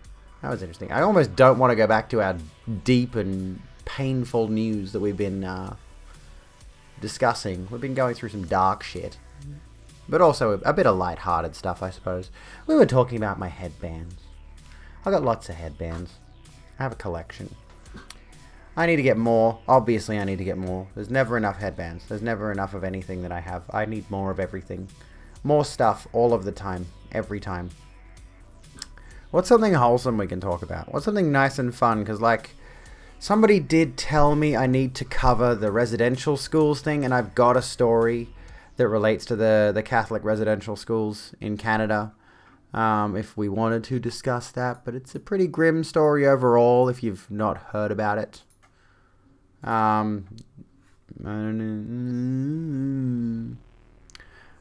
What do we think? Does anyone have anything nice and wholesome we could talk about that's not going to make me make all of us miserable? Here's something. Thank you for giving a Hexalogs a lot. Here's the thing that does make me miserable, but not for any like reasonable reason. I wanted to actually get back into practicing that, but your girl, the dumb bitch that what she is, has got acrylics at the moment, and they're slowly but surely coming off. I feel like I've got maybe a week more of these things before they eventually all just pop off my fingernails, and I'm gonna have to maybe replace them at some point. But as it stands, I actually wanted to get back to playing my guitar and trying to practice a bit again. And I can't do it. I can't do it. I can't do it. It sucks. Can't play my guitar. You got a job recently, so you won't be getting evicted yet. Hopefully. Well, that's good. I give a heck about that. I hope you're able to stay where you are and not get evicted. Is there a reason you'd be evicted other than not previously having a job? That's one thing I've actually had some issue with recently, because like I mentioned previously, I have not told my landlord or real estate agent that I'm trans. I haven't told them about my transition. They still refer to me by dead name, you know. So I'm now kind of worried, especially given how prominent anti-trans discourse is, that if I put it forward to my landlord and to my real estate agent specifically, if I say, look, I've legally changed my name, I've legally changed my gender, I am a transgender woman by the name of Abigail now, not dead name, and I'm worried that if I put that information forward, the real estate agent might not think much of it. They might have a completely business attitude of like, okay, fine, whatever. But I feel like they might have a responsibility to pass that information on to the landlord, and there's always that possibility that the landlord's a cunt. I don't know, I've never met them, so, you know, I'm always worried that if that happens, I may be at risk of being kicked out for people being idiots. But maybe there's some legislation against that thing happening. It might be like anti-bigotry laws or whatever it is, anti-discrimination laws. But it's still a worry. It's still like a mild fear in the back of my head. You were flat broke before, and last time you were late they threatened eviction. Okay. That makes sense. Well, at least you've got something that's going to be bringing in some income now, so you don't have that threat of eviction looming over your head. Hopefully. Fingers crossed. Fingers crossed for you, friend. I hope you're doing okay. Shall we break into some dark news? I think we should. I think we should continue exploring the evils of the world, because it's worth discussing this sort of thing. It's worth getting this information out there. The final straw, some Catholic Canadians renounce church as residential school outrage grows. I don't know why there's a big gap here. I don't know what they've done with their website. It looks like there's supposed to be an element there, like a picture or something, but whatever. In Edmonton, outrage directed at the Catholic Church for its role in Canada's residential school system continues, with more churches allegedly set ablaze and faithful followers questioning their loyalty to the institution. While some continue to call for a papal apology, I went to say analogy, others have renounced the church altogether, unable to come to terms with the atrocities carried out by religious leaders. I've struggled with my feelings for the church and its position on many issues, including Indigenous rights, and I felt I'd reached this moment where I couldn't take it anymore, writer Bernadette Hardacre told CTV National News from her home in Orangeville, Ontario. In a recent editorial published by the Globe and Mail, Hardacre, who now describes herself as a former Catholic, said she was ashamed that she upheld an institution that dodges and waves instead of taking responsibility. What started as an urge to write the Pope directly quickly turned into a printed confession of the shame she carried as a Catholic, writing, "This is more than hypocrisy, more than moral bankruptcy. This is sin of the most mortal kind. You can't be part of an organization for your whole life and not care about it," Hardacre told CTV National News. You want it to be better, and you know it should be better because the whole foundation of the teachings of the Catholic faith are based on love thy neighbor and the attitudes of being kind, good, fair, and honest. Hardacre is not alone in her internal struggles with the Church. A growing number of Canadians are distancing themselves from the Catholic Church, which administrated an estimated 70% of Canada's residential schools. Excuse me. While Anglican, United, and Presbyterian churches were also involved, particular focus has been put on the Catholic Church for its failure to formally offer a substantial and meaningful apology for the atrocities committed against Indigenous peoples despite repeated requests. Now, in light of the findings of hundreds of unmarked graves at former residential school sites around the country, there is growing outrage towards the Church, resulting in I can't read tonight. I can't read any night anyway. Resulting in alleged arson attacks on Catholic and Anglican churches in British Columbia, Saskatchewan, and Alberta. Dozens more across the country have been vandalized. Others are simply choosing to leave. I just felt the need to basically renounce it. Joey Matheson, former Catholic from Sydney, NS, told... I don't know where NS is. New Hampshire? I'm not sure. Told CTV National News, who was met with some pushback when he informed his parish he intended to leave.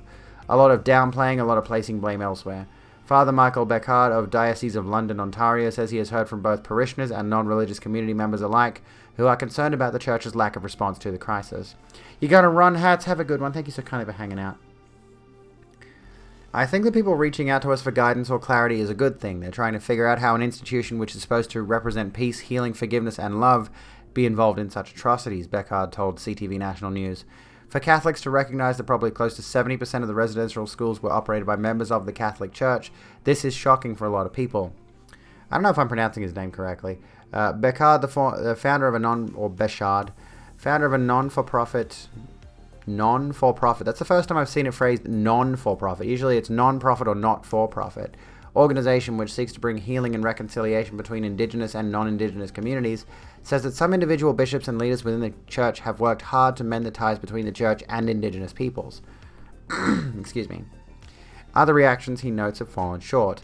I think what all of us can do moving forward is to commit ourselves to living in such a way that we refuse to be silent on the issues of abuse, implicit in areas that continue to exploit Indigenous peoples, and actively work to undo some of the wrongs that some of our parents, grandparents, and great-grandparents have committed, he said.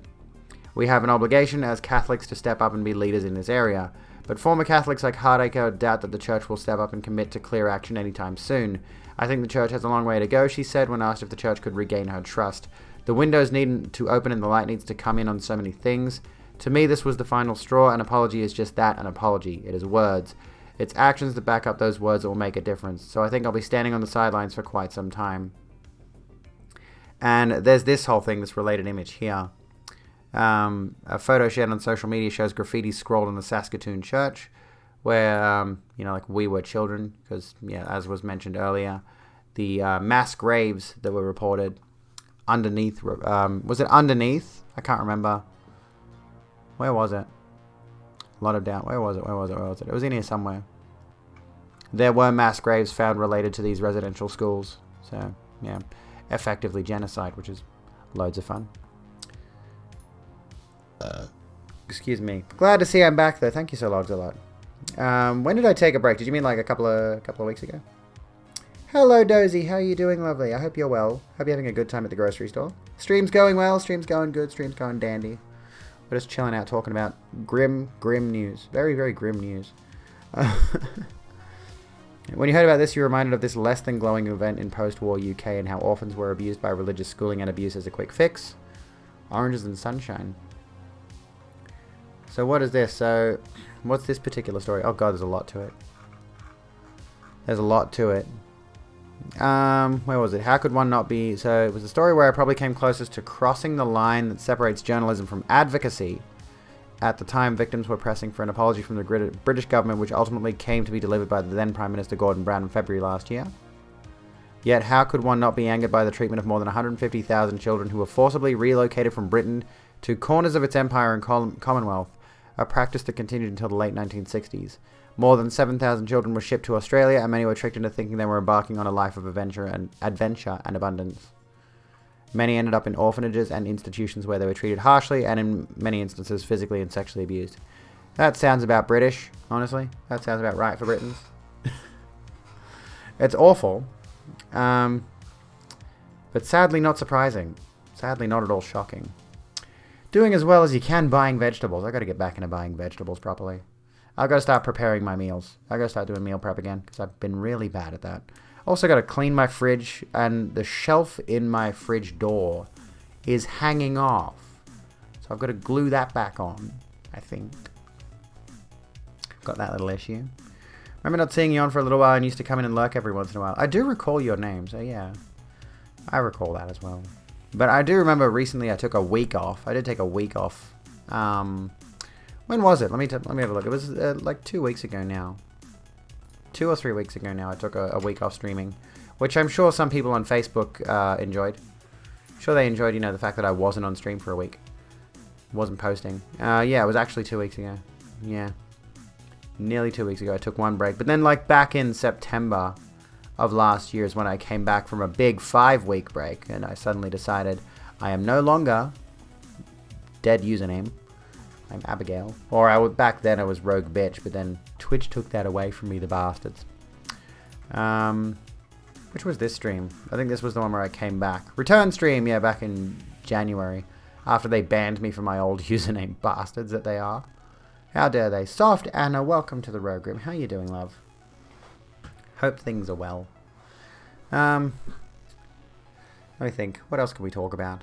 I wanted to just sort of bring up the, what's it called? I did just sort of want to bring up that, residential school thing briefly, because we haven't really touched on it much. That story is not a complete story about the whole thing. Unfortunately, I thought there'd be more details in there, but it only sort of glossed over what I was thinking about, honestly, which is a bit disappointing. I was hoping for more detail there. Let me see if I can find something else. Actually, weren't we going to... Maybe we should look at, like, some trans stuff. Who feels like looking at some, like, trans Reddit stuff or something like that? To discuss some of those sort of more transy issues, because we do talk trans issues on here a lot. Because I think there are a few subreddits that I'm a part of. Let's go. Not ask Trump supporters. I typed ask T into Reddit and it's ask Trump supporters. Oh my god, do we have a look at it? It's a relevant subreddit. People are posting in it now. Oh fuck, what? Okay. Also, Are the Straights Okay is a great subreddit. A fucking amazing subreddit. Ask Transgender. Mod Jack, hello page. There really is a subreddit for everything. I was going to say, let's look at Ask Transgender. There's 2 variants on this subreddit. There's Ask Transgender and there's Ask_Transgender. I don't know what the difference is between the two. Usually when you've got a subreddit where the name is like just slightly changed, it turns out that one of them was extremely reactionary or something. Anyway, Ask Trump supporters is a thing. Oh, fuck. Tickly throat, sorry. Let me go take some tickly throat medicine, because I haven't actually taken a break tonight. Anyways, Dragon's fucking cars. Can't look that one up on stream, sorry. How can they still support a blatant fascist? I know. Well, they are fascists themselves. Anyways, I'll be right back. We'll come back in a moment, and we'll start looking through some subs. Because I haven't done Reddit content, really. Like, I've wanted to do proper Reddit content for a while. Because, yeah, oh, yeah, I know it's real. I've seen it. I'd rather not see it again. Anyway, running an ad break. I'll be back in just a minute, folks. Don't go away. I love your faces.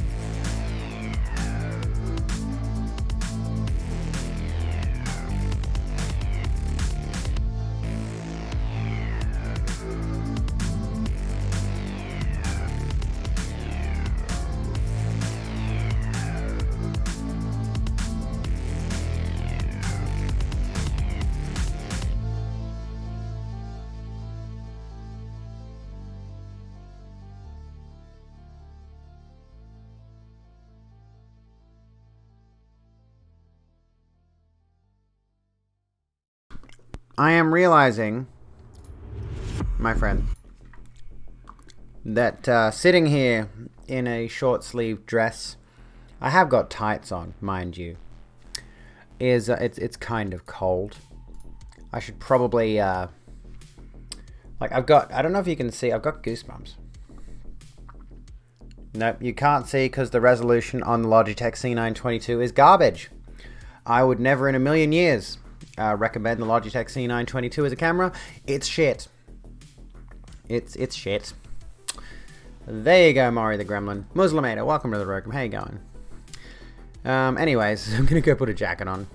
Streamer beware, you choose the scare. Alright, iPhones won't exist under communism?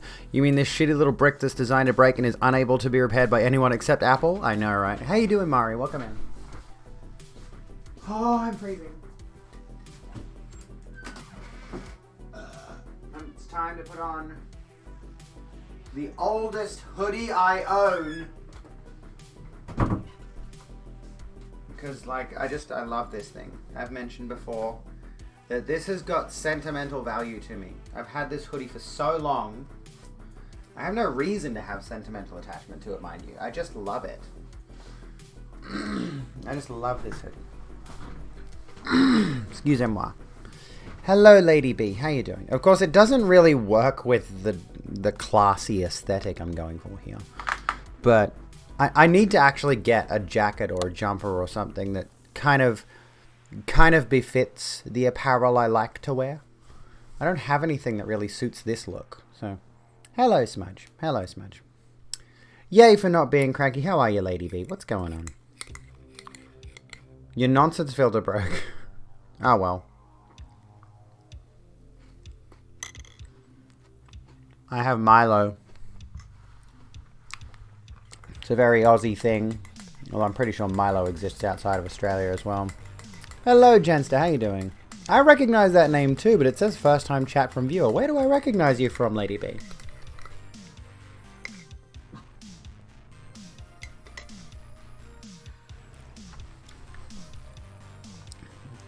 I realize that's a very vague question, actually. Because, I mean, if I recognize you from another stream, it could be fucking anyone. Just winding down for the evening? Nice, nice. Hope it's a chill one. Hope it's a chill one. Could be a few places. All right. I want to take just for a gag. Just for a gag. I want to take a few like a brief look at Ask Trump supporters. Then we could look at Ask Transgender. And because I want to go through some questions on Ask Transgender and relate my experience and see if we can maybe help some people who might be trans themselves or might be questioning or whatever. Maybe we could share some experiences and change hearts and minds,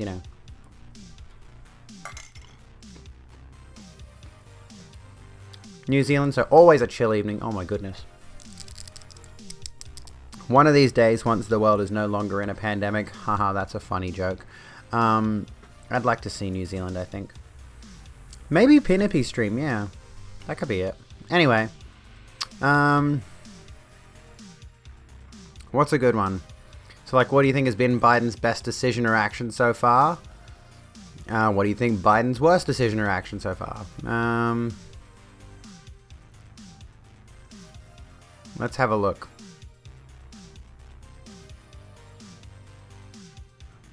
What's one we could... now that Trump is a private citizen, why still be a Trump supporter? Are there Obama supporters out there? You go back in time and spend 60 seconds with any POTUS. Are you comfortable with the people who publicly represent the MAGA group on the national stage? Let's have a look at some of these. Right. Don't normally talk in streams chat and you don't recognize the name. Well, Pinoppy's lovely. I'm going to be, once I can figure it out with her... we mentioned sometime next week, I think. So she and I are going to do something. And I think over the weekend, I'm going to pass to her and we're going to have a chat off stream. And then we'll organize to do a co-stream together. I proposed to her the idea a while back of doing a neurodivergence chat. But because she has, she's openly autistic.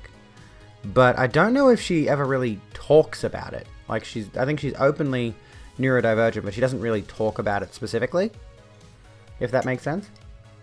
It's more of you're neurodivergent, I'm neurodivergent. This is a place you can hang out and talk with someone like you.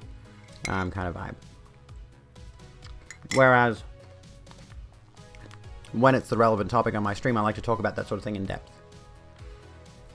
And I'd like to learn more about it in specific scientific detail if we could. That could be something worth looking into, is an ND research stream. Honestly, that's something I'd like to do. I think more researching about the science behind all of these things. That could be an interesting way to pivot the content, I think. Anyways, let's have a gander here at what do you think has been Biden's best decision or action so far? Ask Trump supporters. Well, he's allowed the military to go forward with exercises and strategic deployments set up under the Trump administration. That was a good idea. I don't know what that means, though. The science behind ASD, the science behind other forms of neurodivergence, like ADHD and, the psychology and all those kinds of things. Yeah. The science behind... I'd like to know more of the finer details about sex biology. That would be a whole thing to explore, honestly. That'd be an entire thing to learn about. Because transphobes love to use biology against trans people without knowing much about it themselves.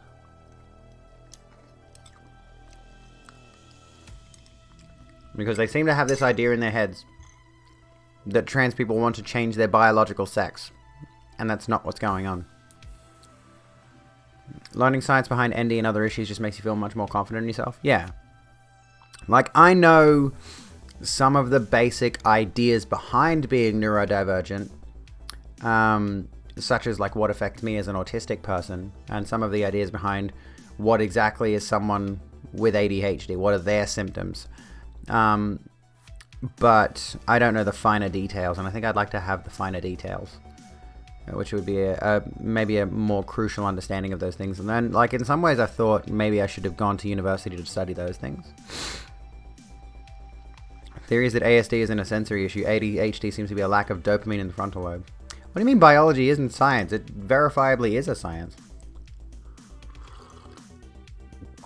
Now digging into one of your pet interests, spend a lot of time researching such topics. Well, that's good. I'd like to delve more into that because I haven't done much on the subject of neurodivergence on stream. I've only like briefly touched on mainly autism as an autistic person myself. And even then it's just explaining things at a foundational level that everyone can understand. Understand. Blah. Anyway. Where was this? Okay. Did a pretty good job punting his extremely hypocritical immigration policy to his VP, whose approval rating is now tanking. Can't believe it actually worked. I don't know what any of this means. Chocolate chip. I think that's the ice cream joke. Putting Kamala in charge of the border crisis. Smart politically, push the failure onto someone else. Not expanding the Supreme Court. Was that an option? That's not really up to him, though. May not be in his direct power, but the POTUS has a massive platform with which to spread political messages and put pressure on institutions. Being boring enough to not get on national TV and clipped every day and week. Yes, I mean, I don't agree that Biden is necessarily boring, per se, but I think, quite frankly, a lot of people were a bit exhausted with Trump just being in our faces every day. Like, since he's been out of office, I've been hearing less and less about him. To the point where, like, when I hear a story about him, I'm like, oh, there's Donald Trump again. Thank goodness he's, like, finally not the president, because I don't have to put up with him all the fucking time.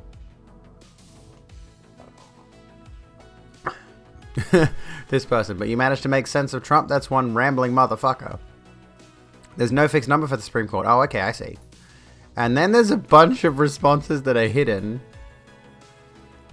Why are they hidden? Running from tough questions as quickly as possible. When has he done that? Helping Americans save a massive 0.16 on their 4th of July barbecue. Nothing? Wow, what an original response. 16 cents off my July 4th barbecue. Anyway, what else is there? Afghanistan. Committing to pulling out of Afghanistan, the Indian travel ban, and rejoining the Paris Agreement. Well, I mean, I kind of... Given how COVID is in India, I can understand not traveling to or from India. However, the issue there is that, you know, you have people who are... you have people like... For example, I think there were people traveling... What were they? Australian expats or something like that? Who were stuck over in India or stuck over in some other country that was in a massive COVID lockdown. So they couldn't leave and they couldn't get brought home. So they were just stuck basically living over in that country. Despite the fact that they were Australian citizens and they wanted to come home and all that. Anyway. Biden is a disappointment. I mean, yes, he is. He's not like this. I'm not American, so it doesn't affect me directly. But it's kind of like the lesser of two evils kind of situation. And the Dems could have supported Bernie, someone that actually deserves to be president, yes, and seems to be able to steer the US in the right direction. But there's a reason they sort of career assassinated Bernie, and there's a reason he's not running again. Which is depressing, because, you know, a lot of his policies are very, very good. A lot of his ideas are very, very good. But he's too far outside that Overton window for a lot of people. Saw a Donald Trump cameo on a movie on a hospital TV and had a visceral shock reaction because you're so used to not hearing about him now. So what do you mean biology isn't science? I'm confused, because it literally is. Isn't that the whole point of science? I mean, that doesn't make sense. That response doesn't make sense. Why is my stomach rumbling?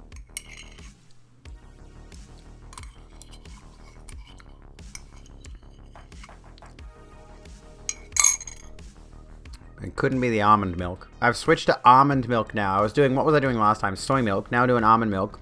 I've got oat milk in the cupboard, so, you know, once I've finished the almond milk, we're moving over to that. We're trying all of the different non-dairy milks. Trying to make little vegan changes. Okay, so oat is the best. I'll try the oat milk. I think I've tried oat milk once. I can't remember if I liked it or not. But I do believe I've got some there. Did I get oat milk? Or yeah, I got almond milk and I think I got oat milk. And I want to try rice milk, and there's also coconut, cashew, and something else. There's other ones that I want to try. Almond milk is the best milk. I don't mind it. I don't hate it. You know. Have I seen some more news? I've watched a couple of their videos. I haven't seen that specific video. What I want to know, Lady B, oat and rice are your go-to, just depending on the use case. say I'm making an instant coffee with just coffee granules, and I want to put a little bit of milk in there.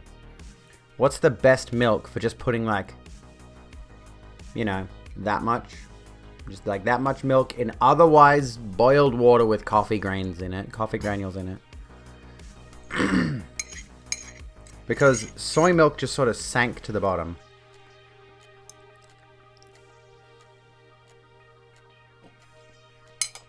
Oat? I'll try oat. Because, yes, soy milk just sort of didn't mix with it well at all. It needs a good stir. I'll have to remember that. Alright. There's a hierarchy in science, maths at the top, followed by physics, chem, biology, and whatnot. It's just science snootery. Oh, okay. I get you now. I thought you were serious. God damn it, internet.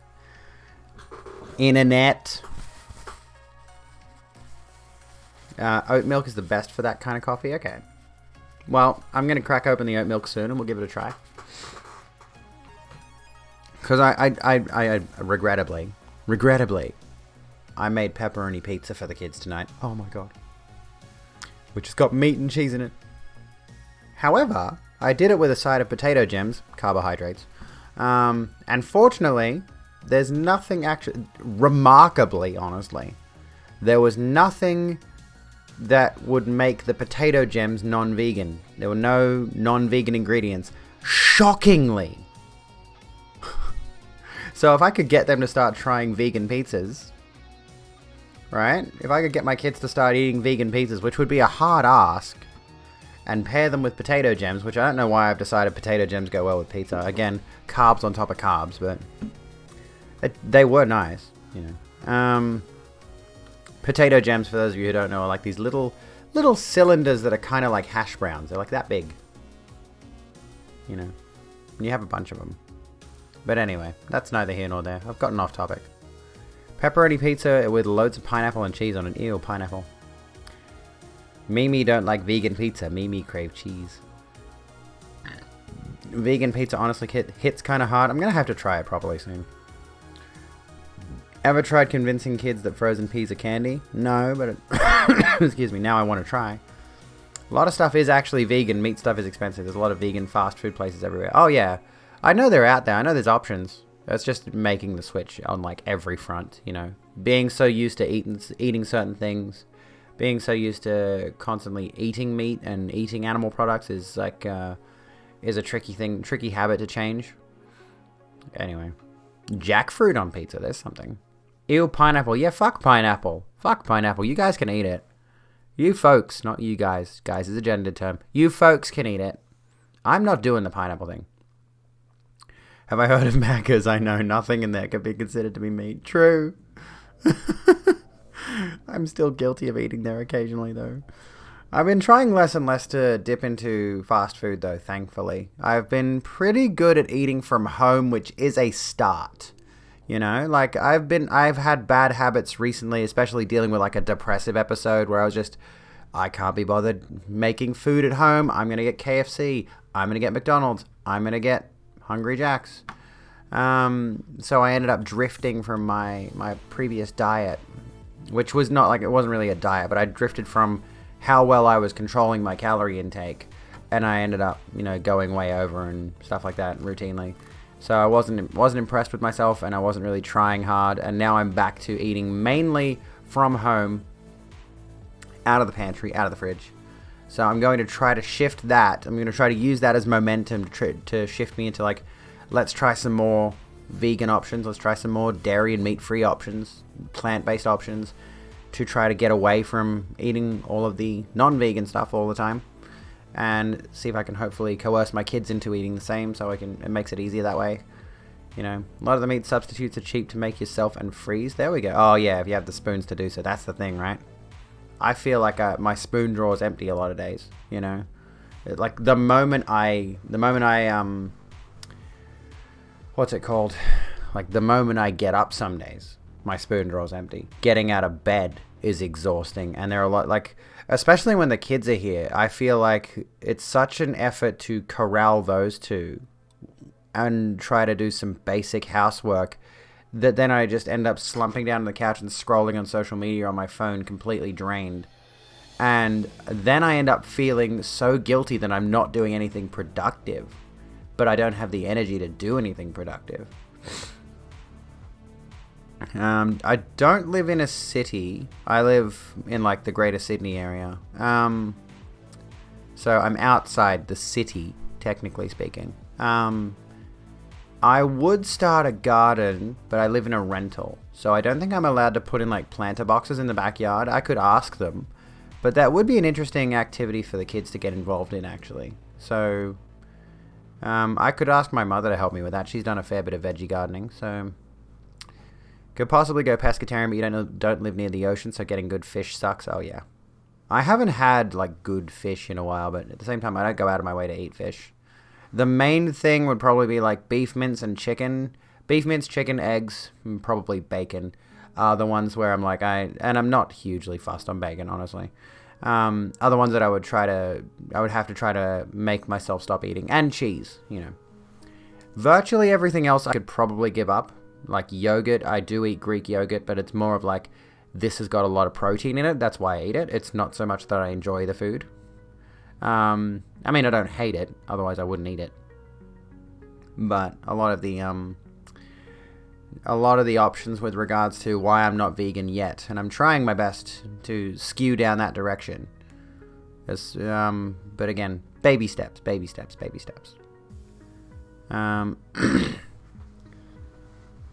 I live near Sydney, not in it. Fortunately, I live in like suburbia outside of Sydney. So, and pretty far outside of Sydney, a few hours outside of Sydney.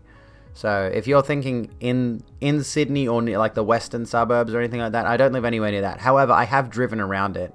And yeah, it's a fucking nightmare. It's not good. Try to get the kids to eat spicy bean burgers. I'll try that one. I'll look up a recipe. Here in Central Europe, those fancy fake meats are way too expensive, so we just eat seitan, tempeh, and tofu all the time. That's an idea. Living in Norway is brilliant in the way of fish. You can sort it down to the sea and fish all you want, but have to toss back endangered fishies. Understandable. Alright, let's have a look at, shall we say, let's continue with the Trump supporters thing, then we'll look at a bit of trans stuff. Oh, okay, prediction started. How's this gonna work? Win channel points if you make the correct prediction. What have we... Who started a prediction? Who started this? Okay. What is it? Predict what? Will Rogue say a swear in the first... What the fuck? What happened? What? In the first 5 minutes. And then I said, what the fuck? But like... Where did this come from? Anyone who voted no is an idiot, by the way. I'm just going to say that right now. But, like, this is... I swear this is identical to a prediction we had running back when I was Rogue Bitch. Or Rogue BX, or whatever. I swear we had this poll already. Next 5 minutes, yeah. Did you say... I swear we had this exact prediction a while back. Okay. Well... Hello, imagination. How you doing? You're oppositional by heart. Look at this, like 22,000. Show us the fucking maggots. Alright, we're doing some maggot stuff. Okay, so what do you think, Trump supporters? I'm going to ask Trump supporters, what do you think has been Biden's worst action or decision as president so far? Reversing Trump's immigration policies, which has caused a crisis at the border. The president campaigned on easing immigration controls, including a moratorium on deportations, and end to former President Donald Trump's Wait in Mexico policy for asylum seekers, and halting construction of the border wall. That platform gave migrants good reason to believe it would be easy to get into the United States if he were elected. If Biden's immigration policies caused the current crisis, what caused the previous spikes during Trump's term? You're off, Muslemator. Thank you so kindly for hanging out with us. Appreciate talking to you. Did Biden actually reverse anything in the border? I don't know, honestly. You were 100% vegan for 3 years, but lately you're just exhausted, and when someone offers me something with cheese, I don't stress out about that much. Still don't buy non-vegan stuff and can't imagine eating meat, but you're less pressed. I can understand that. I would like to be a little bit more consciously aware of what I eat to begin with. You know, there are a lot of times where I'm really casual and blasé about what I eat. Do you think the destabilizing effects of COVID and the global economy might have increased crossings at the border? Shutting the Keystone Pipeline down. Now we've just returned to shipping it from overseas. Would the Keystone Pipeline have significantly impacted the amount of crude oil we import via ship? Increases the price, more pollution due to shipping. See no benefit in shutting it down. Why is everyone downvoting the Trump supporters? Like, I mean, I get why in a lot of ways, because they're Trump supporters, but... Should we read this one? Not asking whether you believe it should have been shut down. Rather, I'm asking if this would have impacted the amount of crude oil we import. Do you know? I'm not that informed about the specifics of what markets the pipeline was going to serve. Also, what specifically do you think shutting down increases the price of? By the way, there's my there's a little bit about me if you didn't know about me. 22k go to Seal Jono and 6 others. Enjoy your channel points, folks. I said it within 5 seconds, not even 5 minutes. Oil and will trickle down to everything else oil is used for. Shipping goods in the pipeline was a great resource for our domestic oil. I don't understand any of this. Oh, that's it. That's the rest of that one. Okay. Now that Trump is a private citizen, why still be a Trump supporter? Are there Obama supporters out there? There's been a lot of talk about the cult status of Trump supporters. I'm curious, what is there to support? Trump lost the election and holds no political office. What does it mean for you? What does it mean to you to be a Trump supporter? And why are you maintaining this as part of your personality? That's an interesting question. See this page at this point as a pro-constitutionalist, Americanist, individualist, and pro-Trump. The majority of people who are very pro-Trump are also pro-Trump shouldn't run again and throw support behind someone who is Trump-ish, but without the personality flaws, aka DeSantis. DeSantis is absolutely a wonderful choice. Would vote for him tomorrow in a heartbeat just on his record alone. Because we don't support Trump, we support an idea and thought process that he aligned with. Is this really a question?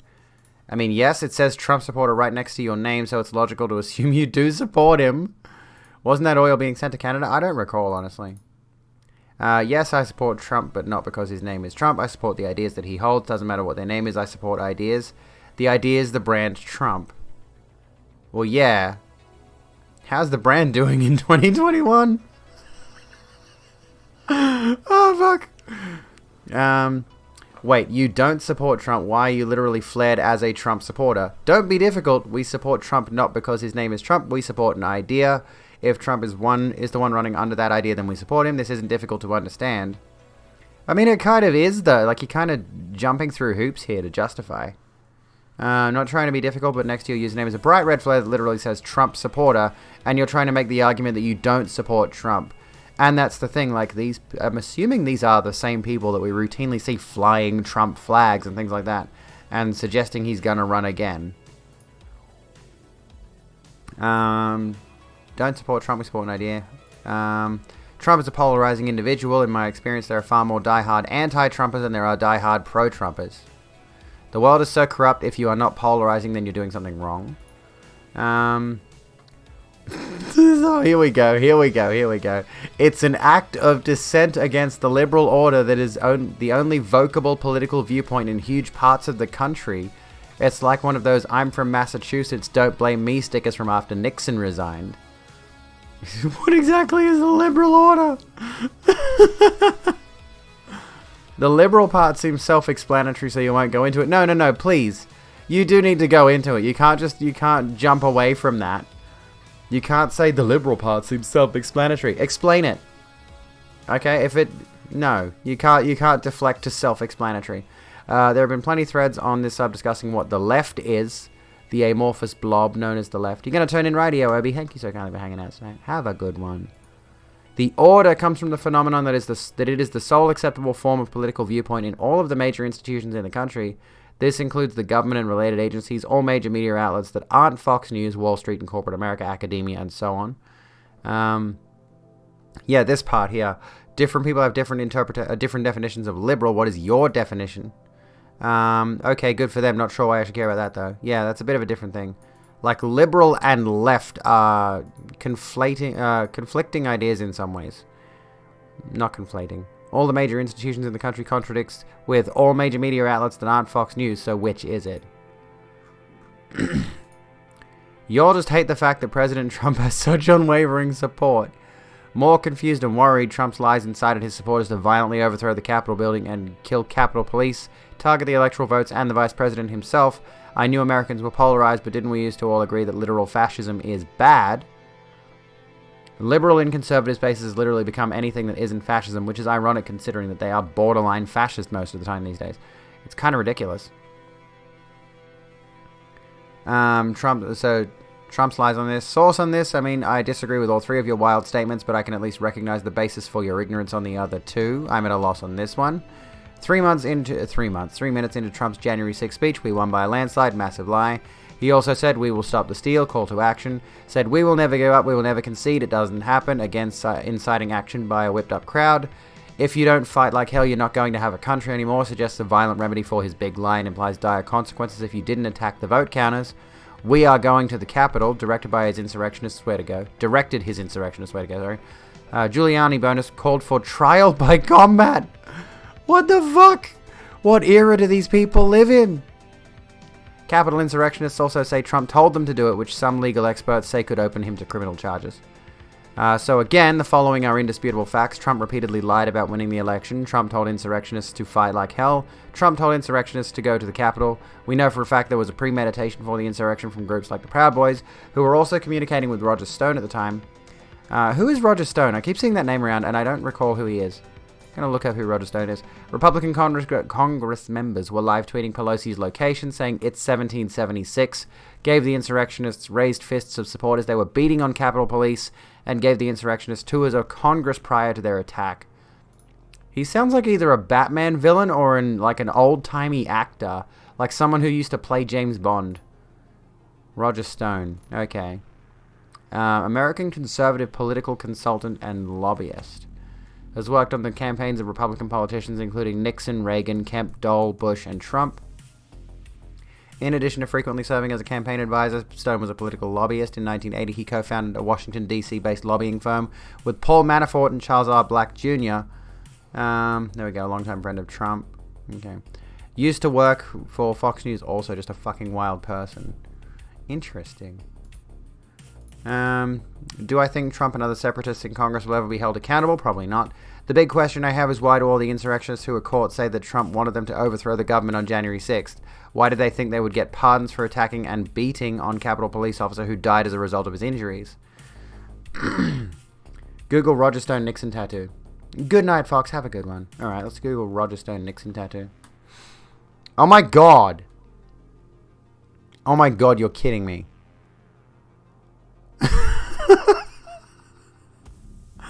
You're kidding me. You can't be serious. This man can't be serious. You're joking. You must be joking. Surely.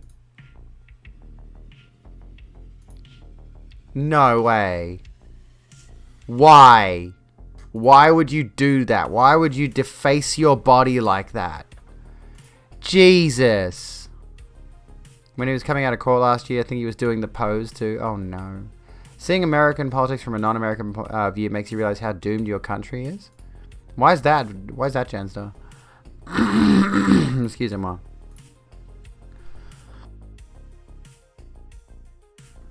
Sorry.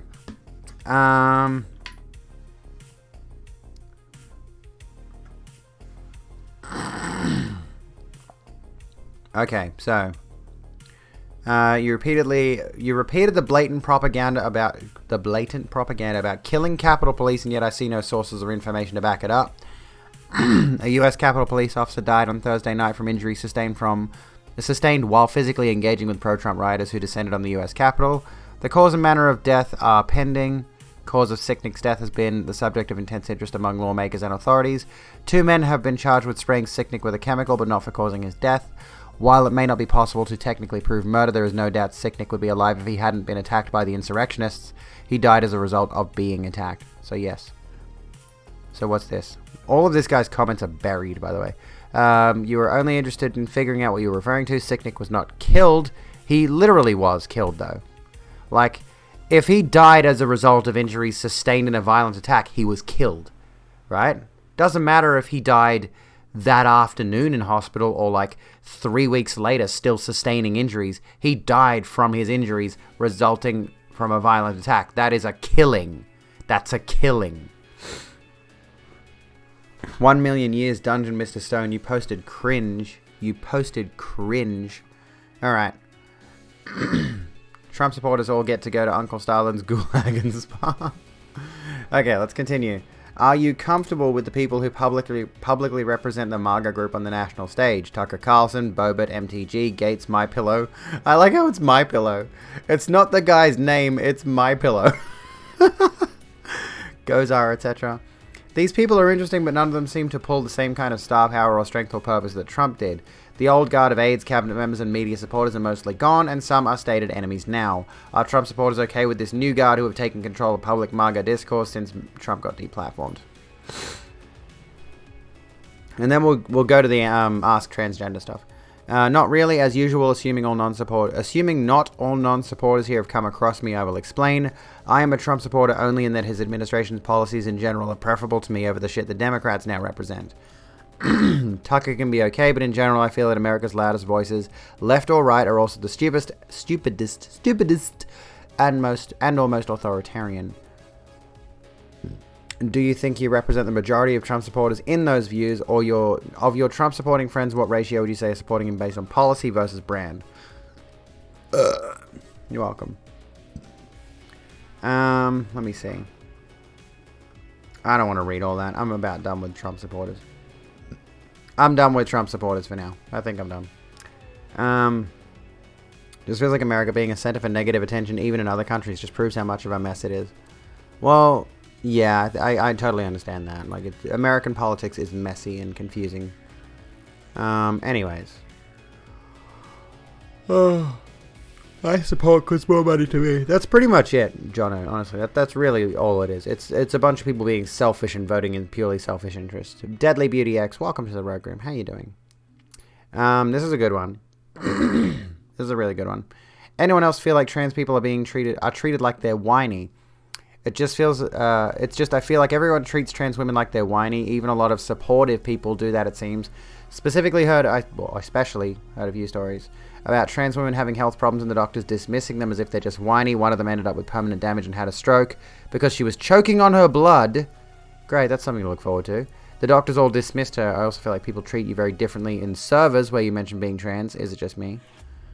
Gotta go pee, Radio Festa. Sounds good. This is done to any marginalized community. We constantly point out all the awful things people do to us, and people's natural response is to, of course, be annoyed with us for bringing it up so often, because we must obviously be making it up.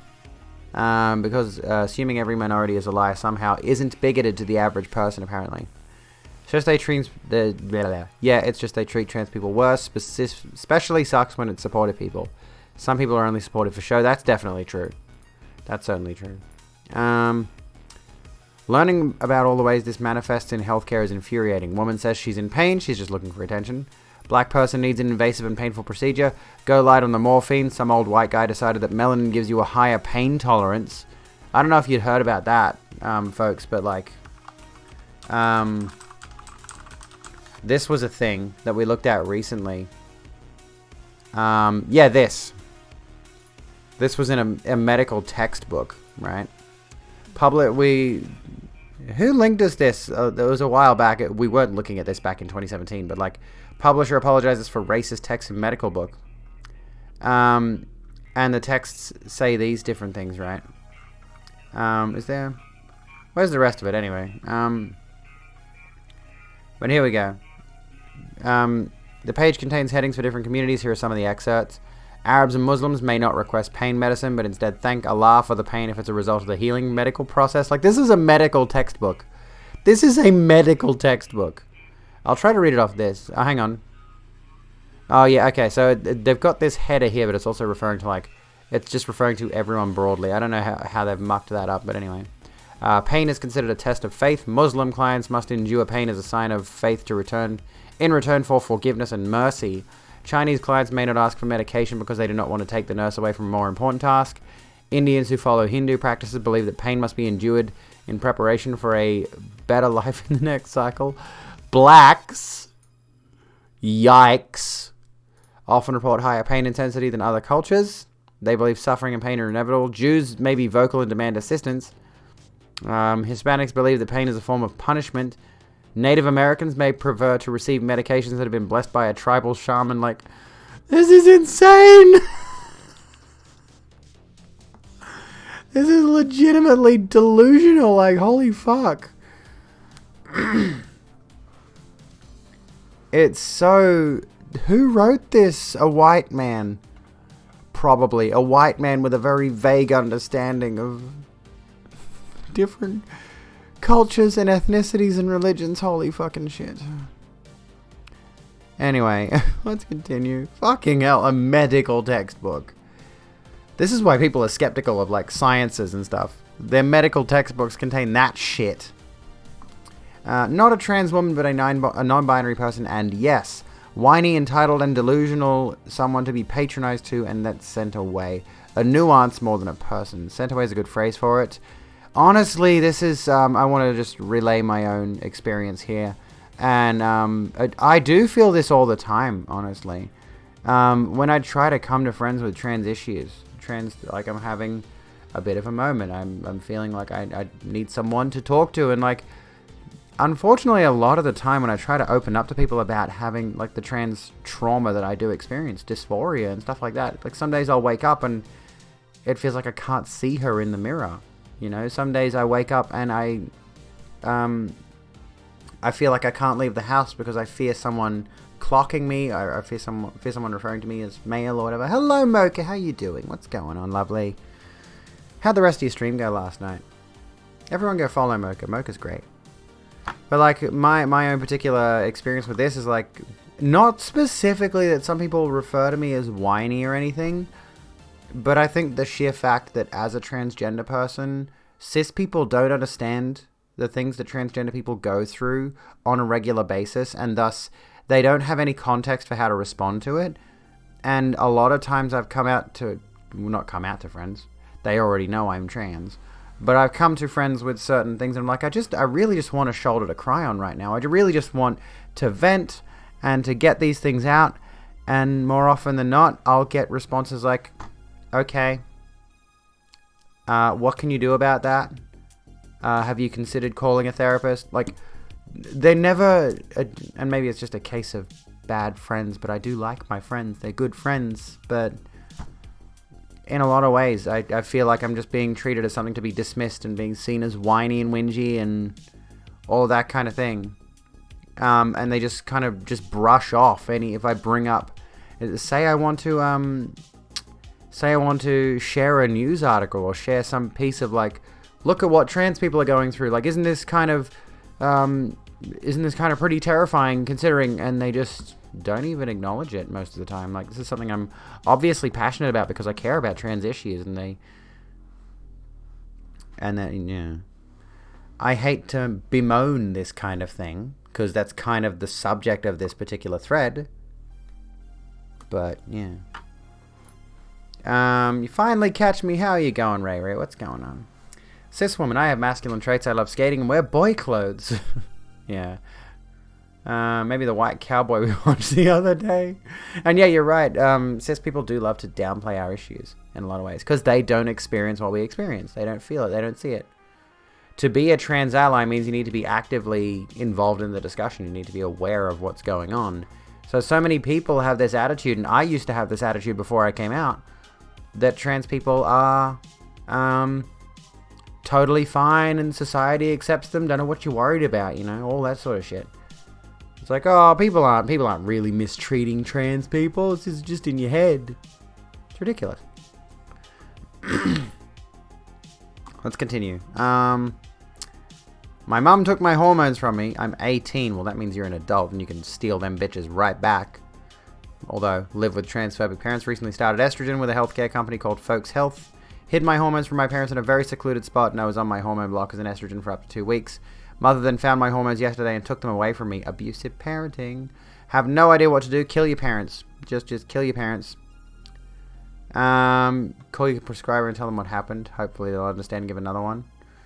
Yeah. Go for their knees. Yeah, take their knees out. Make it a slow, painful, painstaking death. We don't stand transphobic parents. We're overloaded with bad news. Many people default to, oh, bad news stuff. Yes, bad. Let's talk about my latest feel-good distraction. Yeah, that's a vibe. Honestly. And like, what are we supposed to do about it? What are we going to do about that whole thing? If someone's actively dismissing our pain we're trying to come out to somebody with like, I really could use a shoulder to cry on right now. I could really use someone to listen to me and understand me for a while. And they just want to deflect onto like, let's do something distracting and fun. It's like, honestly, no. If they say, oh, maybe I can make you feel better, like we can watch this show or movie or a video game, YouTube video, whatever. I'm like, no, I kind of just want to be sad sometimes and vent and get it off my chest, because if I just distract, then it just builds up, and I've distracted and built up for years and years, and I'm done doing that. Oh my god, a cis girl I know saying, I understand my parents are strict about what I wear too. Oh no. I have a trans friend struggling with thinking they're whiny and don't know how to sort of help her understand that her problems are valid. Yeah, it's hard. Like, yeah. Like, everyone... No one should have to feel like their problems are invalid. No one should have to feel like their problems are invalidated. By the way, Dara, how you going? Still honestly in the distract me from the things phase? Yeah. Looked up that text box. This is a description of one of the authors. The Byrne Guide for Cultural Inclusion was created to assist faculty in raising awareness of omissions and stereotypes in their teaching materials. Oh, okay. In the description. How about we check out cottagecore? I mean, that sounds really fucking fun, honestly. I would love to put some, like, faux greenery in this room, honestly. Mix it with the neon. I feel like it'd be an interesting contrast. But I don't know. Oh my goodness. Excuse me. Tummy's rumbling. And like, this is the thing, is like, I don't want to have that resentment towards my friends and family who don't listen and don't understand. Because, especially during like tumultuous traumatic periods and being in stuff like lockdown and all of that at the moment,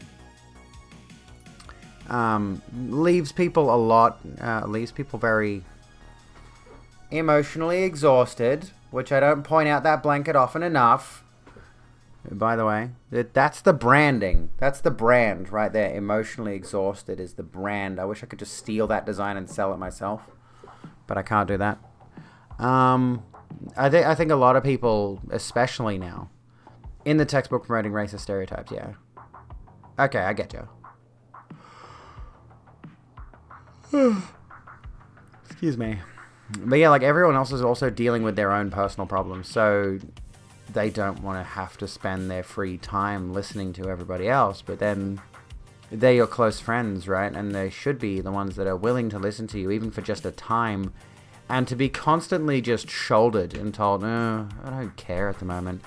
It's pretty disheartening, and it just leaves you with this sensation of, who do I turn to then? Maybe I just bottle this shit up and just let it affect me. And maybe they can finally listen to my problems at my eulogy, like that's kind of, that's a dark way to turn it, but given the way trans people are treated socially, and honestly, like, it's that kind of thing where I'm just like, are you not paying attention? Is the reason that people are having such serious issues being trans is because not just the outright hatred from people in their community, but the outright just indignance of their friends and family, even when those friends and family are supportive. And yeah, it can get really lonely, like you have no one to turn to. Trans, yes, trans. How you doing, Gaff? It's kind of messed up and painful hearing your cis friends try to relate their experiences to mine when they're not at all related. Yeah. I mean, this is the thing, right? I think a lot of people have this built-in response to somebody sharing a story that they want to, and I always thought this was an autistic trait. Maybe it's not, but me personally, I've always had this response to someone sharing a story of like, I'm going to share my own story. You told me a story, now I can tell a story that's related to that. And some people find that really offensive. It's like, oh, you're just going to dismiss what I said and tell your own story. It's like, well, no, this is how I relate. This is how I relay my experience that might help you with what you're dealing with. And I think there are some people who, yeah, like they don't understand trans issues, so they try to find something that vaguely fits, even if it technically doesn't, even if it's not really helping any situation. They might think they're trying to be helpful. And all you can really do in that circumstance is say, well, like, look, that's great, but it's not really helping with what I'm dealing with right now. You just woke up, Gaff. Hope you're doing well. You got your morning coffee ready to go? I think there are many cis people who don't want to dive deeper into trans subjects and issues because they want to be able to still participate in the ignorance and silence that other cis people participate in. Yeah, I think that's very relevant, honestly. There, like we've mentioned before, ignorance is bliss. Who watched Philosophy Tube's ignorance and censorship video?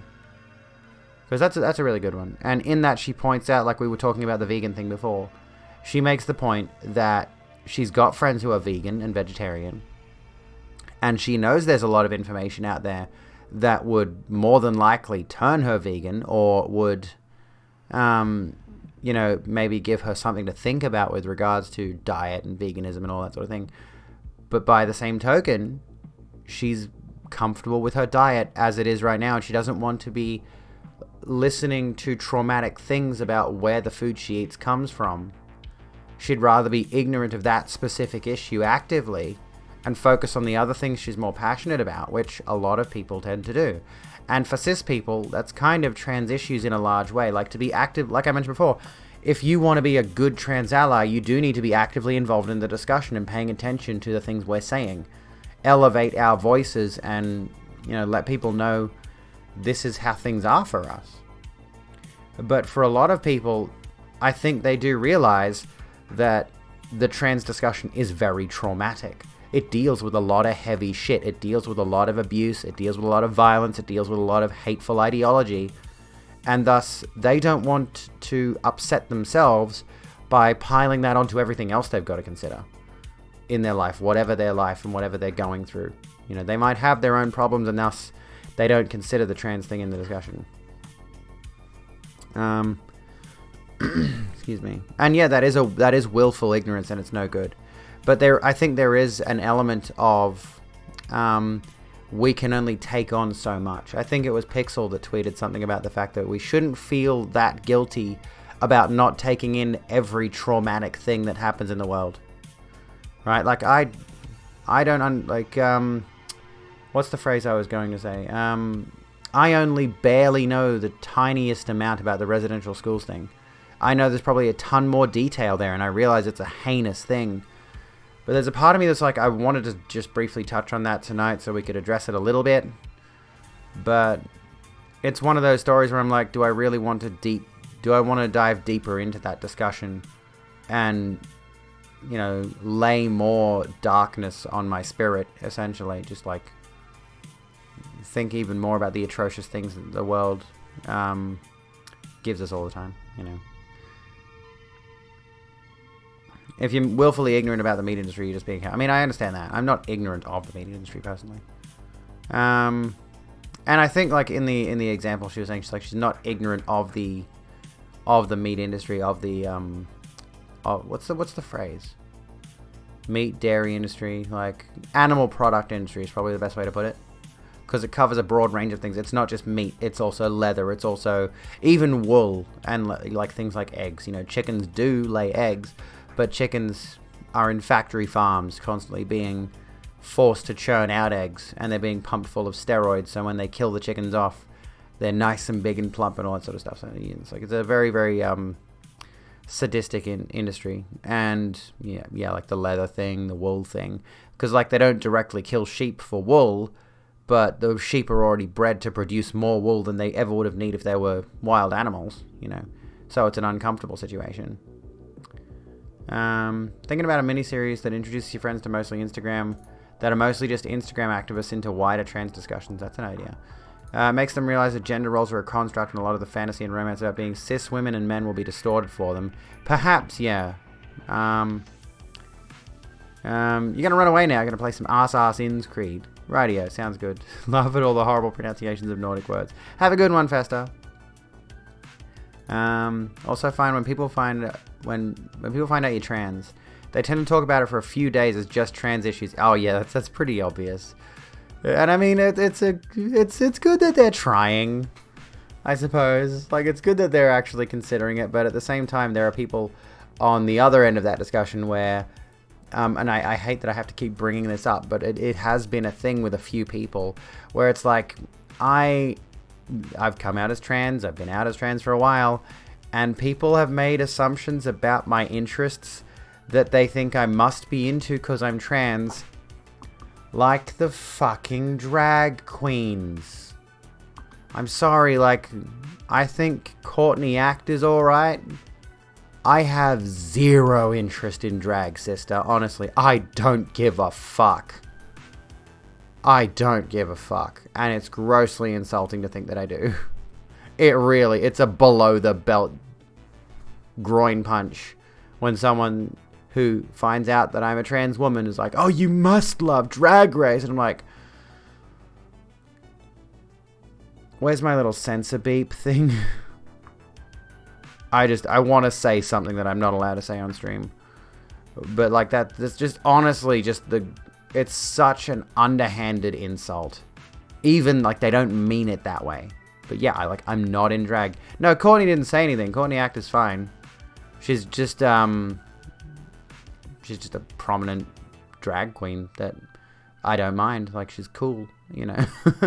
Can blame drag LGBT for that one? Yeah, probably. Yet you say, sister, I am very smart. That was the point, though. Makes you uncomfortable when people bring up similarities with depression when talking about gender dysphoria. They're fundamentally different. They are. I do know some people who are bi-gender take hormones, though despite not having surgery, the LGBTQ plus spectrum is so broad. It is. Transgender is having a gender different than the one you were assigned at birth. Yeah, exactly. Sin Drake bad, by the way. What? So you can blame drag LGBT for that one. Okay. Courtney's really cool so far. Like, she spoke on the trans thing in her run in Celebrity Big Brother because they had trans contestant on there and explained the differences between the two. I wonder if there's...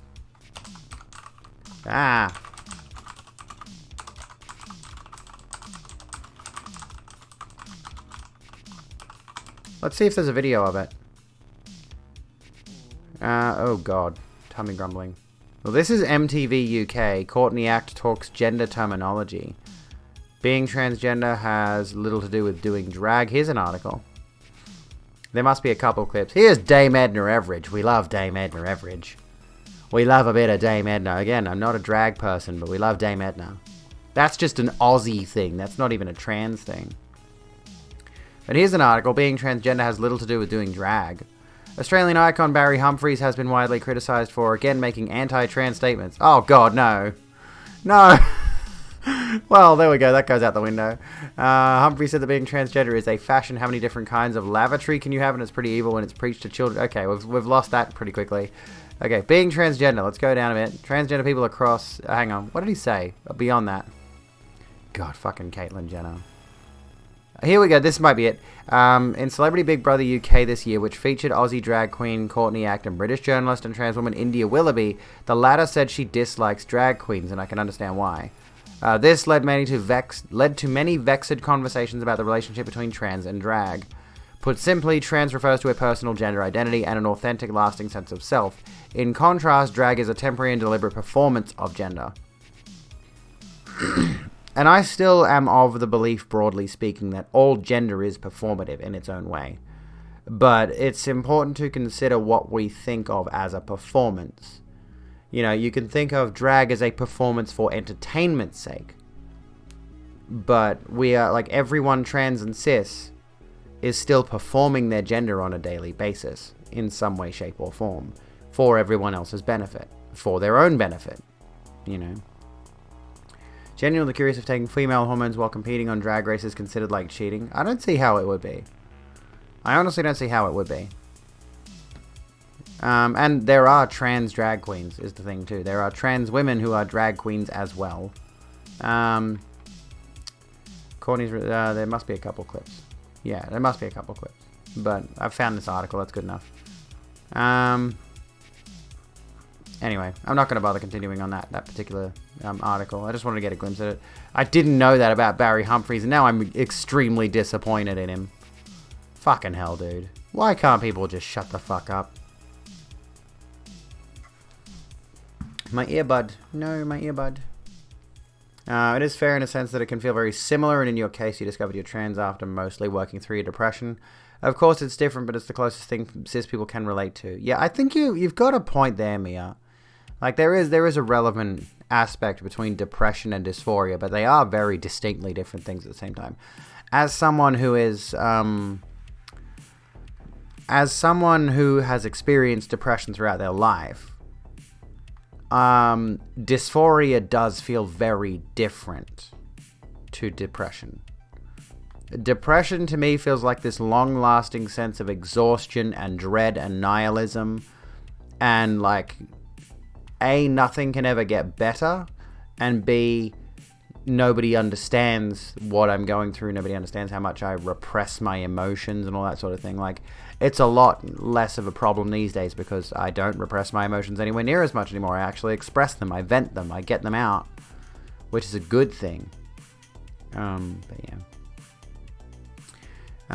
Some people are wilding in the US because for the first time a trans woman won Miss USA. I don't think it was Miss USA, but I think she's going on to contend in Miss USA, isn't she? Or is it? Was it actually Miss USA? I thought it was like a local... Miss Nevada will be the first openly trans Miss USA contestant. She's won for Nevada, I think. And then she has to go on to the whole Miss USA pageant. Yeah, now set to compete in Miss USA. So, and yeah, it's really hilarious that there are people out there who have a problem with that, saying that, oh, men have an advantage at a beauty pageant. Ridiculous. But yeah, I don't find a problem with a transgender woman winning a beauty pageant either. Exactly, it's ridiculous. You're piecing out, Radio Genster. Thank you so kindly for hanging out. It's not cheating because drag can be anything and not just female illusion. It used to have a strict definition of guy turning girl, but in the ballroom culture where drag race takes most of its inspiration, trans women participated all the time. It was literally built on the back of them. Oh, there you go. Maybe it's just depression sort of denial attitude that kills me sometimes. Oh, yeah, true. I've seen that kind of thing. Like, it's a common transphobic trolling attempt to say that a transgender person is mentally ill. So it's transphobia and ableism, double gut punch there. So, the whole point there is to downplay being trans and having dysphoria as being just mentally ill, which says a lot about those particular people's opinions of you. But there are also people who just legitimately have the viewpoint that maybe you're not trans, maybe you're just depressed, which says a lot about how they don't understand A, depression, and B, dysphoria. Because they are very distinct issues. They are very distinct feelings. Again, as someone who's experienced both, I know the difference between my dysphoria and my depression distinctly. They are a different feeling. But when you express it to cis people who don't get it, it does come across as depressive to someone who knows the vaguest idea of what depression is. Because a lot of people experience and interpret depression as just, I've got the big sad, and it's the big sad that makes me not want to do anything, the big sad that makes me not want to take care of myself, the big sad that makes me have an erratic sleep schedule, if I sleep at all, maybe I sleep too much, not eating properly, and then you express dysphoria to someone. You say to someone, I've got dysphoria, and how do you express that? How do you say that? Well, I look at myself in the mirror and I don't like what's staring back at me. There are some days I don't want to leave the house because I fear people will look at me strangely. And I don't want to present this to other people. What else is there? Yeah, there are days I don't want to get out of bed because I don't want to look in the mirror because I might see the wrong person staring back at me. Like, sometimes I cry because my body isn't exactly how I like it or something. And a lot of those things at a surface level read depression. So to that end, I can see why cis people would conflate the two, but though you can explain it in those simple terms, the way you feel it is so much more complex, right? Watch Pose in the documentary Paris is Burning. All right. They've gotten better at explaining gender dysphoria versus depression to your brothers because they absolutely have to understand it for me. They allow trans women to compete. Depression is exhaustion, while dysphoria is like getting knifed in the guts. I think I understand that feeling, yeah. Like, when I see myself and I experience a real dysphoria moment, I'm like, oh, God, no. But when I'm depressed, it's just like, I don't even have the energy to feel sad. I don't even have the energy to be depressed. Like, when I'm actually going through a depressive episode, it feels like my emotions are gone. Not that I'm miserable, not that I want to cry my eyes out in the corner of the kitchen drinking a bottle of wine. It's that I don't want to do anything. I'm completely crushed. Just like completely drained. No spoons left for a week, sort of thing. You got to go back to work, Ray Ray. Thank you so kindly for hanging out with us. And I hope your depression phase improves. Honestly, I think it will improve. Just keep that in mind. You are loved here. You are welcomed here. And we understand you. Alright, we get you. By the way, that's very relevant because we're like kind of at the tail end of our stream. If you folks are interested, please go and follow my Twitter, sub to my YouTube, follow my Instagram, follow my Facebook page, and join the Discord server if you've not already done so. The Discord's getting a little bit more activity lately, I've noticed, and I'm really happy about that. I hope you guys enjoy hanging out there. I'm trying to hang out there as much as I can, but also, like, I'm mostly there just before or just after stream these days, because I've got so much else going on. But I do try to check in periodically throughout the day and say hi to everyone. But that's, you know, honestly, if you folks are following me, my social media anywhere, Twitter is where I am excessively, because I have my phone on me all the time, and honestly, it could be just as easy to go on Discord as it could be to go on Twitter, but I'm lazier, right? And Twitter's just my social media addiction at the moment. I have a serious problem. I really need to detox from social media for like a week. Anyway. You haven't installed Valhalla. Okay, Pastor.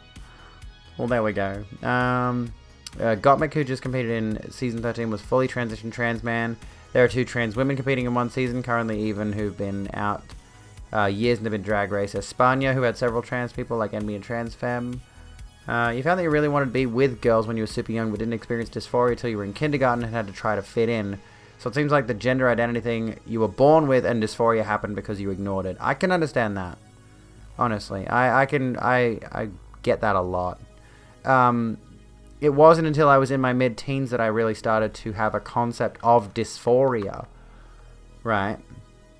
I didn't have a word for it back then. I didn't even know dysphoria existed until, like, maybe the last 4 years or so. But when I was a teen, when I was, like, 15 years of age, roughly, what was it? I think I'm going to try to take a break off social media tomorrow, actually. But anyway, when I was in my mid-teens, and I actually experienced what I consider to be genuine gender dysphoria, and I've told you folks this story before.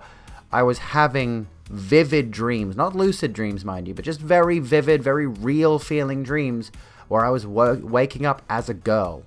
And I was going to school, and I was coming home and doing my homework, and I was hanging out with my friends and all this kind of stuff. I was living a life in my dreams as a girl. And in some cases, I would be having like several days, maybe a week, of living as a girl in my dreams, and then I'd wake up and there would just be this intense feeling of absolute hatred for who I was. And I'm just like, I just want to go back to the dream. I just want to go back to the dream. Take me back to the dream. That was my first real serious dysphoria moment, right? But still cis though. Yeah, just chugging along with the cisness for another 16 fucking years. And then, yeah, and that led to me eventually Googling, can I go from boy to girl, right? That was what I looked up. I distinctly remember it was something along those lines, like, change from boy to girl. Like, that was the wording I used. And I found out about the medications and the surgeries and, like, the idea of being on medicine for the rest of my life sort of thing. And yeah, like surgeries. And the thing that really scared me, back then Australia had these policies of, like, in order to even begin medical transition, that is to say hormones to begin with, you needed to live as your identified gender for 2 years before you could even consider going on hormones, pursuing surgery, changing your legal gender, and all of those kinds of things, changing your name. Well, I don't think the changing the name thing was that big of a problem. But all of that kind of stuff compounded a lot of information for a 15-year-old kid who was, you know, desperately struggling with her gender identity. So I deeply repressed in a huge, huge, huge way. But that being said, like, before I had that huge dysphoria, actual dysphoria moment, there were a lot of little elements of my childhood that now I can reflect on and say that was definitely me acting out in a dysphoric way, trying to pursue something that I didn't fully understand. And I think a lot of us have those moments where we look back on who we used to be, and realize, oh, I was doing this, I was doing that because I was uncomfortable in my gender. Why be cis when you can be NCIS? I haven't thought about NCIS in a moment. Think you'll either go work on your school project or play PUBG, and I have a feeling school will have to wait because it's too hot and reasons. And that's just cruel. Yeah, like it's not the thing here anymore. I was able to transition freely. I was able to change my gender legally with no problem. I literally just walked in. I had a brief chat with the person where the clerk, where they leaned forward and they said, I think in order to actually change your gender, you have to have had surgery. And then like he goes, you have to have, had surgery. It was really like quiet and respectful, so nobody heard what we were talking about. But then he went off to another computer, did a bit of tippity tap, whatever, came back and he's like, you're a girl now. He's like, never mind, you don't need to do anything. You're a girl now. And I'm like, okay, I'll take it. I don't even know what it means legally to be a woman, technically speaking. I don't know what it affects. Maybe if I go for like a high-end role in an office, I'll get paid less. Yay. No, I'm you were experiencing life differently from other people. At like 4, you'd given up on being a girl and was in denial. Like, Jesus fucking Christ, I could not handle anything. Yeah. And that's the thing, right? Transphobes don't like the narrative that trans kids can understand their own identity. And trans kids can absolutely understand their own identity. Believe me, they get it. They know gender. But at that age, they don't have the words for it. They don't understand the core concepts of it. But they know who they are. Believe me. And you can just tell that by observing cisgender kids. My son is very, very masculine in a lot of ways. My daughter, very, very feminine. They are very secure in their gender, at least now. I mean, if they grow up and turn out to be trans later on in life, I'll absolutely support them through and through. But as it stands now, I can look at my kids and I can say, they know who they are. They've never expressed any sort of gender doubt to me either. They've never expressed anything that would even seem gender non-conforming, so I have no reason to suspect they might be trans. But when you've got parents of trans kids who are as young as like 8 or even 6 or 4, and we've seen those instances happening, we see them pop up in the news from time to time. This young trans kid is being so brave, speaking in front of Congress, blah, blah, blah. You can tell by looking, like if there's video footage or if you read an article that's interviewing the kid, you can tell they understand that they feel detached from the body and the gender they were assigned at birth. I mean, the body wasn't necessarily assigned to them, but you can tell they feel as though the gender assigned to them at birth was wrong. They feel like they got misfiled, That kids know. Kids are aware. And more often than not, the parents of transgender kids are just affirming their child. They're not indoctrinating their kid into some kind of twisted leftist gender ideology. It's simply not happening. Sorry, kids, there's only room for one trans in this family. Oh, God. Like, I remember somebody tweeting about the fact that they didn't want to get into a relationship with a fellow trans person because they couldn't handle the idea of double the dysphoria. Which is kind of like, I get that, but at the same time... at the same time, like, T for T is a thing, so I don't know. Anyways, anywho's, anyhoos, any which, I want to call it for the night, and I said I was going to raid this person last night, but I didn't. I ended up raiding Mocha, so tonight we are raiding Jordan Raskopoulos, who's playing Sea of Thieves, and it looks like the game is glitching out like buggering fuck, which I've heard it's quite good, actually. I may give Sea of Thieves a go at some stage, but I haven't had any motivation to play it recently. Thank you also kindly for hanging out. Again, here's the socials. If you would like to follow me on Twitter, join my Discord, subscribe to my YouTube, follow my Instagram, or follow my Facebook page. Do so at your leisure if that is what you please. It's entirely up to you. I, meanwhile, am going to go get ready for bed. And then tomorrow... Oh, yeah. Here's a raid thing. Here's a raid thing if you want to post a raid message into Jordan's chat. If you want to do that, I'm probably not going to because I'm lazy. But, you know, I'll copy it anyway. Thank you all, folks, for being so lovely. Tomorrow night should be a gaming stream. I won't do the Outer Wilds again until I've cleaned my PC, and I'm going to try to clean it really soon. We are going to do a PC cleaning stream. Maybe on Monday, like I'll get some, some PC cleany dusty spray stuff. And we'll do that. We'll take it all apart. I'll set my phone up for a camera, and we can stream on that. And then, of course, tattoo stream to be confirmed sometime soon. We'll figure that out. Getting a Bloodborne symbol on my neck. Have a good one, folks. I love your faces. I'll see you when I'm looking at you. Be kind to yourselves and each other. Good night.